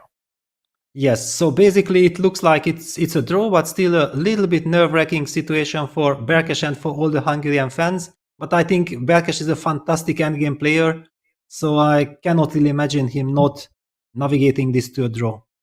And he's got so much time. He's got 15 minutes on the clock, which is more than enough to calculate these lines out. They're pretty forcing, and they're pretty clearly defined. Okay, what else do we have? We've got Avocaduro Salem. Yes, let's check out on that game because it's very important for both players. Okay. Looks pretty balanced first. No, looks actually maybe slightly better for black.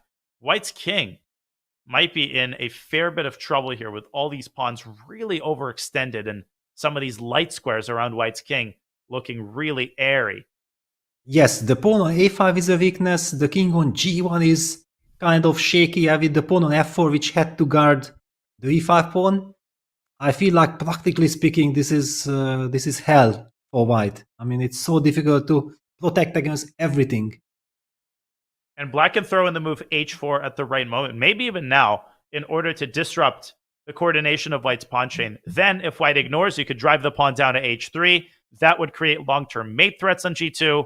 Ugh, this is yucky, and white has no counterplay on the other side of the board. The rooks are just passive. I'm totally with you here. I think Salem has good winning chances. Yeah, it's a golden opportunity. I mean, we spoke that whoever qualifies for the 5th round will be incredible achievement for these players. Already reaching round 4, it's sensational. And it looks like Salem has this golden opportunity. And I think on that note, we can go back to the Magnus game, because we've reached the moment of truth in that game, the moment where Vincent Keymer has to find the move rook to b4. And obviously, we are expecting him to see that move. We believe that he played knight f3 with that move in mind. But a nerve-wracking situation like this, it plays tricks on you. And the things that we take for granted, sitting in the comfort of our warm room, Vincent Keymer feels quite a bit differently, sitting there knowing that a draw will mean Magnus Carlsen's exit at his hands. Rook b4, only move, Peter, or is that an exaggeration? I don't think it is. It is an only move. It is an only move, yeah, because if the black rook has to go passive, yeah, I mean, after a6, rook b8, a7, rook a8, that's equal to resignation. The big question is, how do you, I mean, you have to have this move on your radar, yeah, this rook b4. A computer had already mentioned to us it in couple of shocking moments when we just believe that, no, I mean, okay, it's not on the radar of the human brain, but now already probably it is. And it's a difficult move to play psychologically because you're giving up the c7 pawn.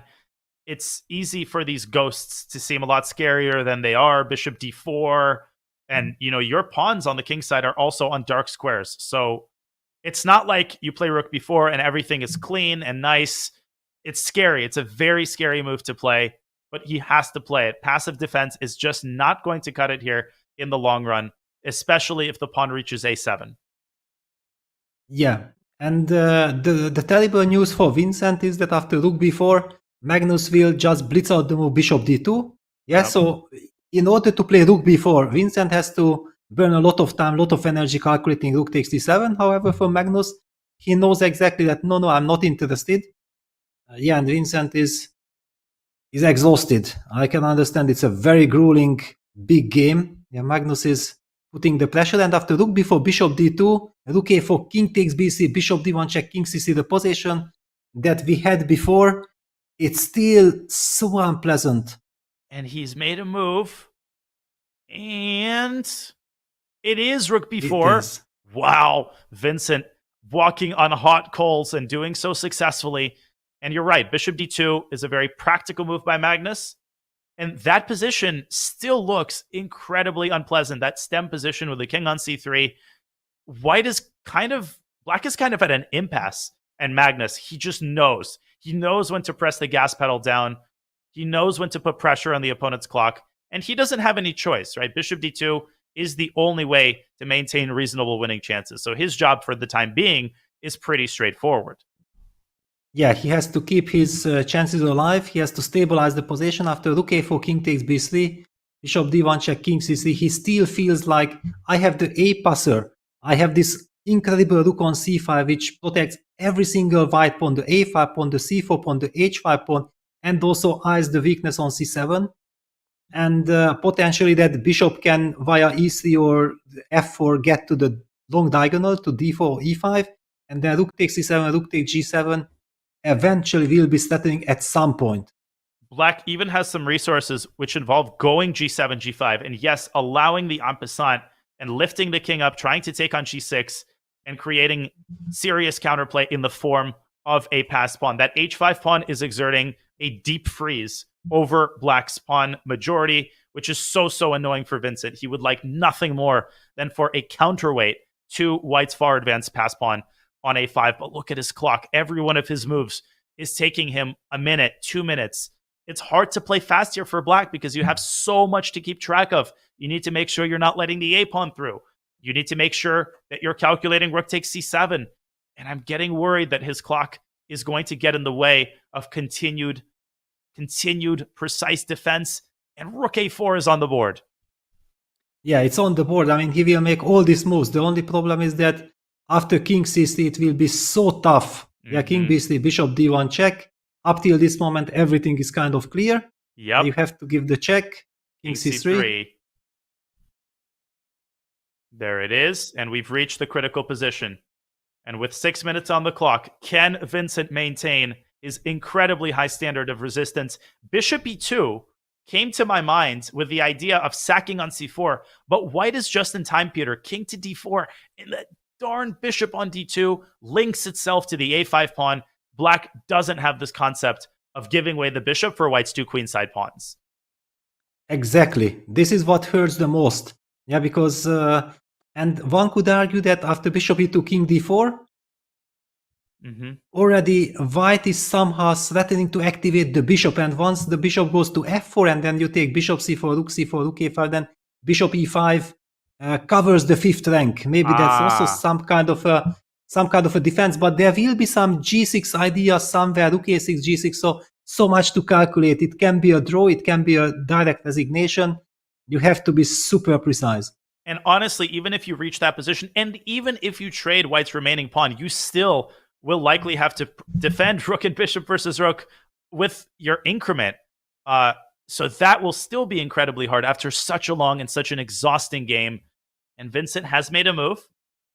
And it is c6, trying to box in white's rook, using that pawn to control some squares. Obviously, Magnus will not take the pawn and give up his a-pawn. He will probably play king d4, or he will redeploy his rook through the e-file. Yeah, he's also trying to get his king to f7, yeah, because before rook takes e7 was a check.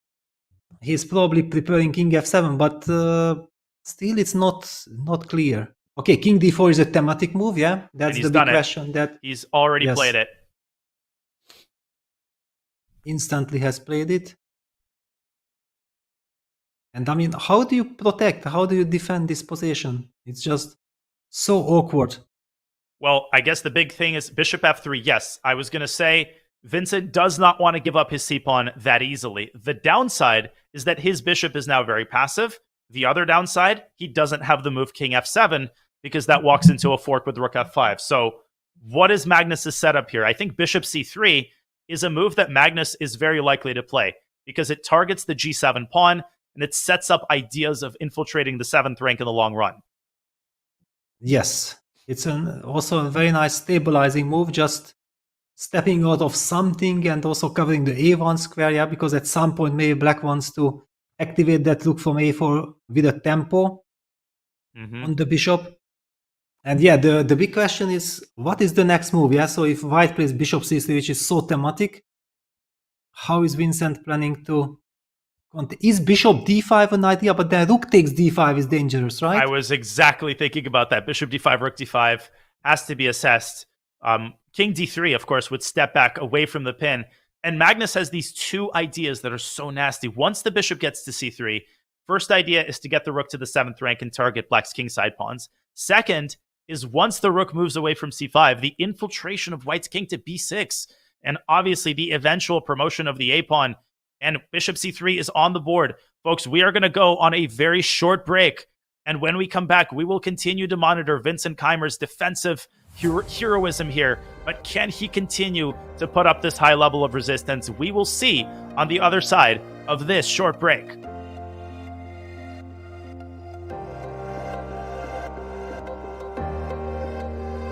Chess Kid is fun.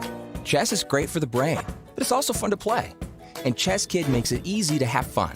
Whether your child is a total beginner or a prodigy, they can hop on and find a well-matched opponent from around the world at any time. Chess Kid is the safe, parent-approved way for your child to play chess online. Chess Kid is educational. To kids, it feels just like playing, but chess is a great way to learn patience, strategy, and critical thinking. Chess Kid features a comprehensive training program that guides kids to level up on their way to mastery. There are more than 50,000 chess puzzles and a whole library of entertaining videos that teach strategies, tactics, openings, and endgames specifically for kids. Chess Kid is easy. Whether you're a parent helping your child, a coach managing dozens of kids, or a school of hundreds. Signing up is free and easy, so what are you waiting for?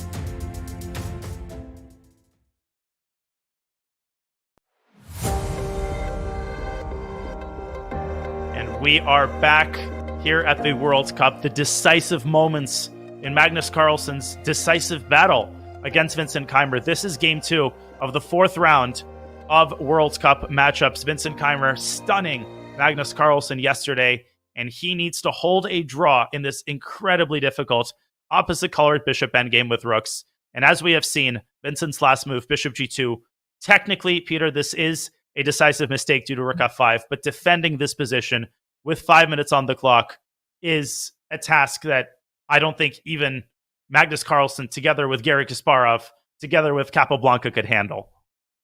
Exactly. I mean, the point is that bishop g2 is a losing move according to computer. On the other hand, computer's move with bishop e2, which supposedly was the only defense, was humanly not a defense. Yeah, so it's very tough.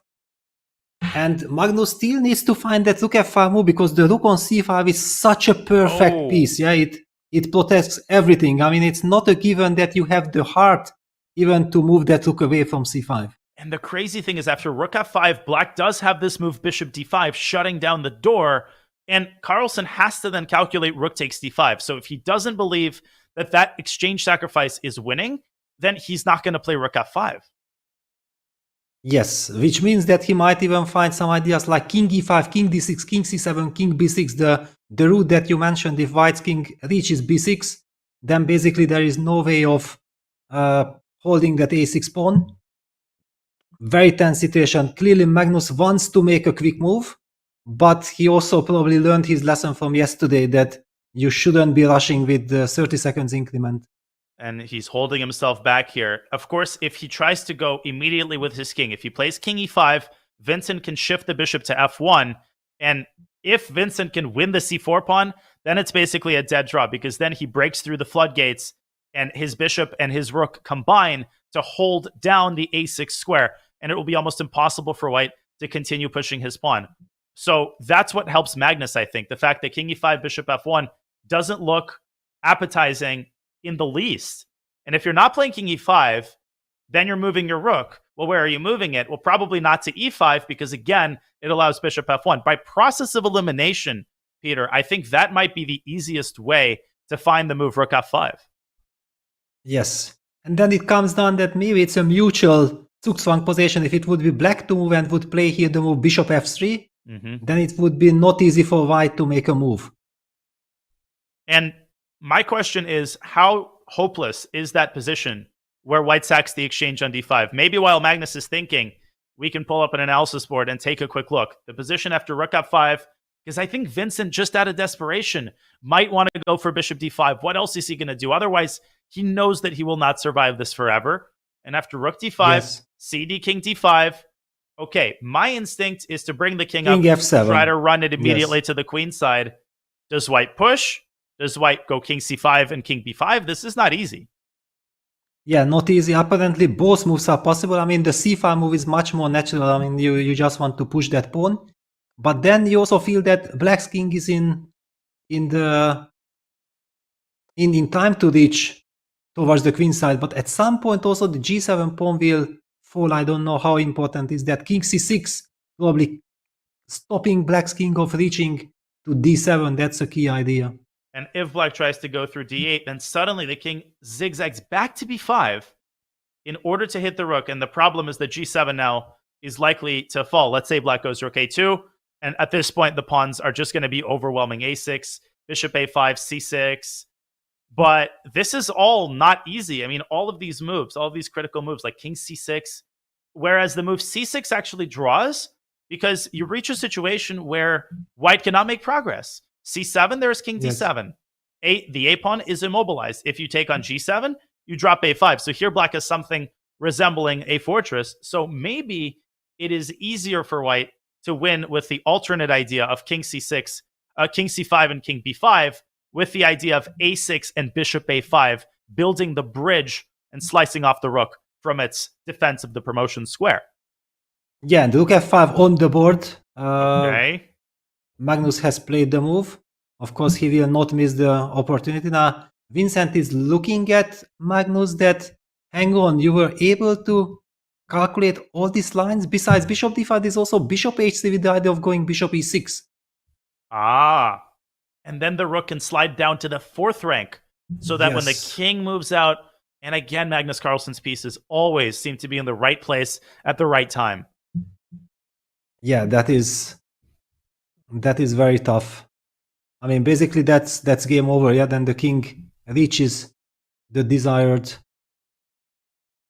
queenside and enters. So, well, yeah, Vincent needs to decide. Definitely, he already had some kind of a defense in mind. Yeah, because he played the move bishop g2, probably with the belief that bishop d5 takes king d5, king f7 is playable. Yeah, I definitely believe it's unbelievably difficult to find this idea, this incredible delicate maneuver that not pushing the pawns but just moving with the king to b5 is the critical idea.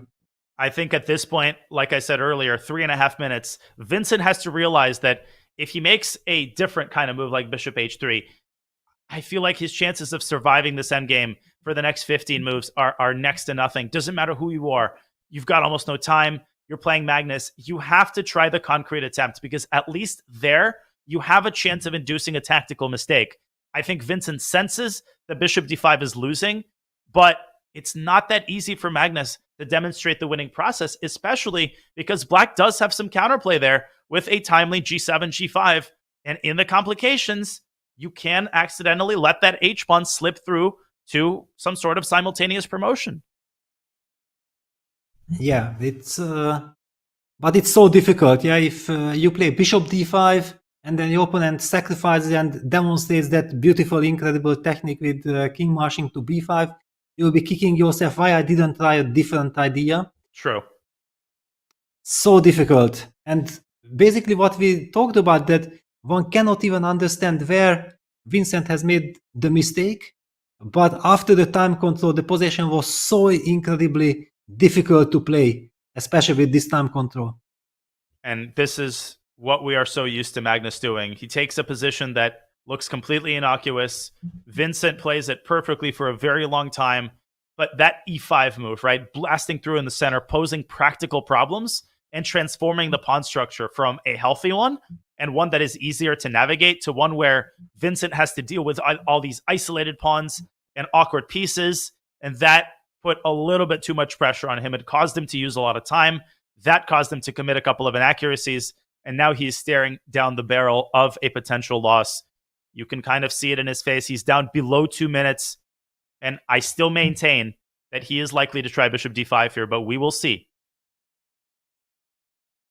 Yeah, what else? I mean, computer always keeps on suggesting this move g6.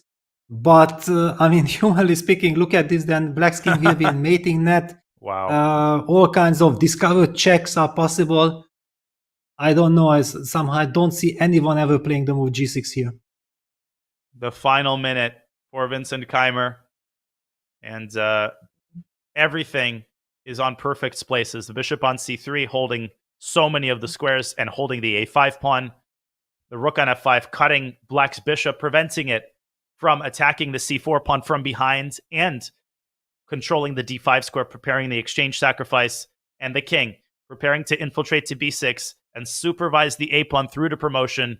Magnus, he's excited. He's getting up and sitting down, and now he's gotten up again. And Vincent down to 40 seconds. He doesn't see a move. There is no move. And also, there is no move. I mean, he sees bishop d5 and he has calculated it, and he probably feels that no, he goes bishop h3. He's trying to get that bishop to e6. But it almost feels a little bit like a panicking move how he made that move. Yeah, it didn't look like he believes. The problem is that rook f4, bishop e6, king c5 is exactly that dream construction for white. Eventually, you might be able to even play bishop b4, freeing up the rook. It looks winning. It feels like Vincent's last minor chance maybe is to go after that h5 pawn to capture it and to just close his eyes and run his pawn majority up the board. But obviously that would be way too slow. And white has so many different ways to ensure the progress of the a pawn. Of course, all of it starts with rook f4, which Magnus is going to play as soon as he returns to the board.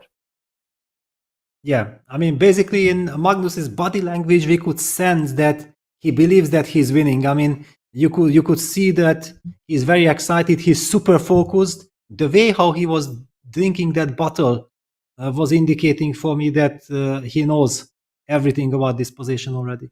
It's funny you bring that up, Peter, because my friend and I always talk about this, how when players drink a lot of their beverage at the board, it's generally a sign that they're satisfied with their position. Somehow, when someone is a bad position, you're not thinking about staying hydrated. When you have a good position, you're comfortable, you're thinking about other things, your body language changes perceptibly. And that moment when Vincent missed knight takes c4 and Magnus just sat there for 30 seconds, he realized that he had a new lease on life. He had another serious opportunity to make a comeback in that endgame. And at this point, only the craziest of miracles is going to save Vincent, who's down to his last 30 seconds in a hopeless position. Yeah, I mean, you called it bishop e6, king c5, bishop f7 is kind of the defense that we are expecting. The big question also, how will white, probably white is spoiled for a choice. I mean, white has big opportunities there, but black has to try it, and down to 15 seconds. And he has put the bishop, I believe, on e6. And Magnus, obviously, making forced moves. This is the fun part for Magnus. King c5, the idea is to protect the c4 pawn laterally with the rook, and of course to set up the potential idea of king b6, which will enable the further progress of the pawn. Has to try bishop f7 here. No other moves. Yes, he has to try. No, he tries rook a3. He played the move rook a3, I believe. Okay, but king b4 will push the rook off of the a file, and I think that might win by force. Yeah, that could be. Bishop b4 is also tempting. Yeah, that was also some kind of my idea, just to get. I mean, both moves are very interesting. Your idea is king b4, rook a2, king b3. Yeah, coming b3. back with the king. Now the pawn doesn't promote. Black can stop the pawn by ferrying the rook back to the 8th rank, but we already know that scenario is completely hopeless. The scenario where the pawn reaches a7 and is supported by the bishop. So for example, I could make the moves on an analysis board as Magnus ponders his next move. We have a little bit of time here. King b4 pushes the rook to a2. King b3 pushes the rook over to e2. White pushes a6. Black's only hope is to move the bishop away from the e file and to stick the rook on e8. But even the elegant rook e4, Peter, is going to end the game. Rook a8, rook e7, rook b7, rook b8. And if necessary, you can always put your bishop on d4. Yes, I mean, black is completely paralyzed. That's it. King b4, king b3 is a very easy and instructive way of finishing the game. On the other hand, it's psychologically difficult, right? Because white's king was trying to enter into black's territory, and then coming back with the king isn't that intuitive, but kicking that rook away and being able to push that pawn to a6, that's what matters. After all, we wanted to get king b6 also with the idea of going a6. And your move, bishop b4, I think also is completely winning, no doubt about that. Perhaps Vincent can try to squish his rook into a4, make it as difficult as possible for white to make further progress. But it feels like maybe even rook f3, rook a3 should yield a decisive advantage. And Magnus has made a move. It's king b4. Played? It's king King b4. b4, yes. He Okay, sees the super decisive clean. idea. Yes. Of course, Magnus does not miss chances like this. Yeah, king b3 will be played if already king b4 happened. A1 is protected. That bishop on c3, that's the game-winning piece. It's controlling every important square on the entire chessboard. It's controlling a1, d2, a5, any square that the black rook could use for defensive purposes, that bishop is controlling.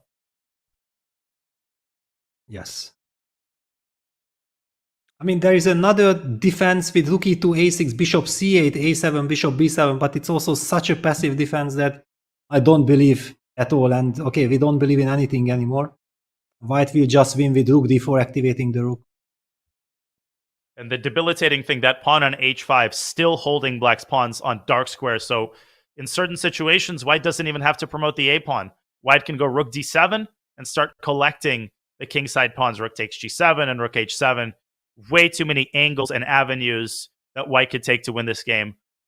Unfortunately for Vincent, I mean, this is Resign's territory.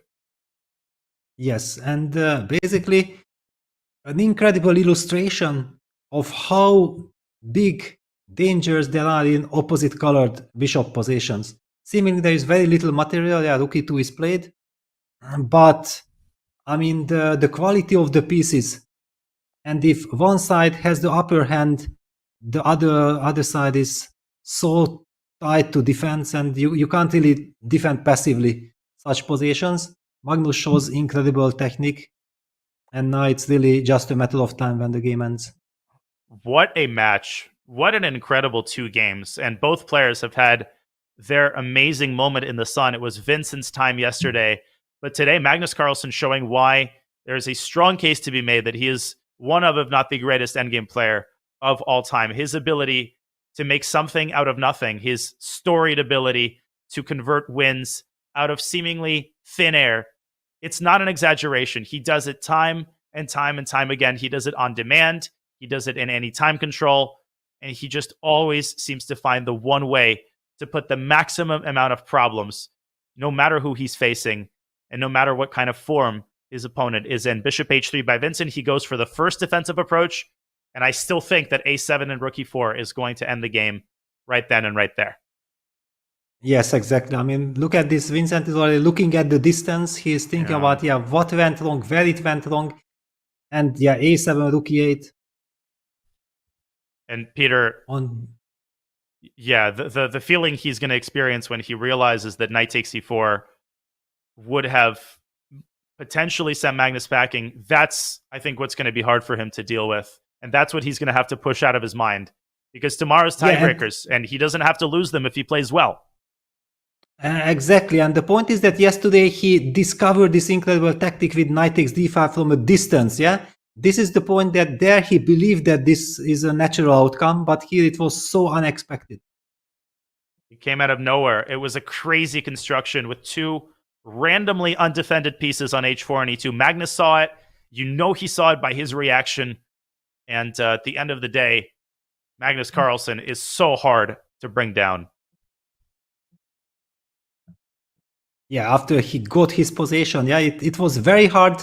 I mean, Magnus was trying something like for 25 moves, setting up that position that he reached before the time control, where he understood that he managed to control everything, and now he can try to break through. And even this was like a tempo play. After the time control, it still looked like it could be possible for Vincent to defend, but not with this time. It's so important to clarify that Vincent didn't play this endgame badly. I actually think Vincent played an excellent endgame. We keep coming back to the same thing, which is that it's almost impossible to pinpoint his mistakes. You can't say exactly where he went wrong. Where was the decisive error? Okay, maybe you could claim the decisive error was bishop g2, allowing rook f4, but let's be real. At that point, the position was already practically indefensible. And that just tells us of one thing, which is the extent of Magnus Carlsen's virtuosity in the endgame.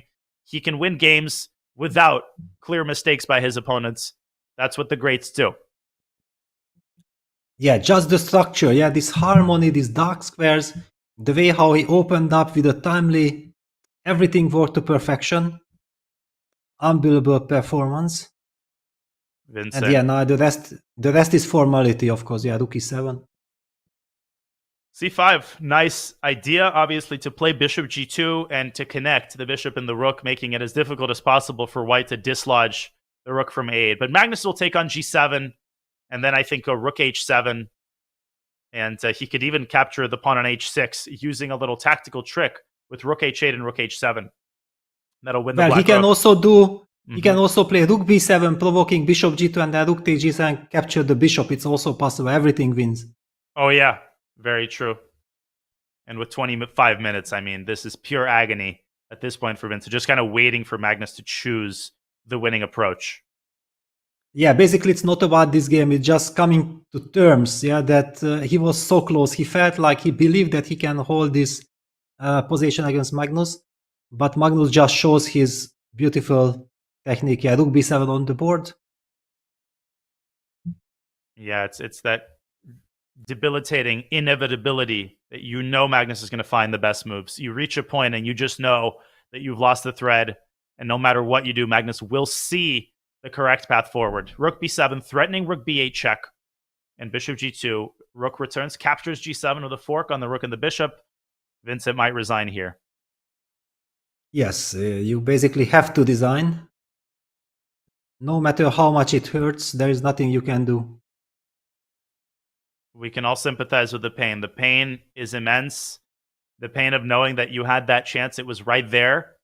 But it's up to the greats and to the chess professionals to push that pain away. It's a 1-1 score. They're going to play a tiebreaker tomorrow, and there's the handshake. Magnus Carlsen wins on demand.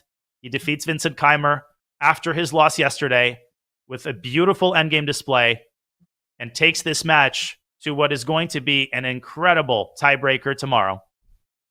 And now I'm curious whether will Magnus show the move knight takes e4 to Vincent, or they will not talk about the game anymore. Let's see. They're setting up the pieces. Doesn't look like there's any conversation between the players right now. Yeah. Looks like they'll set up the pieces and head to their respective hotel rooms. And there is also the drawing of lots of the tie breaks immediately. I think this is what they're gonna do now. Ah, so who plays white in the first game? Exactly. Man, what a tiebreak match this will be. Whew. Crazy. Well, now obviously Magnus has the upper hand. Psychologically bouncing back. Uh-huh.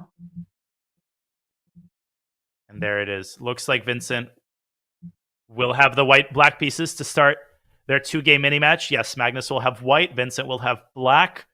And they will be playing the two-game rapid tiebreaker with the time control continuing to decrease with every 1-1 tie. The arbiter there explaining their rules. Both players understand. And now it's time to rest and to prepare for the epic continuation of this match tomorrow. Of course, Magnus must be feeling tremendous relief.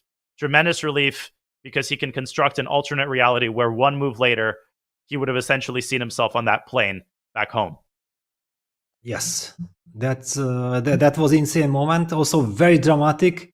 It resembled the incredible slip in the Magnus Carlsen against Vishy Anand from Sochi when Magnus blundered those 2 pawns and Vishy was thinking, and he did not believe because Magnus was having the upper hand in that position that Magnus has blundered. Yeah, there are all these historical moments. And mutual blind spots. We talk about them a lot. They most often happen when nobody's expecting for there to be a tactic and amidst the clear blue sky, and particularly an unusual tactical construction. We're all human. Even 2700s are human. We hold super GMs to such a high standard, but we got to realize that everyone's human. Everyone's subject to the same pressures and the same anxiety. And we are down to one remaining game in the open section. It is Avocaduro, who is trying to save a very difficult position against Salem, and he is being successful. I think he is on the cusp of holding Salem to a draw here, although it's still sharp. Yeah, it's sharp. I feel like from the position that we have witnessed, Salem might have been fooled by the fact that he wanted to give checkmate to this king, because it looks like there should be something. On the other hand, you are pinned with the rook, and I don't exactly see the mating construction. Is it crazy to say that Black, in certain cases, has to be a little bit careful if he gets a little too cavalier with some of like Queen G4, check King G2? Already, White is up a pawn, and you have to be careful not to lose A6. Yeah, that's true, but that's somehow insane, yeah, because it looked like Salem had such a golden opportunity, but maybe it was much more tactical. Maybe it was some move position. Okay, so and then how does Black play now? I don't see a good move here. I mean, Queen can stay on this diagonal, but you have no threats. And perhaps White could even keep pursuing the queen, like Queen E4, Rook E2, Queen D5, Rook D2. And I don't see a single way for Black to create a mate threat here.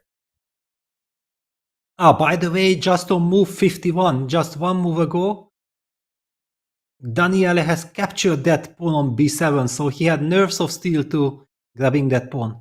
And then rook b2 to f2, deflecting the queen, using the compromised nature of the c6 rook. Queen takes f2, queen takes c6. Black can give this check on f1, but white could even walk his king up to h4, and there's always queen f6 check. I think they're likely to repeat moves in some way, but maybe even Avocaduro will start playing for a win soon. Yes, so queen g4 check, king g2. Now I'm expecting the move queen e6, yeah, bringing stability. Yeah, it's blitzed out.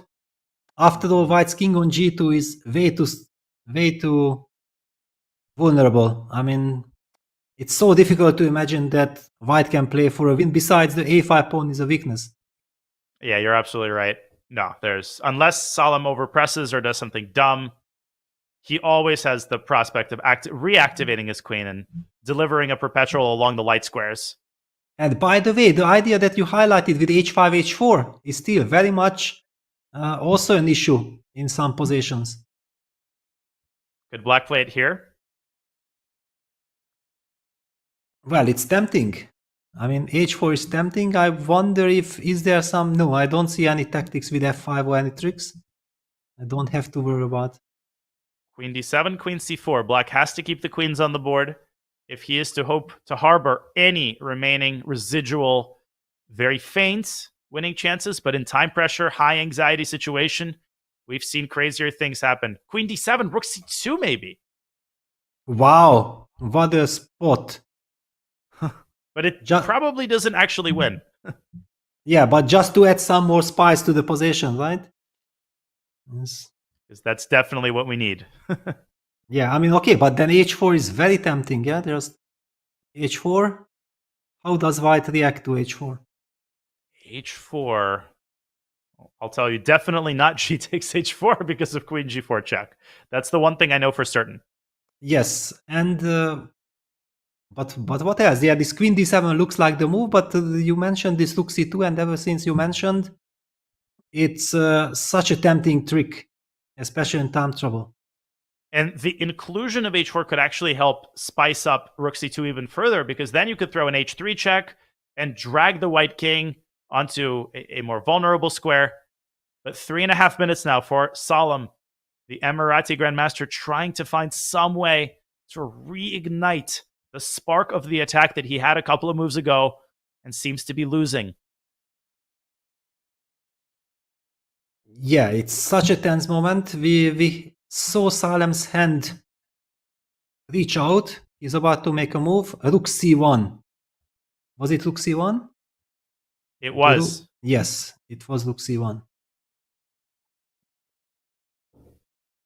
So the trick still persists. Queen d5, rook c2 is possible. But in that case, it's definitely not the most dangerous thing in the world. Yes. The really big question is who is playing for what?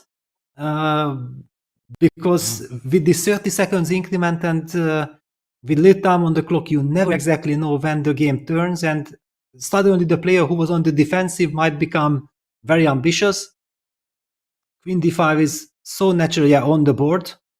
Well, rook c2 is a very Salem style move. He sees these tricks and he eats them for breakfast. I think we might see some repetition of moves based on, rook c2. Just to explain for newer players, what is rook c2? Well, if you take the rook, you drop the queen. If after rook c2 you take the queen, black intermezzo captures the rook on d2 with check, and then recaptures the queen with an extra rook. So after rook c2, black is actually threatening to take the queen, because in addition to everything else, the rook pins the white rook. So rook c2, queen d3, and maybe some sort of perpetual with queen c6, and then queen back to e6 is not unlikely. Yeah, the big question is, will he keep his nerves? Will he be able to spot tactics and tricks that you mentioned he eats for breakfast? Because the tension is enormous here in the World Cup. You can sense it. You can watch this on mute, and you can sense it coming all the way from Baku. Just the expressions, the hands over the head, leaning over the board, time ticking down, World Cup round 5 on the line. This could not be more dramatic. Yes, also Daniele sensing that, yes, okay, if Salem makes just one more inaccuracy, then maybe I can try to play for a win. Salem, on the other hand, wants to get to that white king on g2. He feels like, come on, that white king is very vulnerable. No way I'm not able to use that. Moment of truth. Salem hesitating. 2 minutes on the clock. And no, he drops his queen back to c8. Now, that doesn't mean he didn't see rook c2. Maybe he just wants to keep the tension.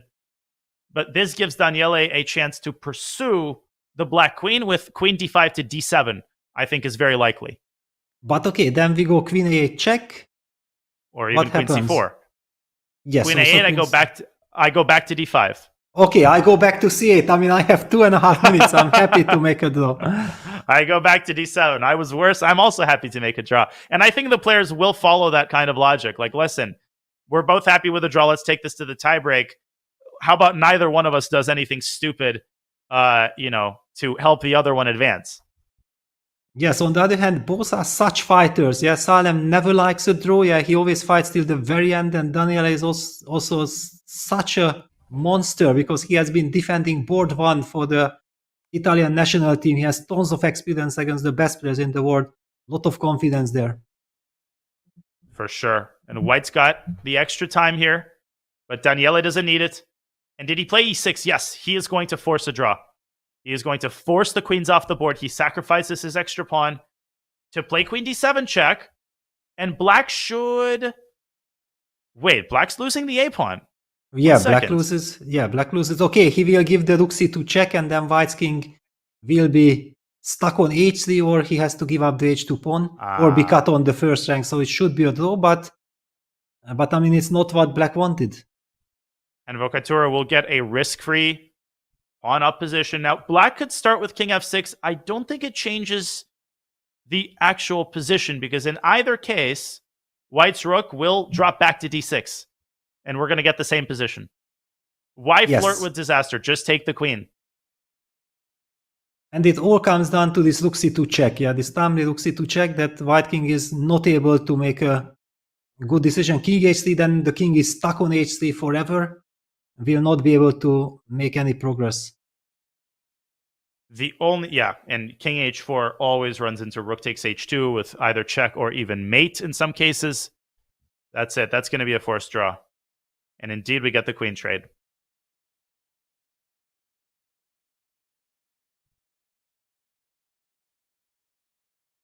Rook d6. Rook d6. Yeah, rook c2 check will be blitzed out. Indeed. And the king cannot zigzag out of it because you drop the h2 pawn. And with h2 comes g3. Daniele is acquiescing to the clearly dead drawn position. Salem will put his rook on a2 and start shuffling his king. The big question, is there some case to be made for mutual Zugzwang after rook takes a6? Yeah, that, for example, after rook a2, rook takes a6, you have to make a move with black. Do you feel comfortable, or do you prefer to play rook b2, rook takes a6, rook a2? However, white anyway plays rook a8, so you will have to deal with that question, no matter what. Yeah, there are some weird constructions where, for example, white puts the rook on a7 and plays pawn to a6. Yes. And suddenly, if black's rook moves away from the second rank, then the king slides back to g2. Now, maybe that is still a draw because black is in time to take on h2 and come back to a2. But suddenly, you're dealing with a bunch of moving parts. Suddenly, white can sacrifice the h-pawn and use the rook laterally. So you definitely don't want that extra complication. That's how these endgames are lost. Like, you allow that extra option, and then suddenly you panic in time pressure. So maybe you're right. Maybe rook b2, rook takes a6, and then rook a2. But what is your response to rook a7 there? Yeah, the big question is, can I push e5 can I push e5 or not? I think you can, and maybe you should. But it's a very delicate matter. Yeah, it's also if instead of rook a7 you played rook a8, and then you are threatening to push eventually a6, a7 if my king gets too forward. I think he's... What did he move? Did he move his king? Yes, he did. He goes king f5. Oh, does he want e5 and then g5? Wow, rook a6, e5, fe, g5, and then going for the checkmating ideas. That's lovely, but after e5, white also has rook a8. And e takes f4, rook f8. Yeah, and then who knows why we need all these adventures. That's exactly right. e5, rook a8. And it actually gets down to the wire there. It gets down to some concrete lines. Oh my gosh, I saw a beautiful mate. Yes, Can I show this? Yeah, please. If e5, so just really quickly, folks, the point of this move is that after g5, this is not the beautiful mate. Black threatens g4 and rook takes h2 mate. I just had this flash in my head. We were calculating rook a8, ef4, a6 is a move here. And maybe this doesn't work, but I was looking at this line, g2, rook f8, king g5, a8, and g1 knight. Yes, it does work. Yes, and beautiful. h4 mate. And this is a necessary line, actually, because g1 equals queen, I think, loses the game to queen d8 with a mating attack. So the conclusion of this line is that after g2, black is actually winning, which means that in this position before a7, white would have to recapture on g3, and obviously this is a dead draw. Yes, then the king hides. Wow, it just shows, yeah, rook takes a6, e5 on the board, very much Salem style. He's always trying, yes, always going for tactical lines, always finding brilliant ideas. But let's see how they will handle the nerves, because Salem is down to 1 minute 48 seconds. Watch this mate happen. I mean, I've seen crazier things, but with 7 minutes, right? That's why I think Avocaduro is not going to do anything insane. I think he is going to play rook a8. There's nothing to lose from playing that move. He will play rook a8. I'm quite positive of it. Yeah, because other moves are not really winning attempts, right? I mean, f takes e5, e5 is just a thematic draw. Then white will have to play g4 to create luft for his king.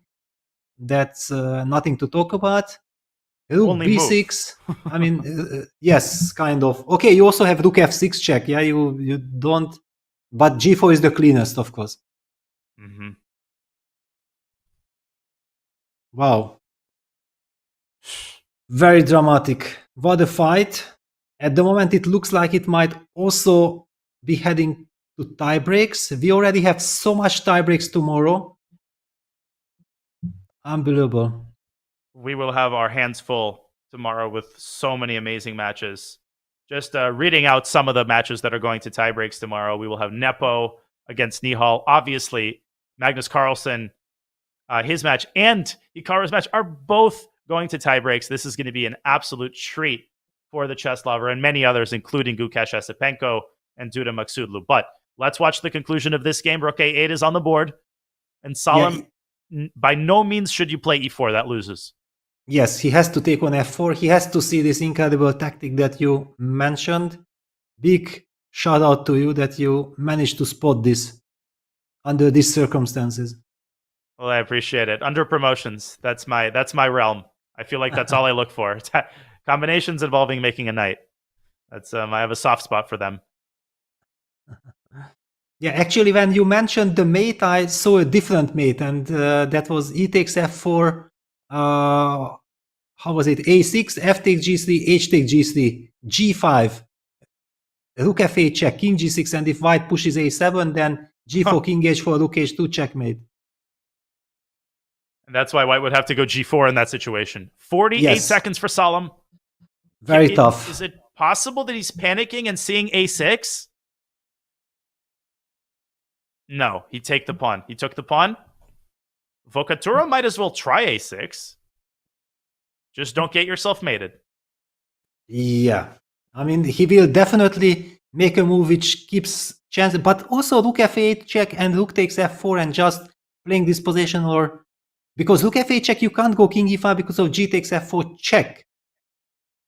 But rook f8, king e6, I think you actually should play gf4 because rook f4, rook a2, rook a2, I think the pawn cannot be defended, and unfortunately there, white's winning attempts are exhausted. Exactly, and also king h4, rook takes a5 stops king g5. Very important as well. Exactly. Avocaduro calculating a6. There's no doubt about what he's... If he didn't see a6, he would have played rook f8 check a long time ago. Okay, big moment. Very big moment. What a fight. Unbelievable. So many stages, too. You think, okay, it's a repetition? No. You think it's a queen trade? Okay, no. Like, every time you think that all of the resources have been exhausted, either one of the sides finds a way to spice things up, whether it's Vocaturo with e6, and now Salem with this incredible e5 idea. Very creative. In an endgame that you think is ultimately sterile, he still finds something tactical for us to talk about. Yes. I mean, that G1 under promotion and H4 checkmate, yeah, that's a stunner. And it's funny that White's queen is, just powerlessly sitting on A8. It's not controlling any squares. But I'm only half joking. I mean, Vocaturo still hasn't made a move. But it's an easy line. I mean, if you're calculating it, you gotta see that. Yeah, I mean, he basically double, triple checks, yeah, and okay, finally you come to it by elimination. But it's crazy. Without this line, Black would be losing after A6. That's what's awesome to me. And indeed, Vocaturo plays the move we were expecting. Now, King E6 is the accurate square for Salem. Get out of the checking zone of the G-pawn. On the board. G takes F4 is likely. Mm-hmm. Gf4 is likely, yeah, it's on the board. But okay, now Rook A2, and if Rook A8, King F5, yeah, Black activates the king. And very important that he always, after A6, has time to pick up the pawn on F4, and after A7, hide that king on G5. Great point. Otherwise, the rook would move away from A8 with check. That's the classic technique, paving the way for promotion. But the king always has this umbrella square on G5 where it's sheltered by friendly forces, particularly on the G file. This game is finally coming to its conclusion. Well, I don't know. I mean, the players will be still trying till the last drop. Of course, White believes that maybe something is possible, but I mean, this King F5 idea is very clear and clear cut. Yeah, you are able to capture the F4 pawn, and King G3 doesn't help because Black has the check with Rook A3, and Black anyway collects the F4 pawn. At some point, there is nothing left to calculate. I had an idea, which is Rook A8, King F5, A6, King takes F4. No, if White had one more tempo, there was this crazy idea where White's king slides up to H4. But no. And then I box my own king with H3, and I try to deprive the Black king of this G5 square, but White is not in time. Yes, the rook is on A2. Yeah, very nicely placed. Yep. And that's it. They might repeat moves with Rook F8, King E6. Vocaturo might go E6. Although, I wouldn't go A6 because White could end up losing the pawn. Well, also, we see this time control is very tricky. It looked like Salem is down to 30-40 seconds. He will get into very big time trouble. He made a couple of moves, and he jumped back to 2 minutes, 11 seconds. Yeah, that's why you have to stay incredibly objective. Yeah, you just cannot dream of something, or you cannot really try to play against your opponent's clock. That can easily backfire here. It most certainly can. I remember the idea I was thinking about, which is King G3, Rook A3 check, and then King H4, hoping for King takes F4, A6, and there the situation becomes very tricky because the Black king is left out to dry. But then King F5, King F5. Oh. Threatening G5 mate. Wow, Rook F8 check? Yeah, then King goes back, and your pawn is still on A6. But you have to go to E5 there, because King E6, King G5, and I can skewer the rook there with Rook F6. Oh, wow. Okay, that's another beautiful... That's another beautiful trick. Yeah, I mean, the game goes on. This is nowhere near the finish.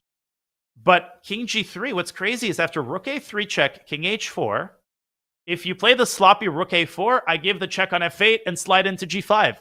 Yes. Vocaturo is going to do it. This is classic Daniele Vocaturo. Both of these players, they're going to exhaust everything that's there. It's like Bobby Fischer, the famous story about him playing king versus king positions. It's apocryphal. But this is the kind of spirit that we love to see.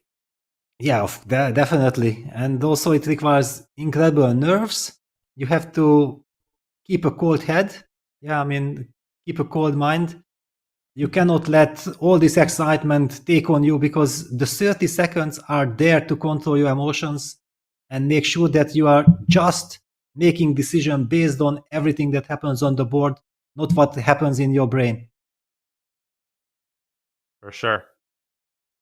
One more important moment here. King g3 might be the last-ditch attempt, but there's no way that Salem is falling for the last rook after defending so nicely for the last 7 moves or so. Ultimately, Avocadoro's got to be happy that he is finishing this game in the driver's seat, given the miserable situation that he was in with his incredibly exposed king. Yes, I mean, at that point, with this time control, I felt like if Salem is able to find that h4 play, which was so typical, but probably there was some tactic with rook takes b7, so that's why things escalated the way they escalated. But now it should be a draw after all these dramas. Indeed. Rook f8 check. Salem, not sure what he's thinking about, but king e4 also draws. In fact, king e4 might be the immediate draw. So he might have seen king g3 and saying, let me deprive you of that opportunity. Let me go king e4 and be ultra clinical. Yeah, but it's also sometimes dangerous to switch from your already established defense. Okay, and I think he's gone back to e6. Or has he gone forward to e4? I think he went back because he also looked at his score sheet, kind of looking at, was this a repetition? Are we heading towards something, or what is really happening? Okay, Daniel is thinking, but I'm not totally sure what he wants to exhaust. Has he gone f5 check? He did. He's got f5 check. It's still not over. I mean, but I don't really understand. I mean, gf5, rook a8 isn't a winning attempt. I mean, black can even maybe go king e5, king f4, or is that the trap that is too aggressive? I'm not getting it. Okay, well, g takes f5 will be played. What we're about to find out. I mean, this is honestly, this is not a serious winning attempt at all. I mean, even king f7, king g7, am I missing something? Well, also, I mean, the king on h3 is kind of boxed in. Yeah, it's you can even play f4, a6, king f6, or king f7, a7, king g7. You are in time to do everything. And actually, white would be the one who has to initiate the drawing line there with king h4. Yeah, I'm not. These are pure nerves. I mean, this is what I talked about. That, I mean, you should not forget about reality. I mean, of course, there is this incredible desire of trying to win a game, but if you lose your calmness, of course, white is not risking anything, but it's certainly not a winning attempt. For sure. And king e5, king f4 hides behind the f-pawn. And as a matter of fact, there we go. White might have to give up the a-pawn and force a draw with lateral checks, but black will be up a pawn.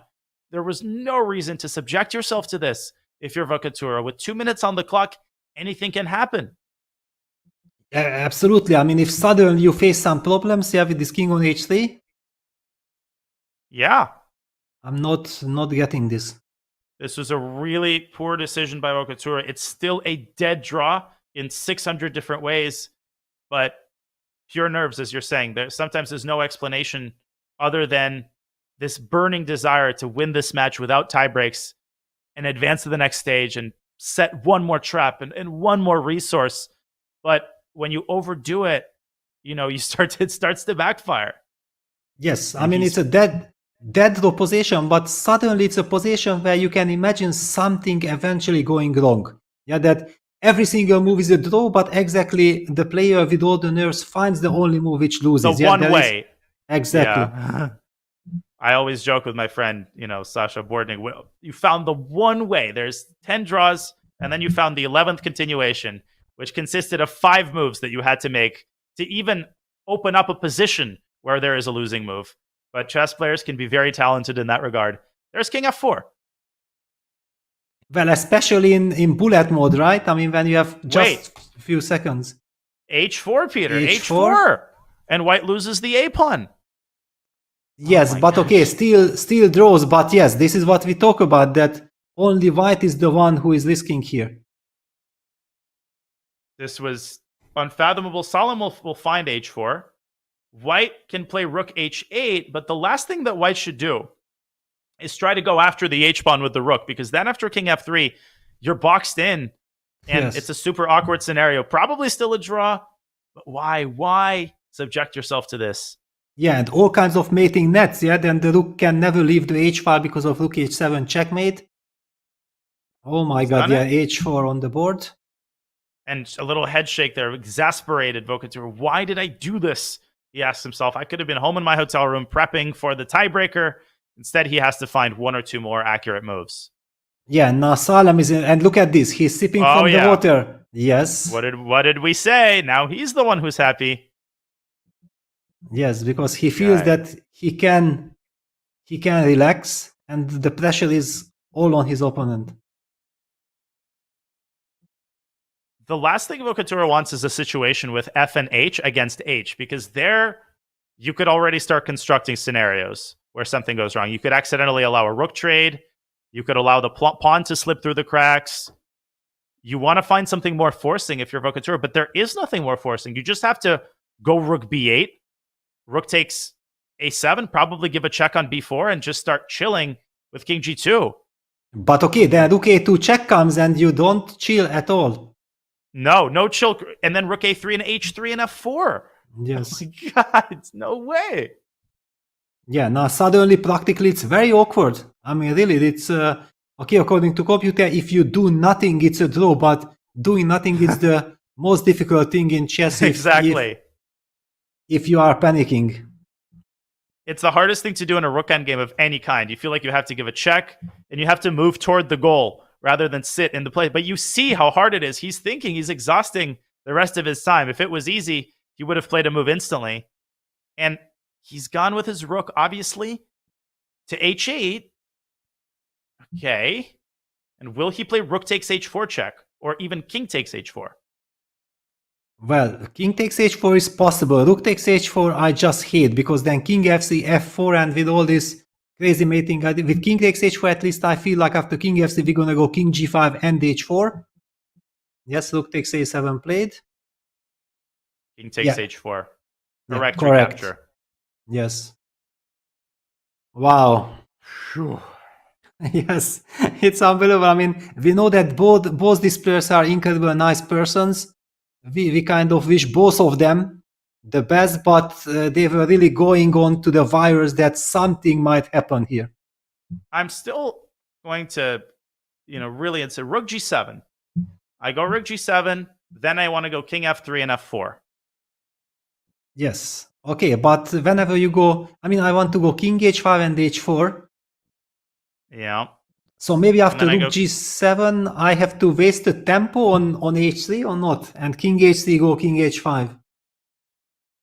h3, king f3, king h5, king g3. h4, and then rook g4. I have to watch Rook that. g4.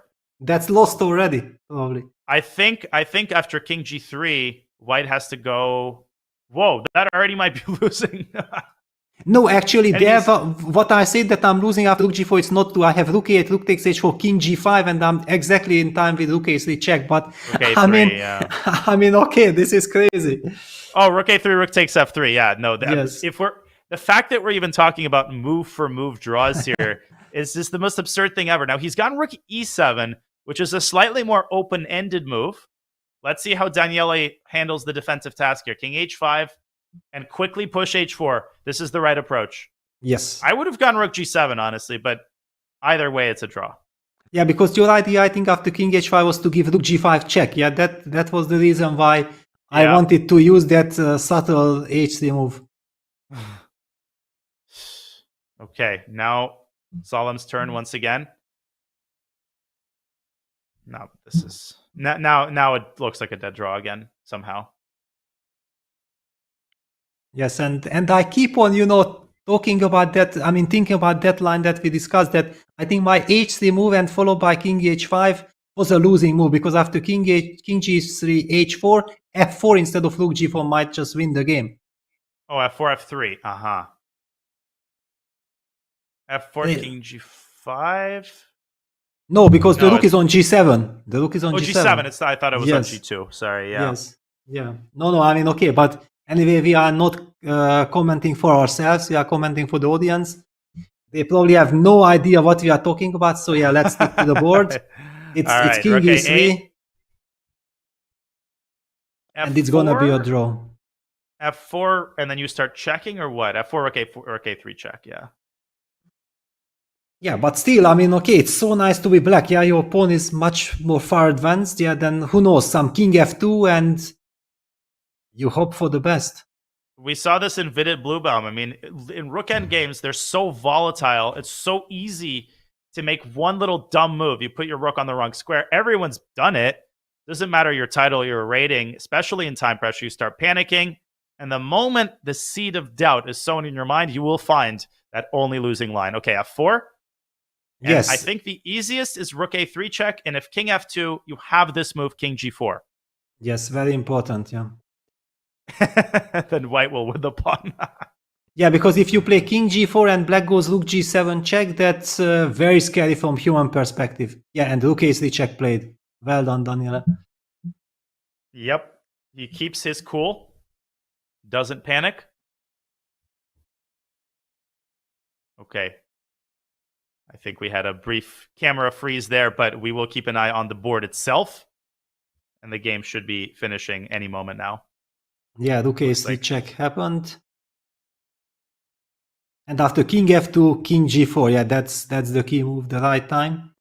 I also root for both players to end this game with a draw, because I can imagine that it would be a total heartbreak if one of them would have lost this rook endgame, which was objectively draw. I mean, it would just drive them completely insane. Forget about all the success that they had before in the World Cup.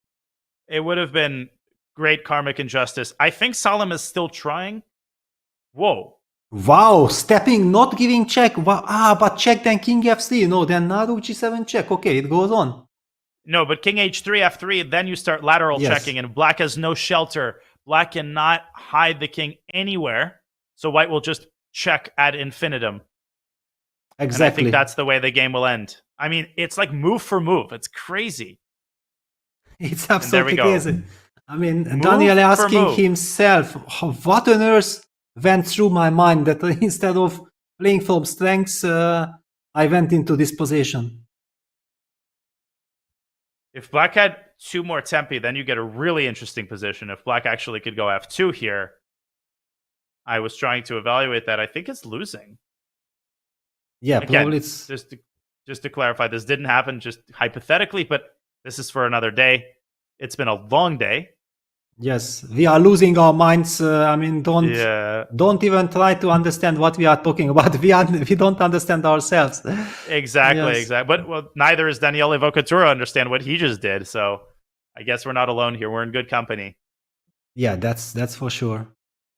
I think it's time for Salem to admit that he will not be winning this game, despite his best efforts, and to play f3.